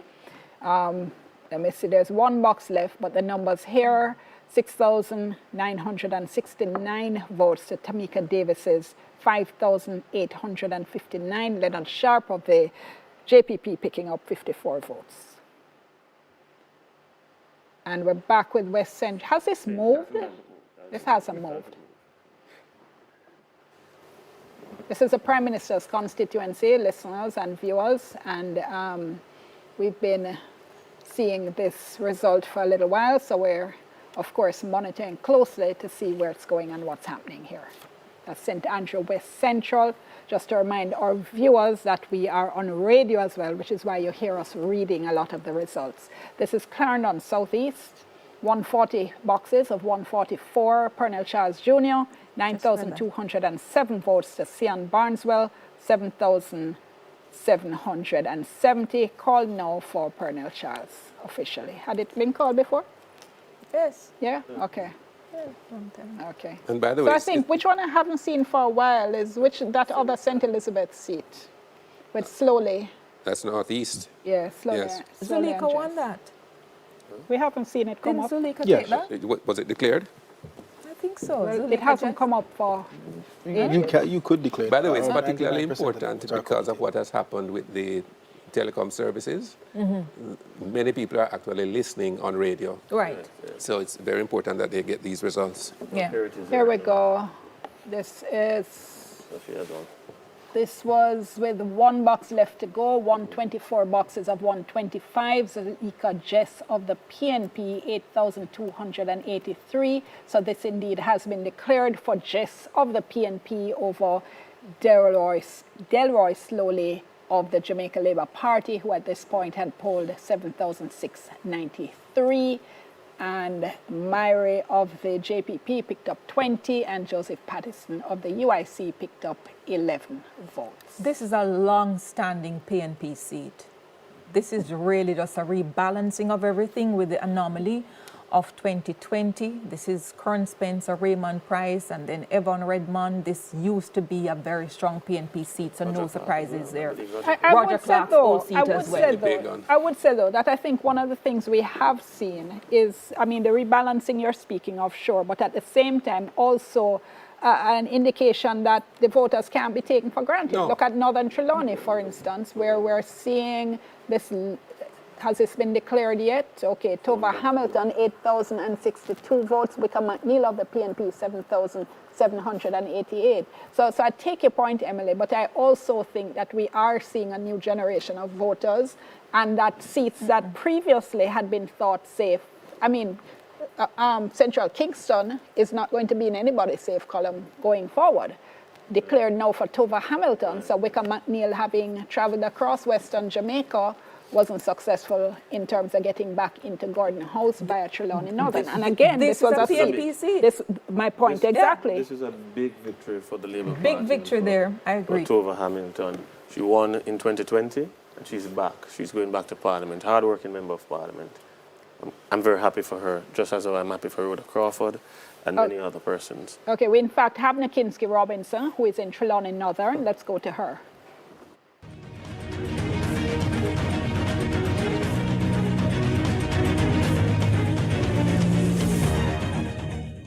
I'm now at the Trelawney Multipurpose Stadium in Falmouth, where the counting has been concluded for the Trelawney Northern constituency. And the word that I'm getting from the election officials is that the seat was successfully retained by the incumbent member of parliament who was seeking a second term as MP, Tova Hamilton. Now, she is the first female member of parliament for Trelawney Northern, and she has successfully done so tonight from what we've heard. She was going up against the People's National Party representative, Dr. Wickham McNeil, who is the political juggernaut, who is not new to the scene at all. And so he was seeking redemption because he was unseated when he served as member of parliament for Western Westmoreland in the 2020 general election. We saw very frantic and chaotic scenes here tonight where even one of the Jamaica Labour Party supporters, in the height of their excitement and partying, she passed out and she was rushed to seek medical attention.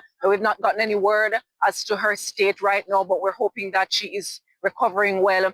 But now the place has been emptied out. The lot is really and truly emptying out right now. As you can see behind me, there's a huge Jamaica Urban Transit Company bus. And just before we started this video, we saw very long lines of traffic emptying out the lot, heading back onto the main road. So the polls have closed, the counting has ended, and it seemed to have been Miss Tova Hamilton from the Jamaica Labour Party who was first past the post tonight. I think we were talking about the seat, and as I was saying, I think this exactly makes my point. The parties can no longer afford to be complacent and think of seats as, oh, safe PNP or safe JLP seats. And I think that's actually great for the country, great for the constituencies themselves, and overall, as I've been saying, great for democracy. Yes, I agree. Quite a few of the young women from the JLP who won in 2020 have been returned in 2025. Right. Over Hamilton, Rhoda May Crawford. Crystal Lee. Okay, here is Juliette Holness's seat now. St. Andrew East Rural, 130 of 137 boxes declared for Juliette Holness. So the former speaker holds on to her seat. Yes. If we can spend a moment and try and figure out what is happening in West Central St. Andrew, when it comes up on the screen, I want to see what is going on with the Prime Minister. Well, I mean, the numbers hadn't moved, so. Right, but when we get an update, it will move in favor of the Labour Party. The numbers, right, so the same. It's the same, that's what I'm saying. It's been the last 2 or 3 times it's come up, it's been the same. So I suspect the next time we see it, it'll probably be completed. Yes. I know a lot of the time, well, I get nothing. I know a lot of the time, That the is people why- who are that- watching the counting. And that is why I'm saying when it's changed the next time, you'll see party leader Dr. Andrew Holness. I mean, what we have here is that Northeastern, or what my side is saying, that Southeastern St. Mary has been called for Norman Dunn. Not Norman Dunn, for Christopher Brown. Yeah. No, sorry, you just got yourself in a whole heap of trouble there with your party people there. Well, there it right is. now, Yeah. Dr. Dunn is leading. Yes? But he hasn't changed from where it was before. Yeah. Right, so there's only one box left there. And so you are saying that... You're saying it's been called for. And that one box has given him... Yes. That's what I'm getting. Yeah. That's my understanding as well. By 12, I understand Another Norman one Dunn going has to lost. magisterial. On a magisterial recount. Yes, but we will see. So whose column was that in for anybody? That was a mistake for the PNP in my column. They needed to take back Southeast St. Mary. And they have, but again, I said, based on my count, it's still coming up a little short because of, the other areas that have not come fully. Yeah? So... That's one of those cases, if indeed that win is confirmed, in which the PNP finally managed to take back a seat that has been with the JLP now for several terms. Yes. too. And they've taken as well the Southeast St. Catherine with Dr. Alfred Dawes. That is also a big win. Robert Miller losing there, I think we already showed that. But again, when they did manage to wrestle Central Manchester from Rodamoy, that's a big, really big win or hold for the Jamaica Labour Party. So you do take one there, but then you don't take the other, and the numbers just don't add up.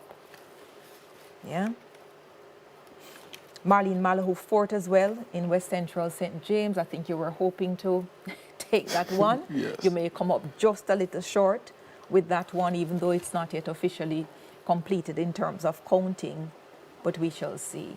Okay, let's just since you mentioned that, this is the latest we have from West Central St. James, 82 boxes of 106. The JLP's Marlene Malahoo Fort with 4,788. The JLP's Andre Houghton, 4,192. Clifford Barnett, 15 votes. We'll go to a break. We're back with our live election show in just a moment.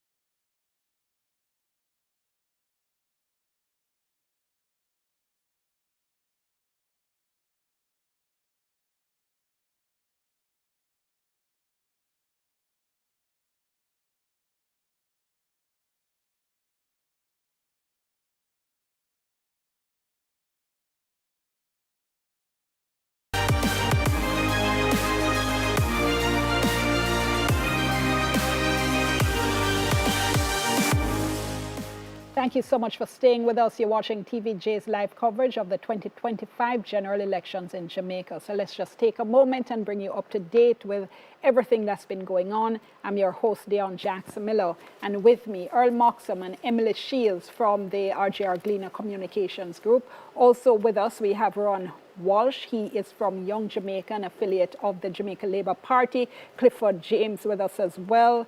From the PNP-YO, the youth arm of the People's National Party. Jamaica's parliament has 63 seats. Now, in the last election, 2020, the Jamaica Labour Party had won with a landslide, relegating the PNP to only 14 seats. So in this election, which party would get 32 seats first and would therefore form the government? And the last count we had got from our reporter who is at the electoral office tracking was 34 seats for the, here we go with the national count. Now I think these are the declared seats, the completed seats, if I'm correct. 29 for the JLP and 28 for the PNP. The last count we had got, though, in terms of how all the seats were trending, was that the Jamaica Labour Party was leading, we had been told, in 34 seats, and the PNP leading in 29. So there are a few critical seats that we have still been watching. And here we have St. Mary's South East. And the PNP's Christopher Brown has taken this with 6,642.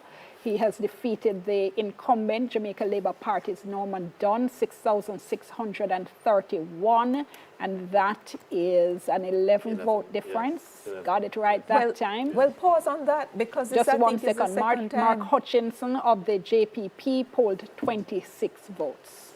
I'm almost sure this is the second time for an 11-vote win in St. Mary, Southeastern. Didn't Dr. Winston Green win by 11 over by the same Dr. Norman Dunn before? So this is interesting. We'll also head to a magisterial recount, but on the night, each of them having the 49.9%, but just split by 11 votes. All right, we're still stuck on this, but just to remind our listeners as well, the count that takes place on election night is a preliminary count. Now, after tonight, then we will have what is called the final count. At the end of the final count, the parties then have the opportunity or the chance, if they wish, to apply for what is called a magisterial recount, which a parish judge would do.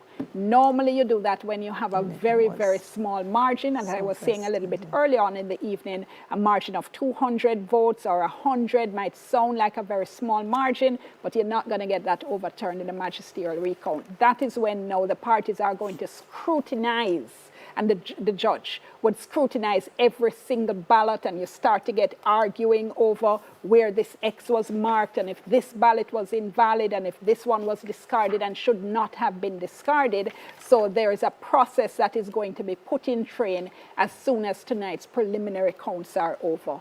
Here we have Trelawney Southern now, box 44 of 96, Marissa Dalrymple Philibert with 2,823 votes, and the PNP's candidate Paul Patmore, 2,608 votes. Just a reminder for our viewers, for our listeners, you'll hear me, all of us, we are here reading out the counts. That is because we are live on not just radio, but also not just TV, not just the internet, but also radio. So we are accommodating our radio listeners as well. And we thank you all so much for being here with us, wherever it is in the world you are joining us from. We know we have a huge following in the diaspora. We're happy to have you here with us as well.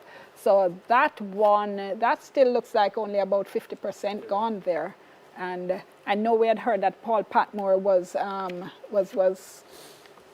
likely to do well. Yes, yes, but we'll see what happens when the final numbers come in there. So I would ask you, Earl, is there anything that has surprised you so far? No, I expected it to be very close. Yes. And therefore, I'm not surprised at how close it has turned out to be. I think for many persons, the fact that with 18 boxes left in West Central St. Andrew, that the Prime Minister is at least by what we have seen, trailing at the moment. But there are still 18 boxes to go, so he could very well, bring it home still. One of the things our listeners and viewers will have heard throughout the night is you will hear one of the panelists saying something like it depends where the boxes are coming from. So in other words, you might have one candidate leading in a particular constituency, but if the boxes left to come in are coming from a stronghold of the other party, then you could see that result turned inside out. And that's basically what it is we're kind of seeing happening throughout the night. Sometimes you see the seesawing of the votes going between the two candidates. A lot of the times that's what's taking place. Yeah. Okay. So now, the issue in relation to what happens as soon as this is over, as we've said, the party that is declared the victor, we're going to be declared the victor, we're going to expect to hear, because of course, viewers and listeners, we are going to be with you until the end. So we are going to be waiting to hear whoever gives their victory speech, whoever gives their concession speech. And we were talking the other night, Earl, about a night, in fact, when there was no concession speech. Yes, and that was 2007. I think it was 2007. It was that close, and Prime Minister Portia Simpson Miller did not concede that night. They were awaiting some recounts. Yeah. But by the next day, it was clear that the JLP had won. Just as though the JLP will win tonight again. So, well, yeah. So do y'all actually prepare two speeches? We hear you have to have two speeches, or our people just come out and talk? Well, I wouldn't know, but I'm sure that the leader of the Labour Party would have prepared one speech, because from the get-go it was clear that Jamaicans would choose Jamaica, and we're seeing it tonight. Okay, you never stop. You don't stop. You don't stop. Clifford, come. I'm just curious, are they choosing Jamaica? Because from what I'm seeing, the PNP has gained massive ground in this election, regardless of who becomes the Prime Minister. I think that's one thing that the PNP should tap on his shoulder. This is a sport, right? This is a sport. You have to have a winner, you have to have a loser. Tonight, you're the loser. And clearly, the most honourable Andrew Holness would not be the winner in this situation. Well, of course, he's leading the Labour Party to victory. St. Anne Southwest declared for Xavier Main, and we previously declared the previous seat, which kind of went fast. Crystal Lee. And Danishka. Right, declared Danishka Williams. there we go, declared for Crystal Lee of the Jamaica Labour Party. 8,050 votes to 7,488 for Gabriella Morris of the People's National Party. Right. Gabriella Morris had been a senator, throwing her hat here into the representational ring, so coming up short this time around. This means there's no change at all in St. Anne. The PNP went in with Southeast, which is their bastion. They've held that. This is Lisa Hanna's seat, Foggy Mullins' old seat, crucial to the PNP base. Northeast St. Anne, which is Shahini Robinson's old seat, has been held by Matthew Samuda. St. Anne Northwest, Crystal Lee won that in 2020, and she has retained it, fought off the challenge by Gabriella Morris. And then St. Anne Southwest, that's the Xavier Main seat that he has also held, that particular one. So there's no change between 2020 and 2025 in St. Anne. So here's a question now. So let's assume, just for argument's sake. And the party to decide, I suppose. Yeah. Emily? Yeah, there are a couple of ways that I will look at this. I keep saying that 2020 was an electoral anomaly. It still is in many respects. So that what has emerged from 2020 is that the people are willing to re-elect a very hard-working member of parliament, even if that member of parliament started out as an anomaly in 2020, but they've continued to doing good work. So I say this, so I believe Rhoda Moore Crawford, I believe Crystal Lee, and Tova Hamilton, who had some issues. She has clearly rebalanced them. And perhaps it is setting a new sort of trend. if we look at it that way, then perhaps for Mark Golding and the PNP, they shouldn't be so swift to seek to discard him, because they're coming from a point where Dr. Peter Phillips was perhaps deemed to be an individual who could not take the PNP to where the PNP is at this time. And a lot of people hadn't thought Golding would be able to cross the line at all. Right. Can I just jump in on you and say that I'm hearing that the official voter turnout has come in at 38.8%, which is bad. That is 1% above the COVID years. Yes. And I certainly, based on the crowds I saw and the anticipation, I thought we were heading to a 55% voter turnout. So I don't know what has gone wrong, why so many people have not, but that is something we said we should study again, as we said at the start of the program. Yeah. May I take you back to the question of Mark Golding's future in the PNP as leader? We have got to the point now where, so he's 60 this year. If they go to the full term, this incoming administration, he would then be 65. I think more and more voters are not looking too kindly in the Jamaican context at someone taking the reins of government heading towards 70. And I think that might, despite what I said earlier, it may be one of the things that they will consider when deciding whether to stick with the leader or seek a younger person to take them forward. We're going back to EOJ now with Kalisha.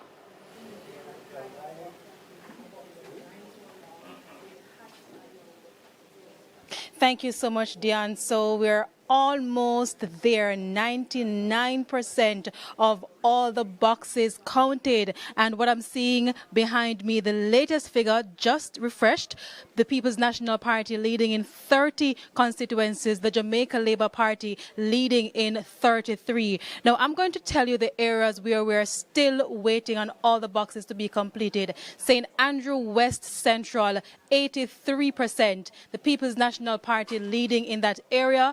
Going down now to St. Andrew East Rural, the St. Andrew East Rural, where the Jamaica Labour Party is leading in that constituency.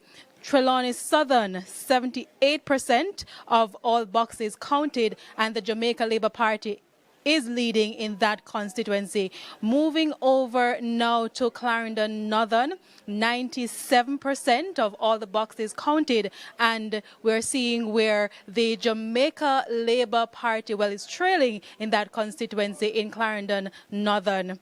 We're going down, I think that is it in terms of the progress report for all the constituencies so far. So we're waiting just on a few more constituencies to go.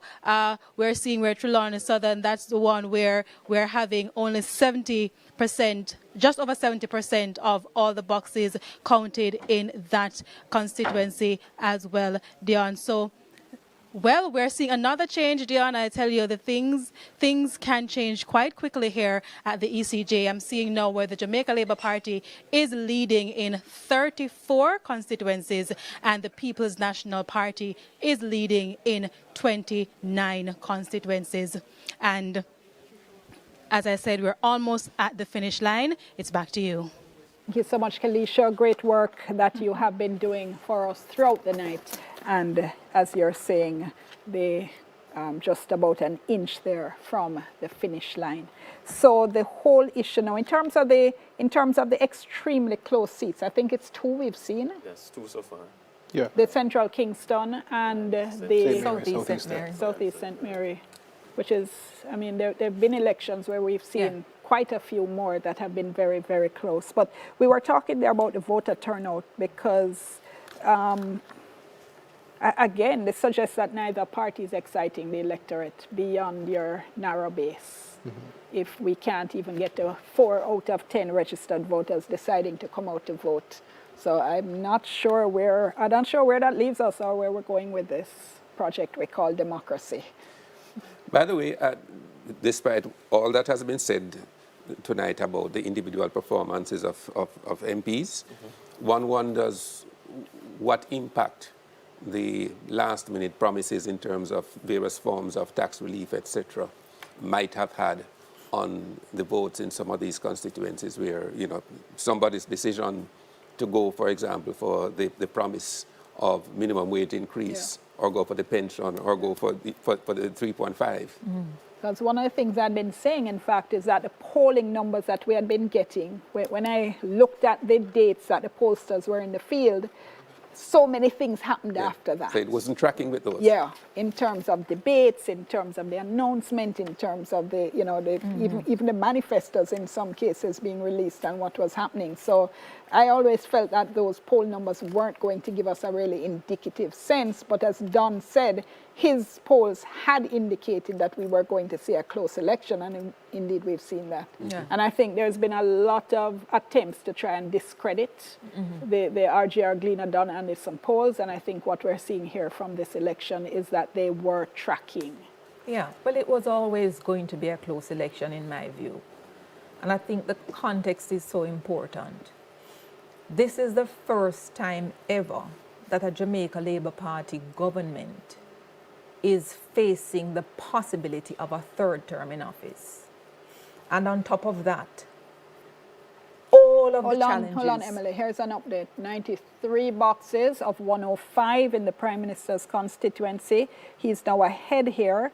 5,387 votes to Paul Buchanan of the PNP, 4,904. So 93 boxes, so that is 5 and 7, which is 12 boxes left to count. Disciples.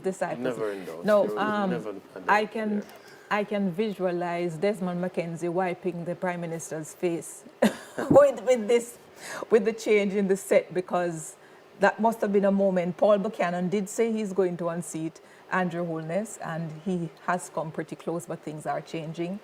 Yeah, Trelawney South, I think we had a look at that before. Declared. No, it's declared. Yes. So it has reverted to the norm.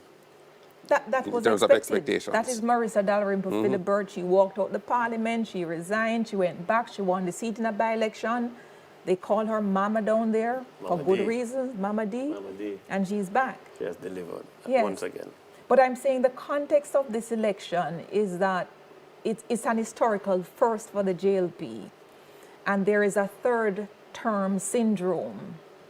As we look at West Central, St. James, where Marlene Malahoo Fort is leading with 91 of 106 boxes there. She's leading Dr. Andre Horton, 5,157 to 4,710 for Andre. So you're battling that third term syndrome, and for all of the kitchen sink and so forth that has been thrown at Andrew Holness and the Jamaica Labour Party, one really shouldn't be able to recover from that and to even win a third term with all of those conditions prevailing. So I think when the history books are written, there are a lot of pluses that have to go to the JLP, a lot of pluses too to Mark Golding for bringing back the PNP from near virtual electoral dead to making them reclaim some of the seats that they lost in 2020.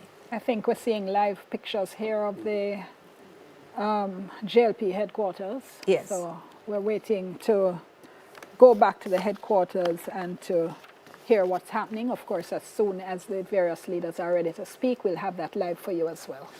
And by the way, if indeed the turnout for this election is only 1% above 2020, it also says something about the significance of the PNP's move from 14 seats last time to 29 or thereabouts this time.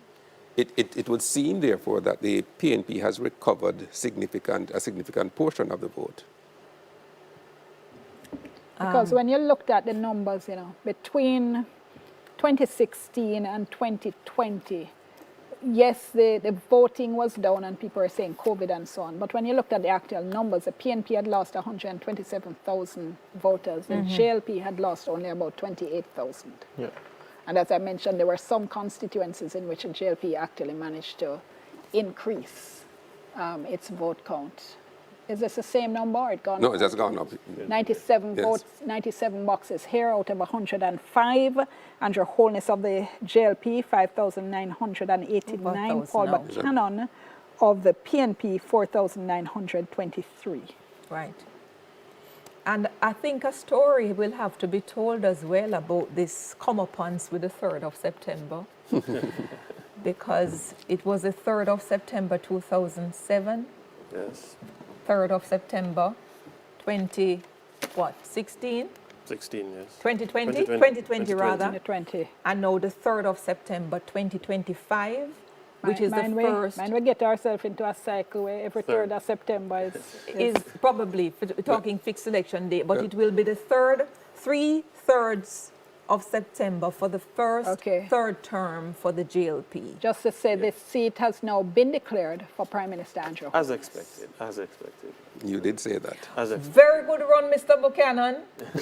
Very good run, Paul Buchanan. You did promise you'd beat Andrew Holness, and you came pretty close to that, because I didn't even look at West Central in my calculation, because I thought it was a done deal. But he's done well. Yeah? Clifford, you ready to concede it?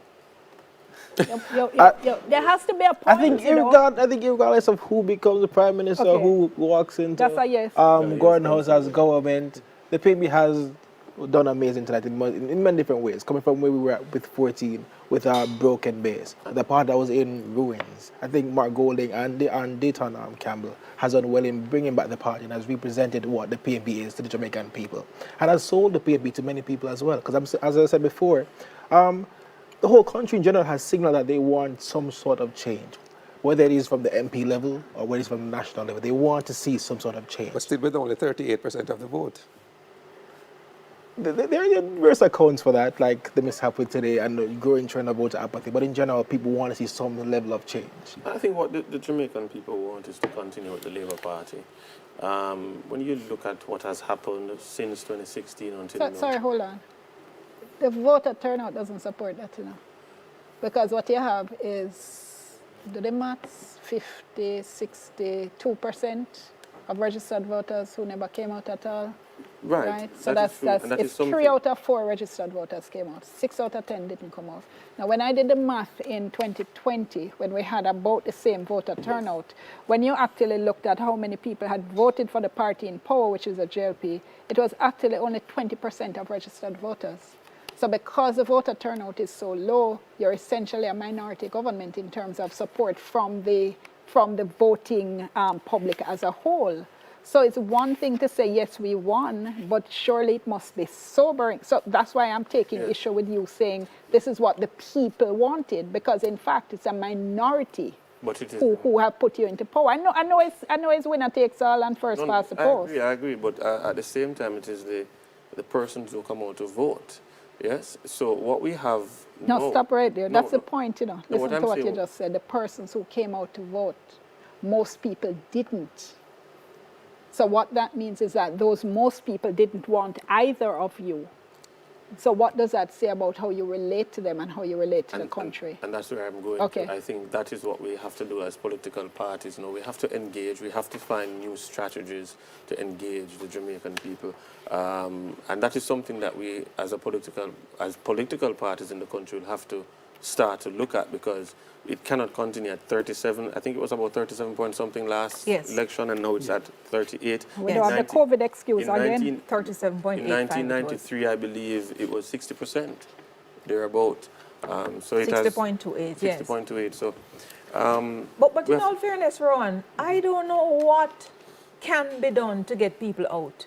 If people were not electrified for this election, hold a stick up in for me. Let's go over to the JLP headquarters. Andrew's on location.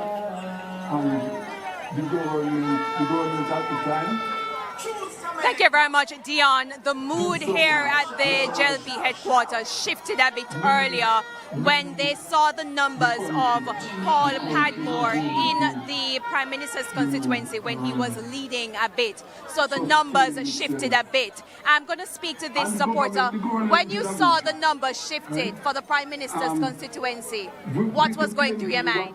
I mean, I wasn't devastated by that. If you recall the last election, when the count started for the Prime Minister's seat, he was also trailing. So if you look at the historic if you look at the historic count of that seat, you see that the Prime Minister is always trailing, and then in the end, he became victorious. So tonight was no different for me because I understood what happened. It's not my first time in an election. So while he was trailing, I knew that in the end, the Prime Minister would come home. He is our 1 PM, he is our brogan, he is the helm of the Jamaica Labour Party. So there could not be a third term without Andrew Holness. So once we knew that we were winning the third term, Andrew Holness had to win his seat. Were you always a JLP supporter? Yeah, well, from the time I started following politics, I became a JLP supporter because I vote based on policies and not family lines and traditions. So I'm not a die-hearted comrade or a die-hearted JLP. I vote based on policies and the history of Jamaica's politics as well. So the JLP has always been better in terms of managing the economy. The JLP is founded out of a need to support the working class. I am a working class. I'm looking forward to climb that corporate ladder. And the JLP has statistically in history done better for working class and for the economy. So I had to support the JLP. All right, and very quickly before we go, because we got so excited to talk, I forget to ask you your name and which constituency you voted in. So my name is Ramon Bradshaw, and I voted in Eastern St. Catherine. It's not PNP safety, but I still exercise my right to vote. Thank you so much. And as you can see, Dion, the party-like atmosphere has started again here at Belmont Road, and we'll check in with you later.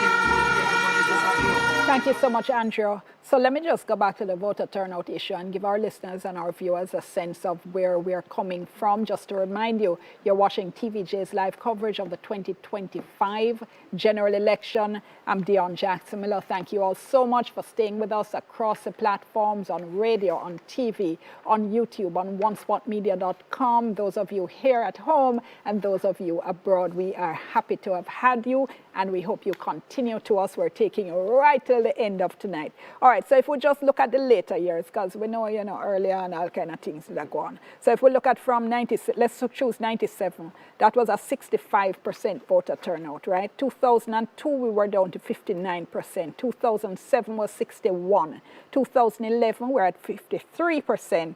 2016, as I said, the first year we fell below 50% with 48%, and 2020, 35%, and now 2025, 38% voter turnout, only 4 in every 10 registered voters bothering to come out and vote.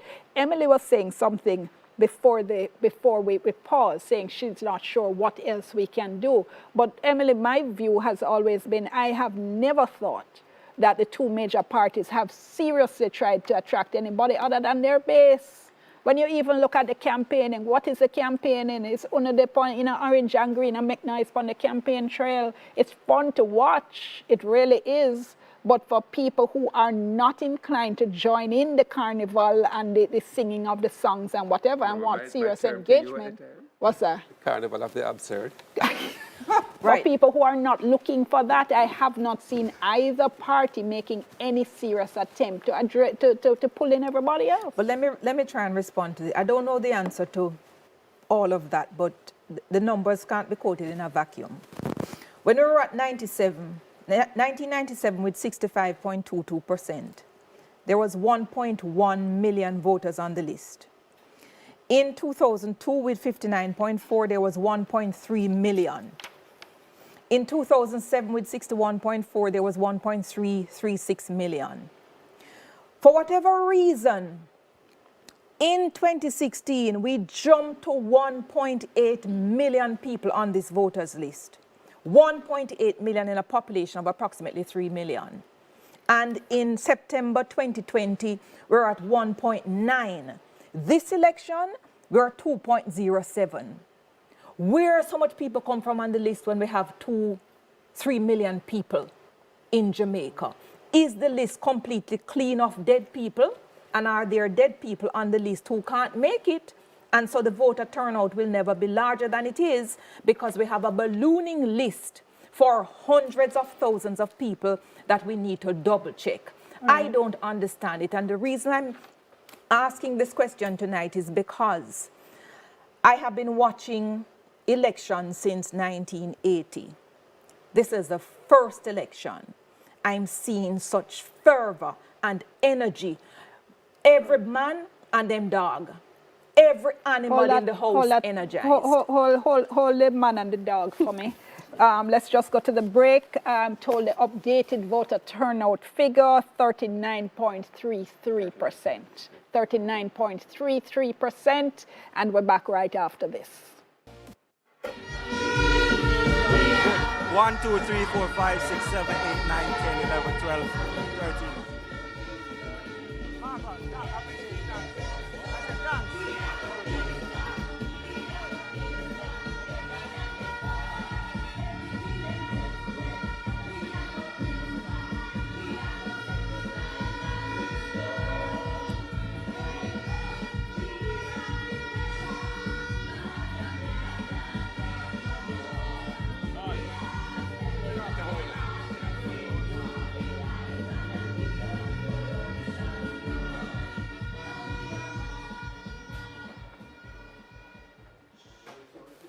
Okay, so you're watching there a live feed from PNP headquarters. You can see that the president of the PNP, Mark Jefferson Golding, is getting ready to speak. As soon as he starts to speak, we'll go back. Let me just remind you, you're watching TVJ's live coverage of the 2025 elections. And with me all night, I've had from the RJR Gleaner Group, Emily Shields, as well as Earl Moxham, and with us as well from the PNP YO, we've had Clifford James and Ron Walsh from Young Jamaica, the affiliate. Let's go over to PNP headquarters. Comrade General Secretary, comrade officers, all the comrades on the platform, all the comrades in the audience, all the people of Jamaica who are listening, watching. First of all, I think it's my duty as a believer in democracy to acknowledge and concede the result and to congratulate our opponents, the Jamaica Labour Party, for their victory tonight. Jamaica's democracy is important and we must cherish it. Sometimes it brings bitter disappointments. Sometimes those disappointments are laced with a tinge of a sense that not all is fair and just, but it is very, very important that we put democracy ahead of all of those feelings. And I accept the result of these elections, and although obviously I'm very disappointed in the outcome, I think it is only correct to expressly acknowledge the success that our opponents have managed to gain today. I want to thank a lot of people. And first of all, I have to thank the comrades and supporters of South St. Andrew for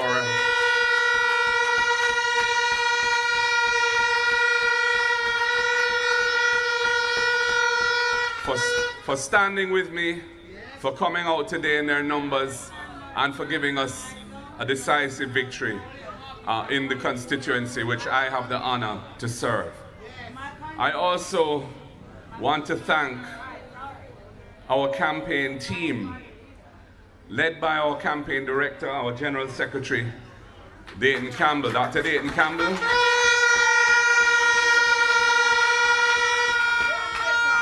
Also, a newly minted Member of Parliament. Congratulations to him on his victory in East and Westmoreland. And all the other members of the campaign team who worked with him. There are a number of names there. I don't want to attempt to go through all those names because I'm going to probably forget somebody and then I'll regret it. But they have done a tremendous job. The communications team, I want to thank them publicly for the work they have done. And that is a night and day kind of job. It starts very early in the morning and goes on till late at night. So their commitment to the task at hand is remarkable, and I want to thank them deeply for it. All of our candidates who ran in this election and their campaign teams, I want to thank them for their effort, for their commitment to the country, to the democratic process. I want to, of course, congratulate the 29 who have been successful tonight, and we have more than doubled our number of MPs tonight.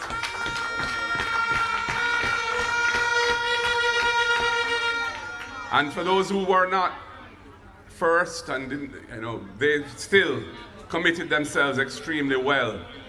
And I want to say that this was a wonderful demonstration of the maturity of Jamaica's political process, that we could go through such a closely fought election without any violence to speak of. And we must all give ourselves a round of applause. In our homes, if you're listening, here at PNP headquarters, because that was not always the case. And I want to just thank all of the pioneers who led that process to where it is today, where I think we can safely say that Jamaica is a place that really cherishes and respects the democracy that we have built. I want to thank the people of Jamaica for having received us so well and having given us hundreds of thousands of votes and given us 29 seats. We don't take that for granted. We thank you for your time today. I know the voting was often painfully slow, and that's an issue which more will have to be said about, because it's an undemocratic situation when people, elderly and other people, have to be in the hot sun lining up to vote for sometimes hours. And it should not be that way. We should do better, and we have to do better. I must tell you that I'm proud of the platform that we put forward for the people of Jamaica.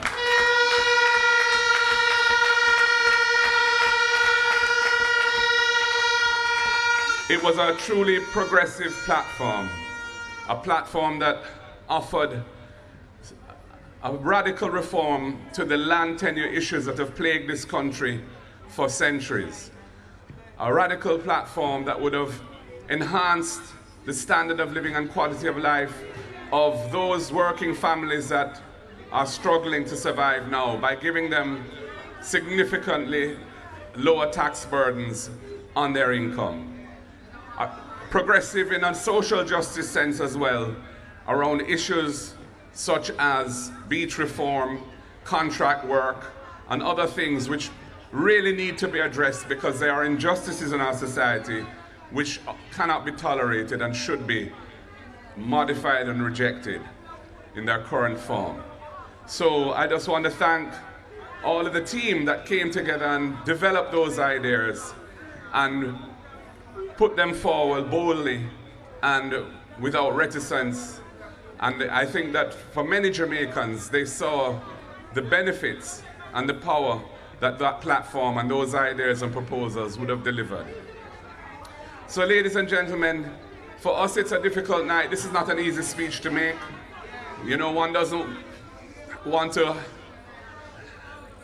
wasn't hoping for a result which is not success. And it means that the government will get its third term, and we will have as a nation to deal with that going forward. But the People's National Party, I'm happy to tell you, is alive and well, is a powerful political organization.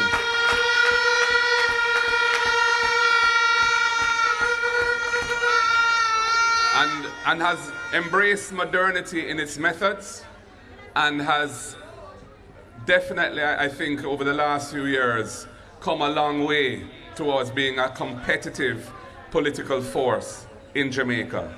And as the General Secretary said, the work begins right away to prepare ourselves for the next opportunity to offer ourselves to serve the nation in government. And I believe the people will, in due course, give us that chance. Ladies and gentlemen, comrades and friends, the word is love. Power to the people. God bless you all. Thank you for your support.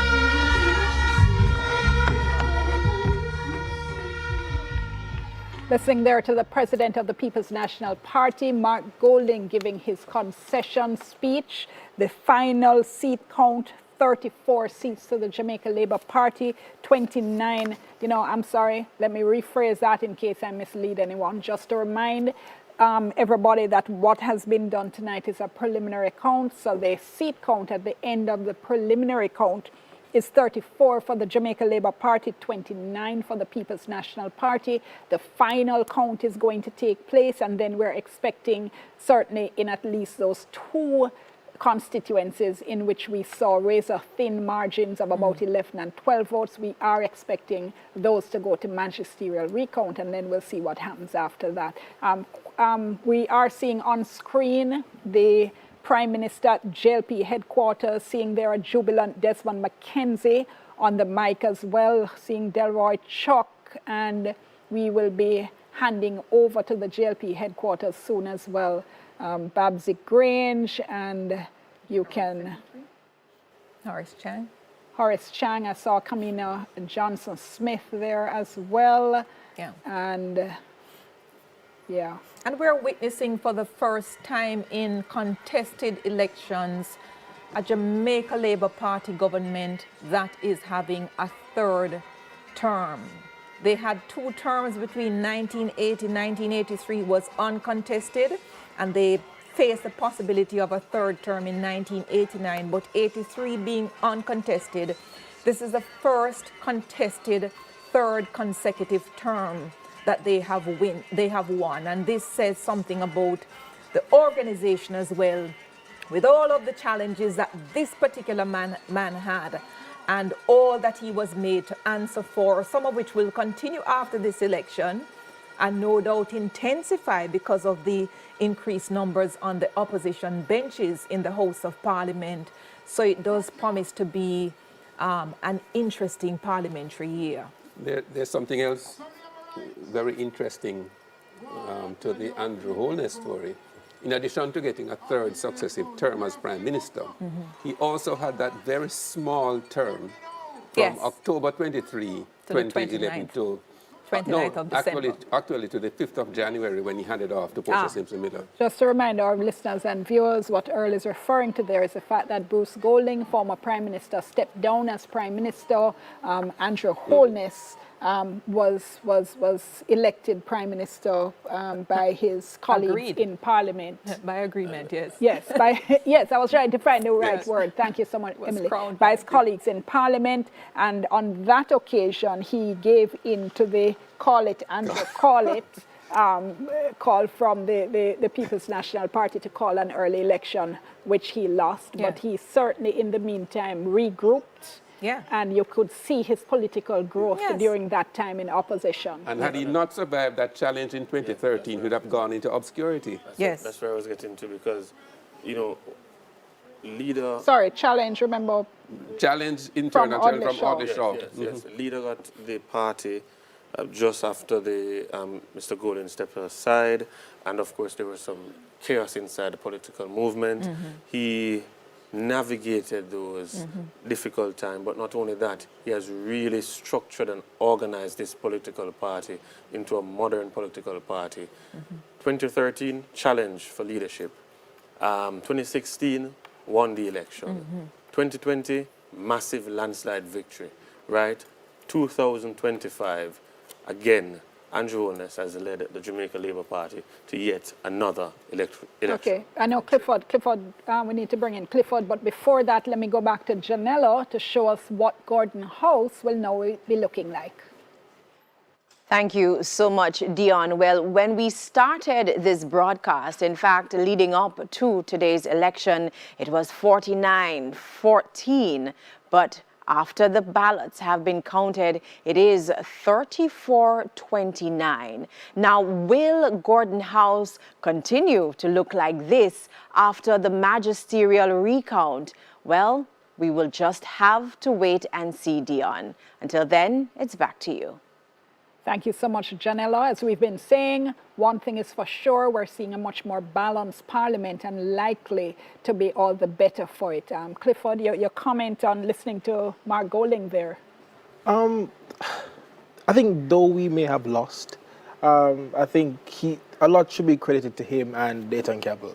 We have brought back what the PNP was, a unified party, a strong party, a competitive party there in the elections. So I think there's a lot to tap on our shoulders. We've moved from 14 to now 29 seats. That's a lot to do in this short span of time, especially coming out of a very serious leadership challenge. And, you know, many things mounted against him.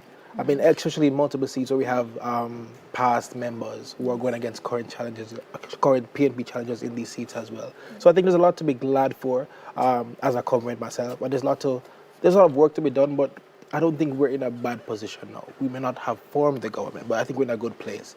I think what the party should do now is not to go back to where it was in that 2016 time after we had lost then. I think now we should work on where we're at and just move forward. Well, the party hasn't shown that it can manage leadership challenges very well, though. I mean, the last is what, 3? Just ripped you apart. That's something I hope we have learned. And I'm now going to apply, a different metric of how we take on successions, if there's any, or if any is even required at this point in time. Okay. But you feel how? Is that I feel? How you feel? Currently now? Yeah. I feel good. We have moved from 14 to 29 seats. Okay. Mr. Golding's concession speech earlier is always something that's important. Very important. I think he struck some right notes. It was a bruising campaign, and hard words were exchanged, and so I think it will take time for some sort of cooling of some of the feelings between the two parties and the two leaders, but he did what was expected of him under these circumstances, and it is in keeping with Jamaica's democratic traditions that we do that. In fact, we have done better than the United States sometimes in that respect. All right, so we're still waiting to join the Prime Minister to hear his victory speech, but let's go to another break. We'll soon come. TVJ's live coverage of the 2025 elections. I'm Dion Jackson Miller. You've been watching a live feed there. Well, I think you can still see it on the screen of the Jamaica Labour Party headquarters. They're jubilant, they're triumphant, they're celebrating. So the Prime Minister is still to speak, but what we're seeing is a lot of the key people, key officials in the parties coming up and speaking before he does. And just to remind you, I have been here throughout the evening with Emily Shields and Earl Moxham from the RGR Gleaner Group, and also with us from Young Jamaica, Ron Walsh, as well as Clifford James from the PNP-YO. Thank you all so much for having been with us throughout the evening. We're not done yet. We still have the Prime Minister's victory speech to go, all right? So just hold on for that. And let me see, next, of course, as we said, over the next few days is going to be the finalizing of the count. And then after that, we start to see the admin work being done, the putting together of the cabinet. Let's see who is going to stay in the cabinet, whether some of the older members will continue or whether we're going to see a more shaken up cabinet now. I think what you may see is continuity for a couple of years, and then some of the older members of the cabinet then transition out. That's my thinking. I think I've seen that sort of approach in the past rather than going for, just broad changes at the beginning. Of course, as well, with 34 is still a decent number, but of course it's reduced from the kind of huge number that he had in the previous administration with 49 MPs, and then of course he can pick up the 4 from the Senate as well. I put it to you, for example, that Ed Bartlett, who has been widely regarded as a quite successful tourism minister, yes, I would expect him to continue in that capacity in the cabinet. Yes. Horace Chang at National Security. Delroy Chuck can probably sit it out. No, you think? Yes. Yes, he's on his last term, and I think there are a lot of young people there who can take it up and run. And just to be clear, when I said no there, that had nothing to do with my personal opinion. It's based on what I've been hearing from people around him. It sounds as if he's still raring to go. I think there will be a blend. Of the young and the old. Yeah, I think there will be a blend. I think by now the Prime Minister has developed the capacity to speak to some of these senior members in terms of when he wants to make a change. Right.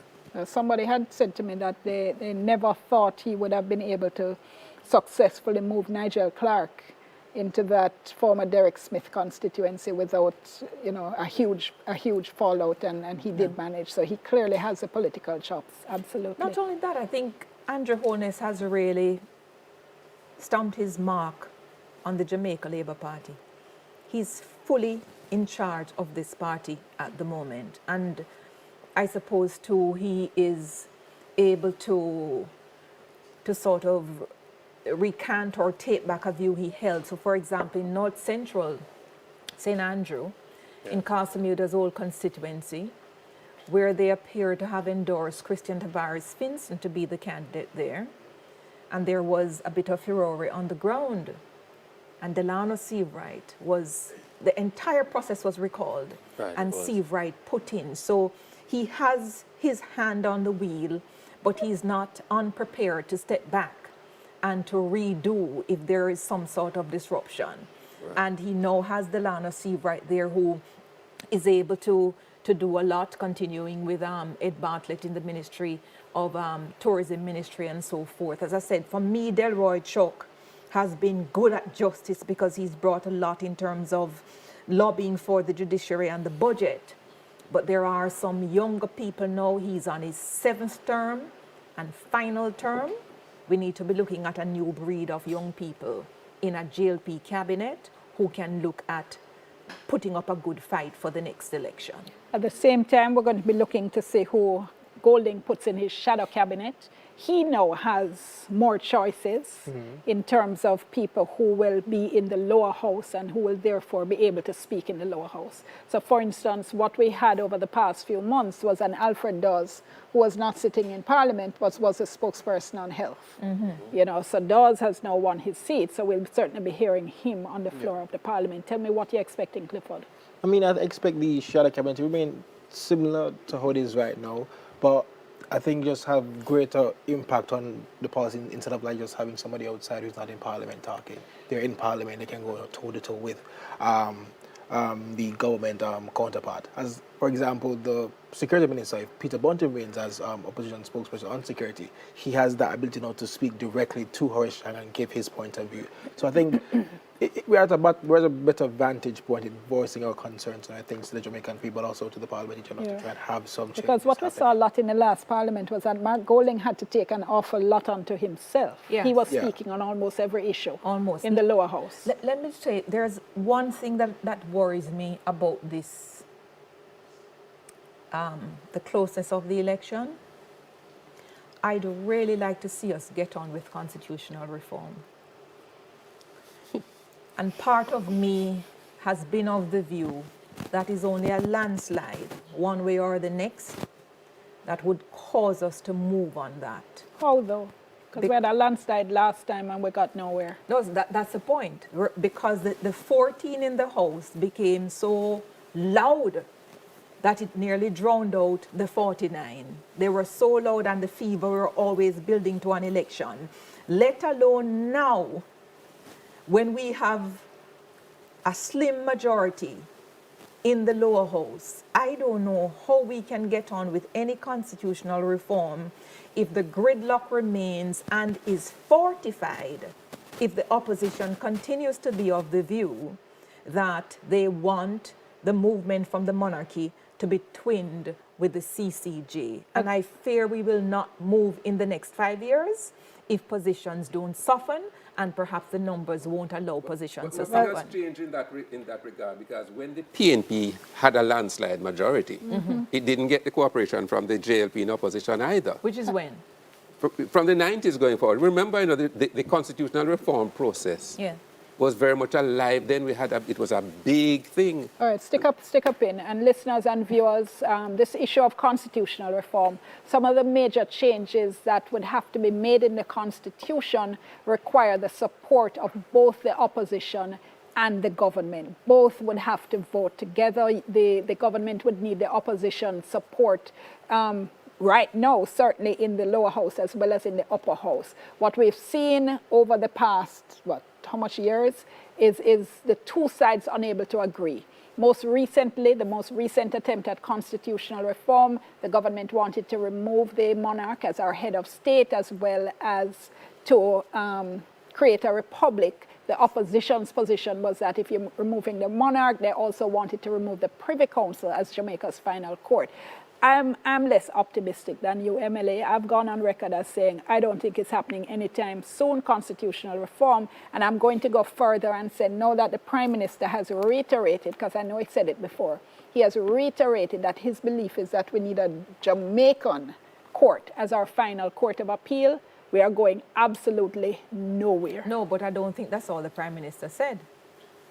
He said he prefers that, but he thinks on such a fundamental issue, we should hear from the people whether we want to remain. But if that is the signal that's coming from the government and coming from the Prime Minister, an indicative referendum is not going to go that way. No, as far as I understand the Constitution, the problem with the final court is, even though we don't require a referendum to change from the Privy Council, because the Privy Council is deeply entrenched in the Constitution. No, it's not. The Privy Council is. No, it's not. We can remove the Privy Council. We can remove the Privy Council. The difficulty is what we replace it with. But that's the point. So Privy Council is not deeply hold on a entrenched. second. Let me finish the point. We can remove it, but they require the court with which we're going to replace it to be at the same level of entrenchment as the court we are replacing it with. And hold on, because I always want to make sure our viewers and our listeners are following. The Privy Council has said that if Jamaica wants to remove the Privy Council, it can do so. It does not need a 2/3 majority in both houses of Parliament to do it. So, for instance, it could have been done the last time around, based on the majority that the government had in Parliament. What the Privy Council has said is that to put in place a replacement, you then need the 2/3 support, meaning both government and opposition have to work together. So I'm making the point that the Privy Council is not entrenched. We could remove the Privy Council, and Jamaica could, it wouldn't be desirable, but Jamaica could exist with the Court of Appeal as its final court, having removed the Privy Council. So there are two layers, as you said. Okay, clearly me and Emily are going to have to pick that up another time. Right now, let's go over to JLP headquarters where the Prime Minister is about to speak.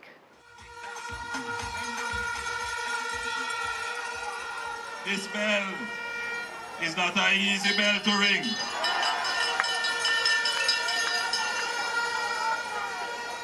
I wouldn't be surprised if Bustamante rang this bell. But I carried the symbol of the party today because it is such a historic moment that this is a victory for our founder, Bustamante, for Sir Donald Stankster, for Hugh Shearer, for Edward Philip George Tiaga, for Bruce Golding, and I want to invite Mrs. Carla Siaga to just come and acknowledge the moment and take a bow to the crowd, because all of this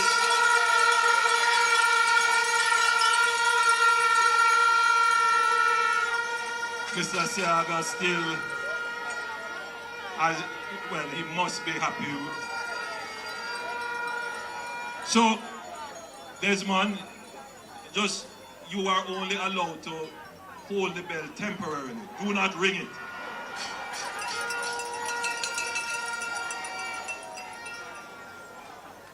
I have a few things to say early on. Firstly, let me thank the thousands of Jamaicans who prayed for me personally and who prayed for the government and the country.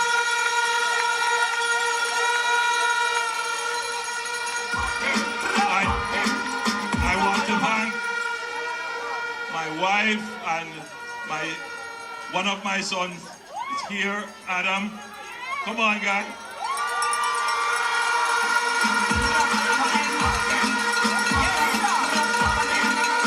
Of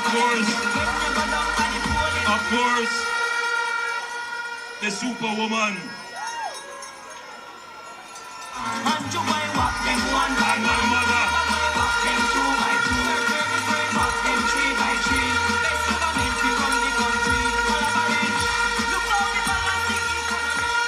I want to thank them personally. I mean, you know, a political campaign, sometimes, you know, when they see the personalities, they forget that they are human beings with feelings and emotions, and they can be objectified. It's very difficult, but I want to thank my family here and abroad and all over who have withstood a tremendous onslaught, but they never gave up on me or on the people of Jamaica.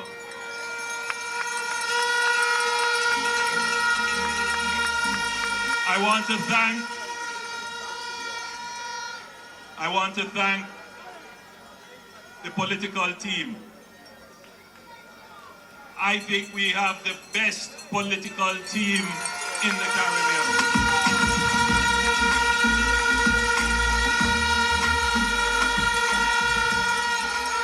But allow me to, I do this at a risk, but I'm sure everyone will agree that my Deputy Prime Minister, Horace Chang, the General Secretary of the Jamaica Labour Party,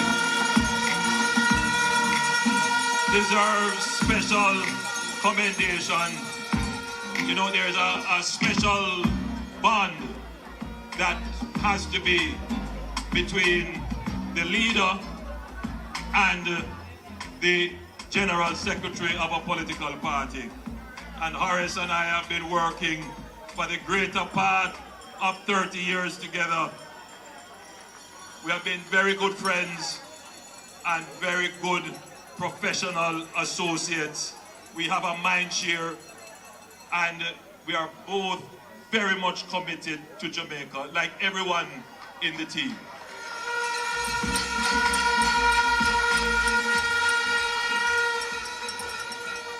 I want to thank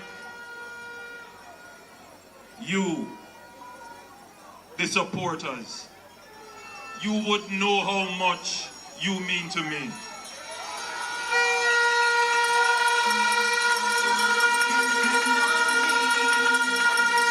For all of you who squeeze up on the bus to come to the meeting, who go on the long motorcades with us,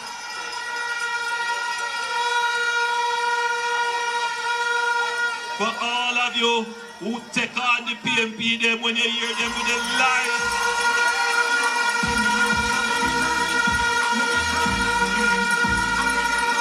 But for all of you who have stood up and chosen Jamaica, I say thanks to you, the supporters of the party. You make us stronger, and we stand here on your shoulders. And thank you. God bless you, and I love you.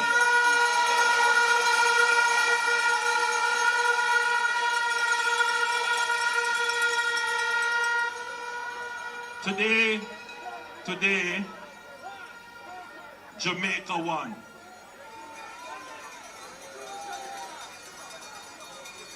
Jamaica won this election. Yes.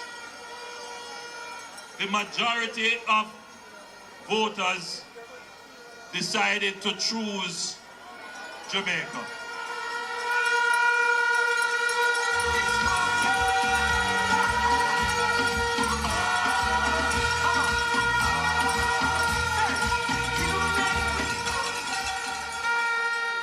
Make no mistake about it.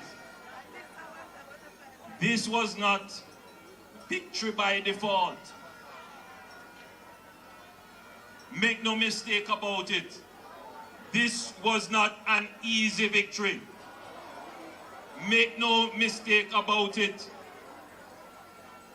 This was a fight. But we did not descend my political organization. We did not descend to the gutter to fight. We did not seek to trick the people to win. We did not seek to tear down anyone to lift up ourselves. We did not seek to tear down Jamaica in order to be able to administer the affairs of Jamaicans.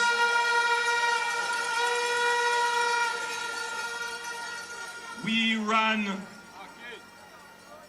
a clean, disciplined, focused, well-organized campaign.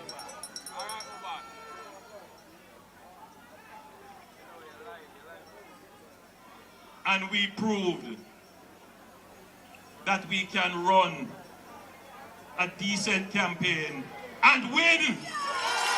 And that is how Jamaica has won. They not like us. They not like us. They not like us. That is how Jamaica wins. Our democracy by this election is proven to be intact. There are those who are trying to seed a view that the mere fact of a third term is a threat to democracy.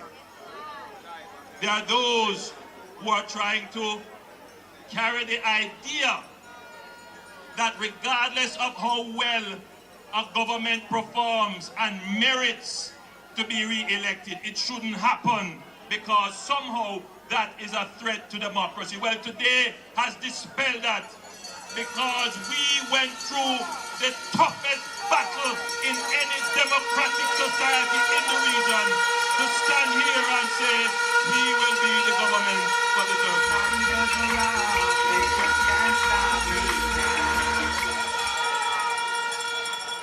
And I want that point to be understood. We contested the election with the highest level of decency and morality. The people came out. We do have our concerns about the turnout, but the people who voted, the majority spoke and chose Jamaica.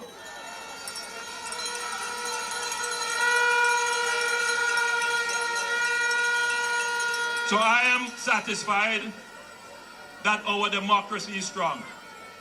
But I wish to assure all Jamaicans who participated in the elections or who did not participate in the election that my government will continue to be respectful of, uphold and advance democratic institutions and protect the democracy of this country.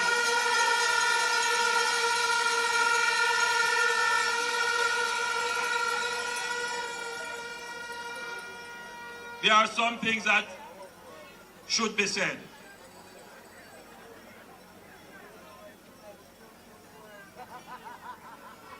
No weapon formed against me shall prosper.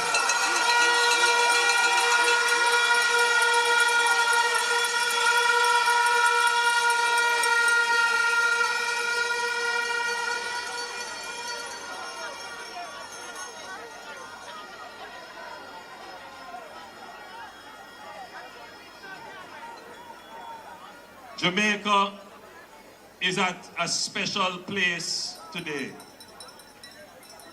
It is an opportunity.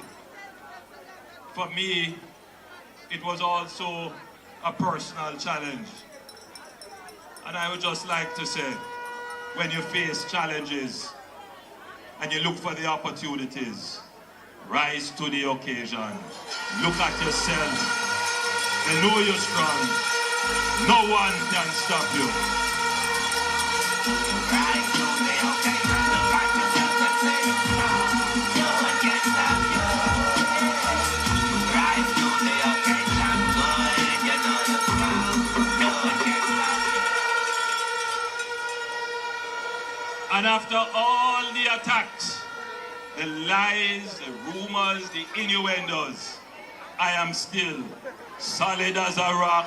They just can't stop me now. People put the man down, always keep a smile when they want me to frown. I'm so solid as a rock, they just can't stop me now.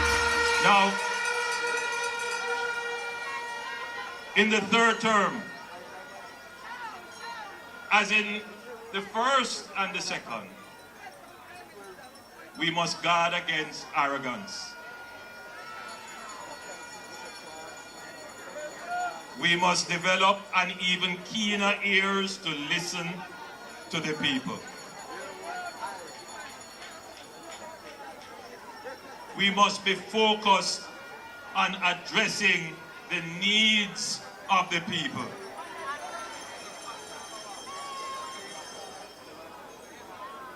And while it is clear that the majority have spoken and chosen the Jamaica Labour Party, geographically and traditionally, there are still those who may not share that view.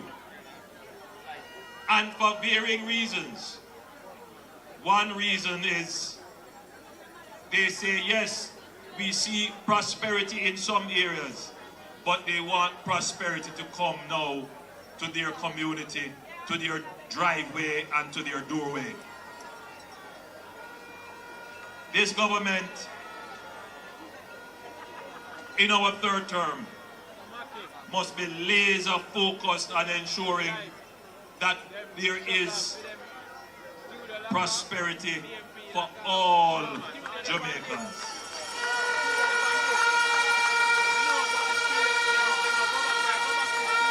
And just to be clear, prosperity doesn't mean riches.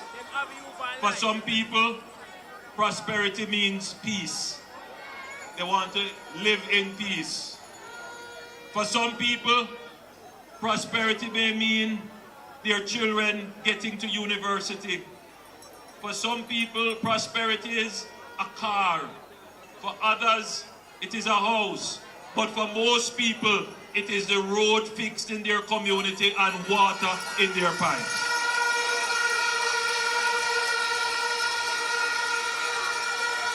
And so, we must be focused on delivering these basic public services, which means prosperity for so many.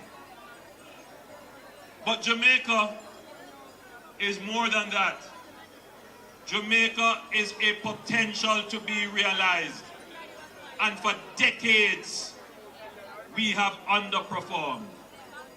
The story of Jamaica is that we have done so much as a country, but we could have done so much more. For the first time, an electorate has said, we will reward a performing government to continue to deliver the promise of Jamaica.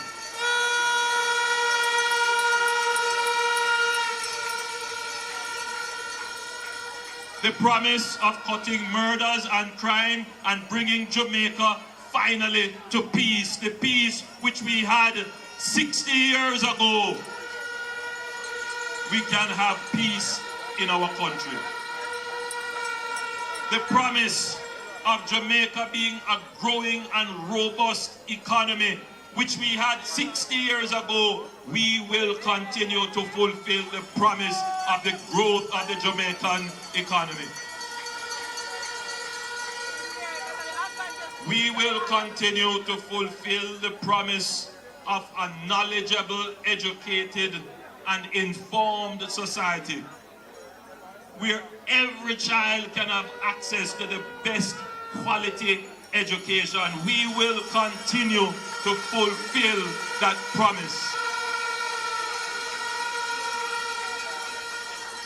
We will continue to fulfill the promise where every Jamaican can have meaningful employment and earn a meaningful income so that you can fulfill your own personal dreams and aspirations, we will continue to fulfill that promise.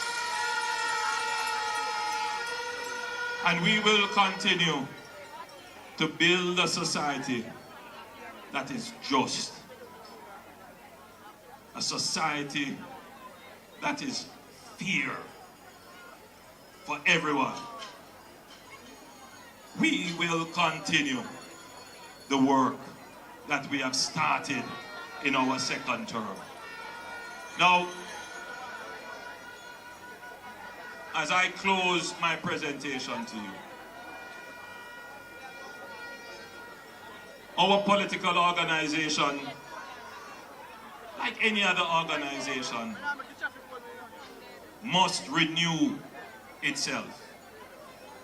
The third term is also an opportunity for renewal, to attract new people, to expose new talent, to refresh ideas, and to place to the Jamaican people a continued, credible political organization that can always ably lead the government of the country.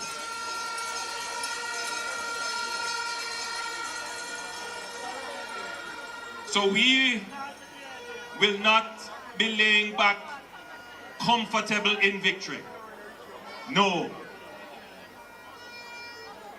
We will be rebuilding, refreshing, renewing, and preparing to be a credible alternative to the opposition for the fourth term of a Jamaica Labour Party government.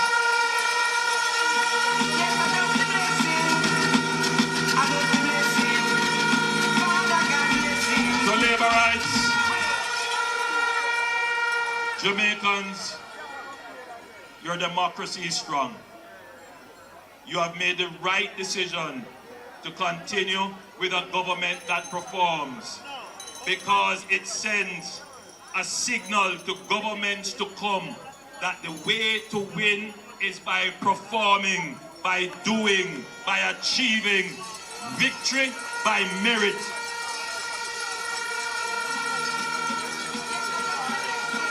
Third, in our second term, we created a momentum. We are on the right path, heading in the right direction with the right trajectory. That should not be broken, and the Jamaican people share that view, and therefore we will continue to use the momentum to accelerate the development of our country and to ensure that you can get the benefits and the aspirations that you have all wished for. And fourth, we commit to being a responsible, caring, and fair government. That is my commitment and the commitment of my team to you. We will be the political party to move Jamaica from poverty to prosperity.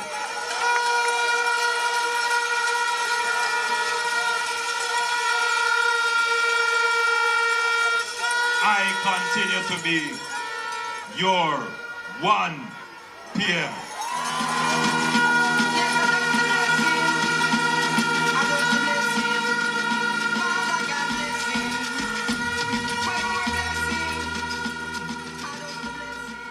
Okay, you are listening there to Prime Minister Andrew Holness. We're going to get final comments from our panelists, but let's just go to a quick break.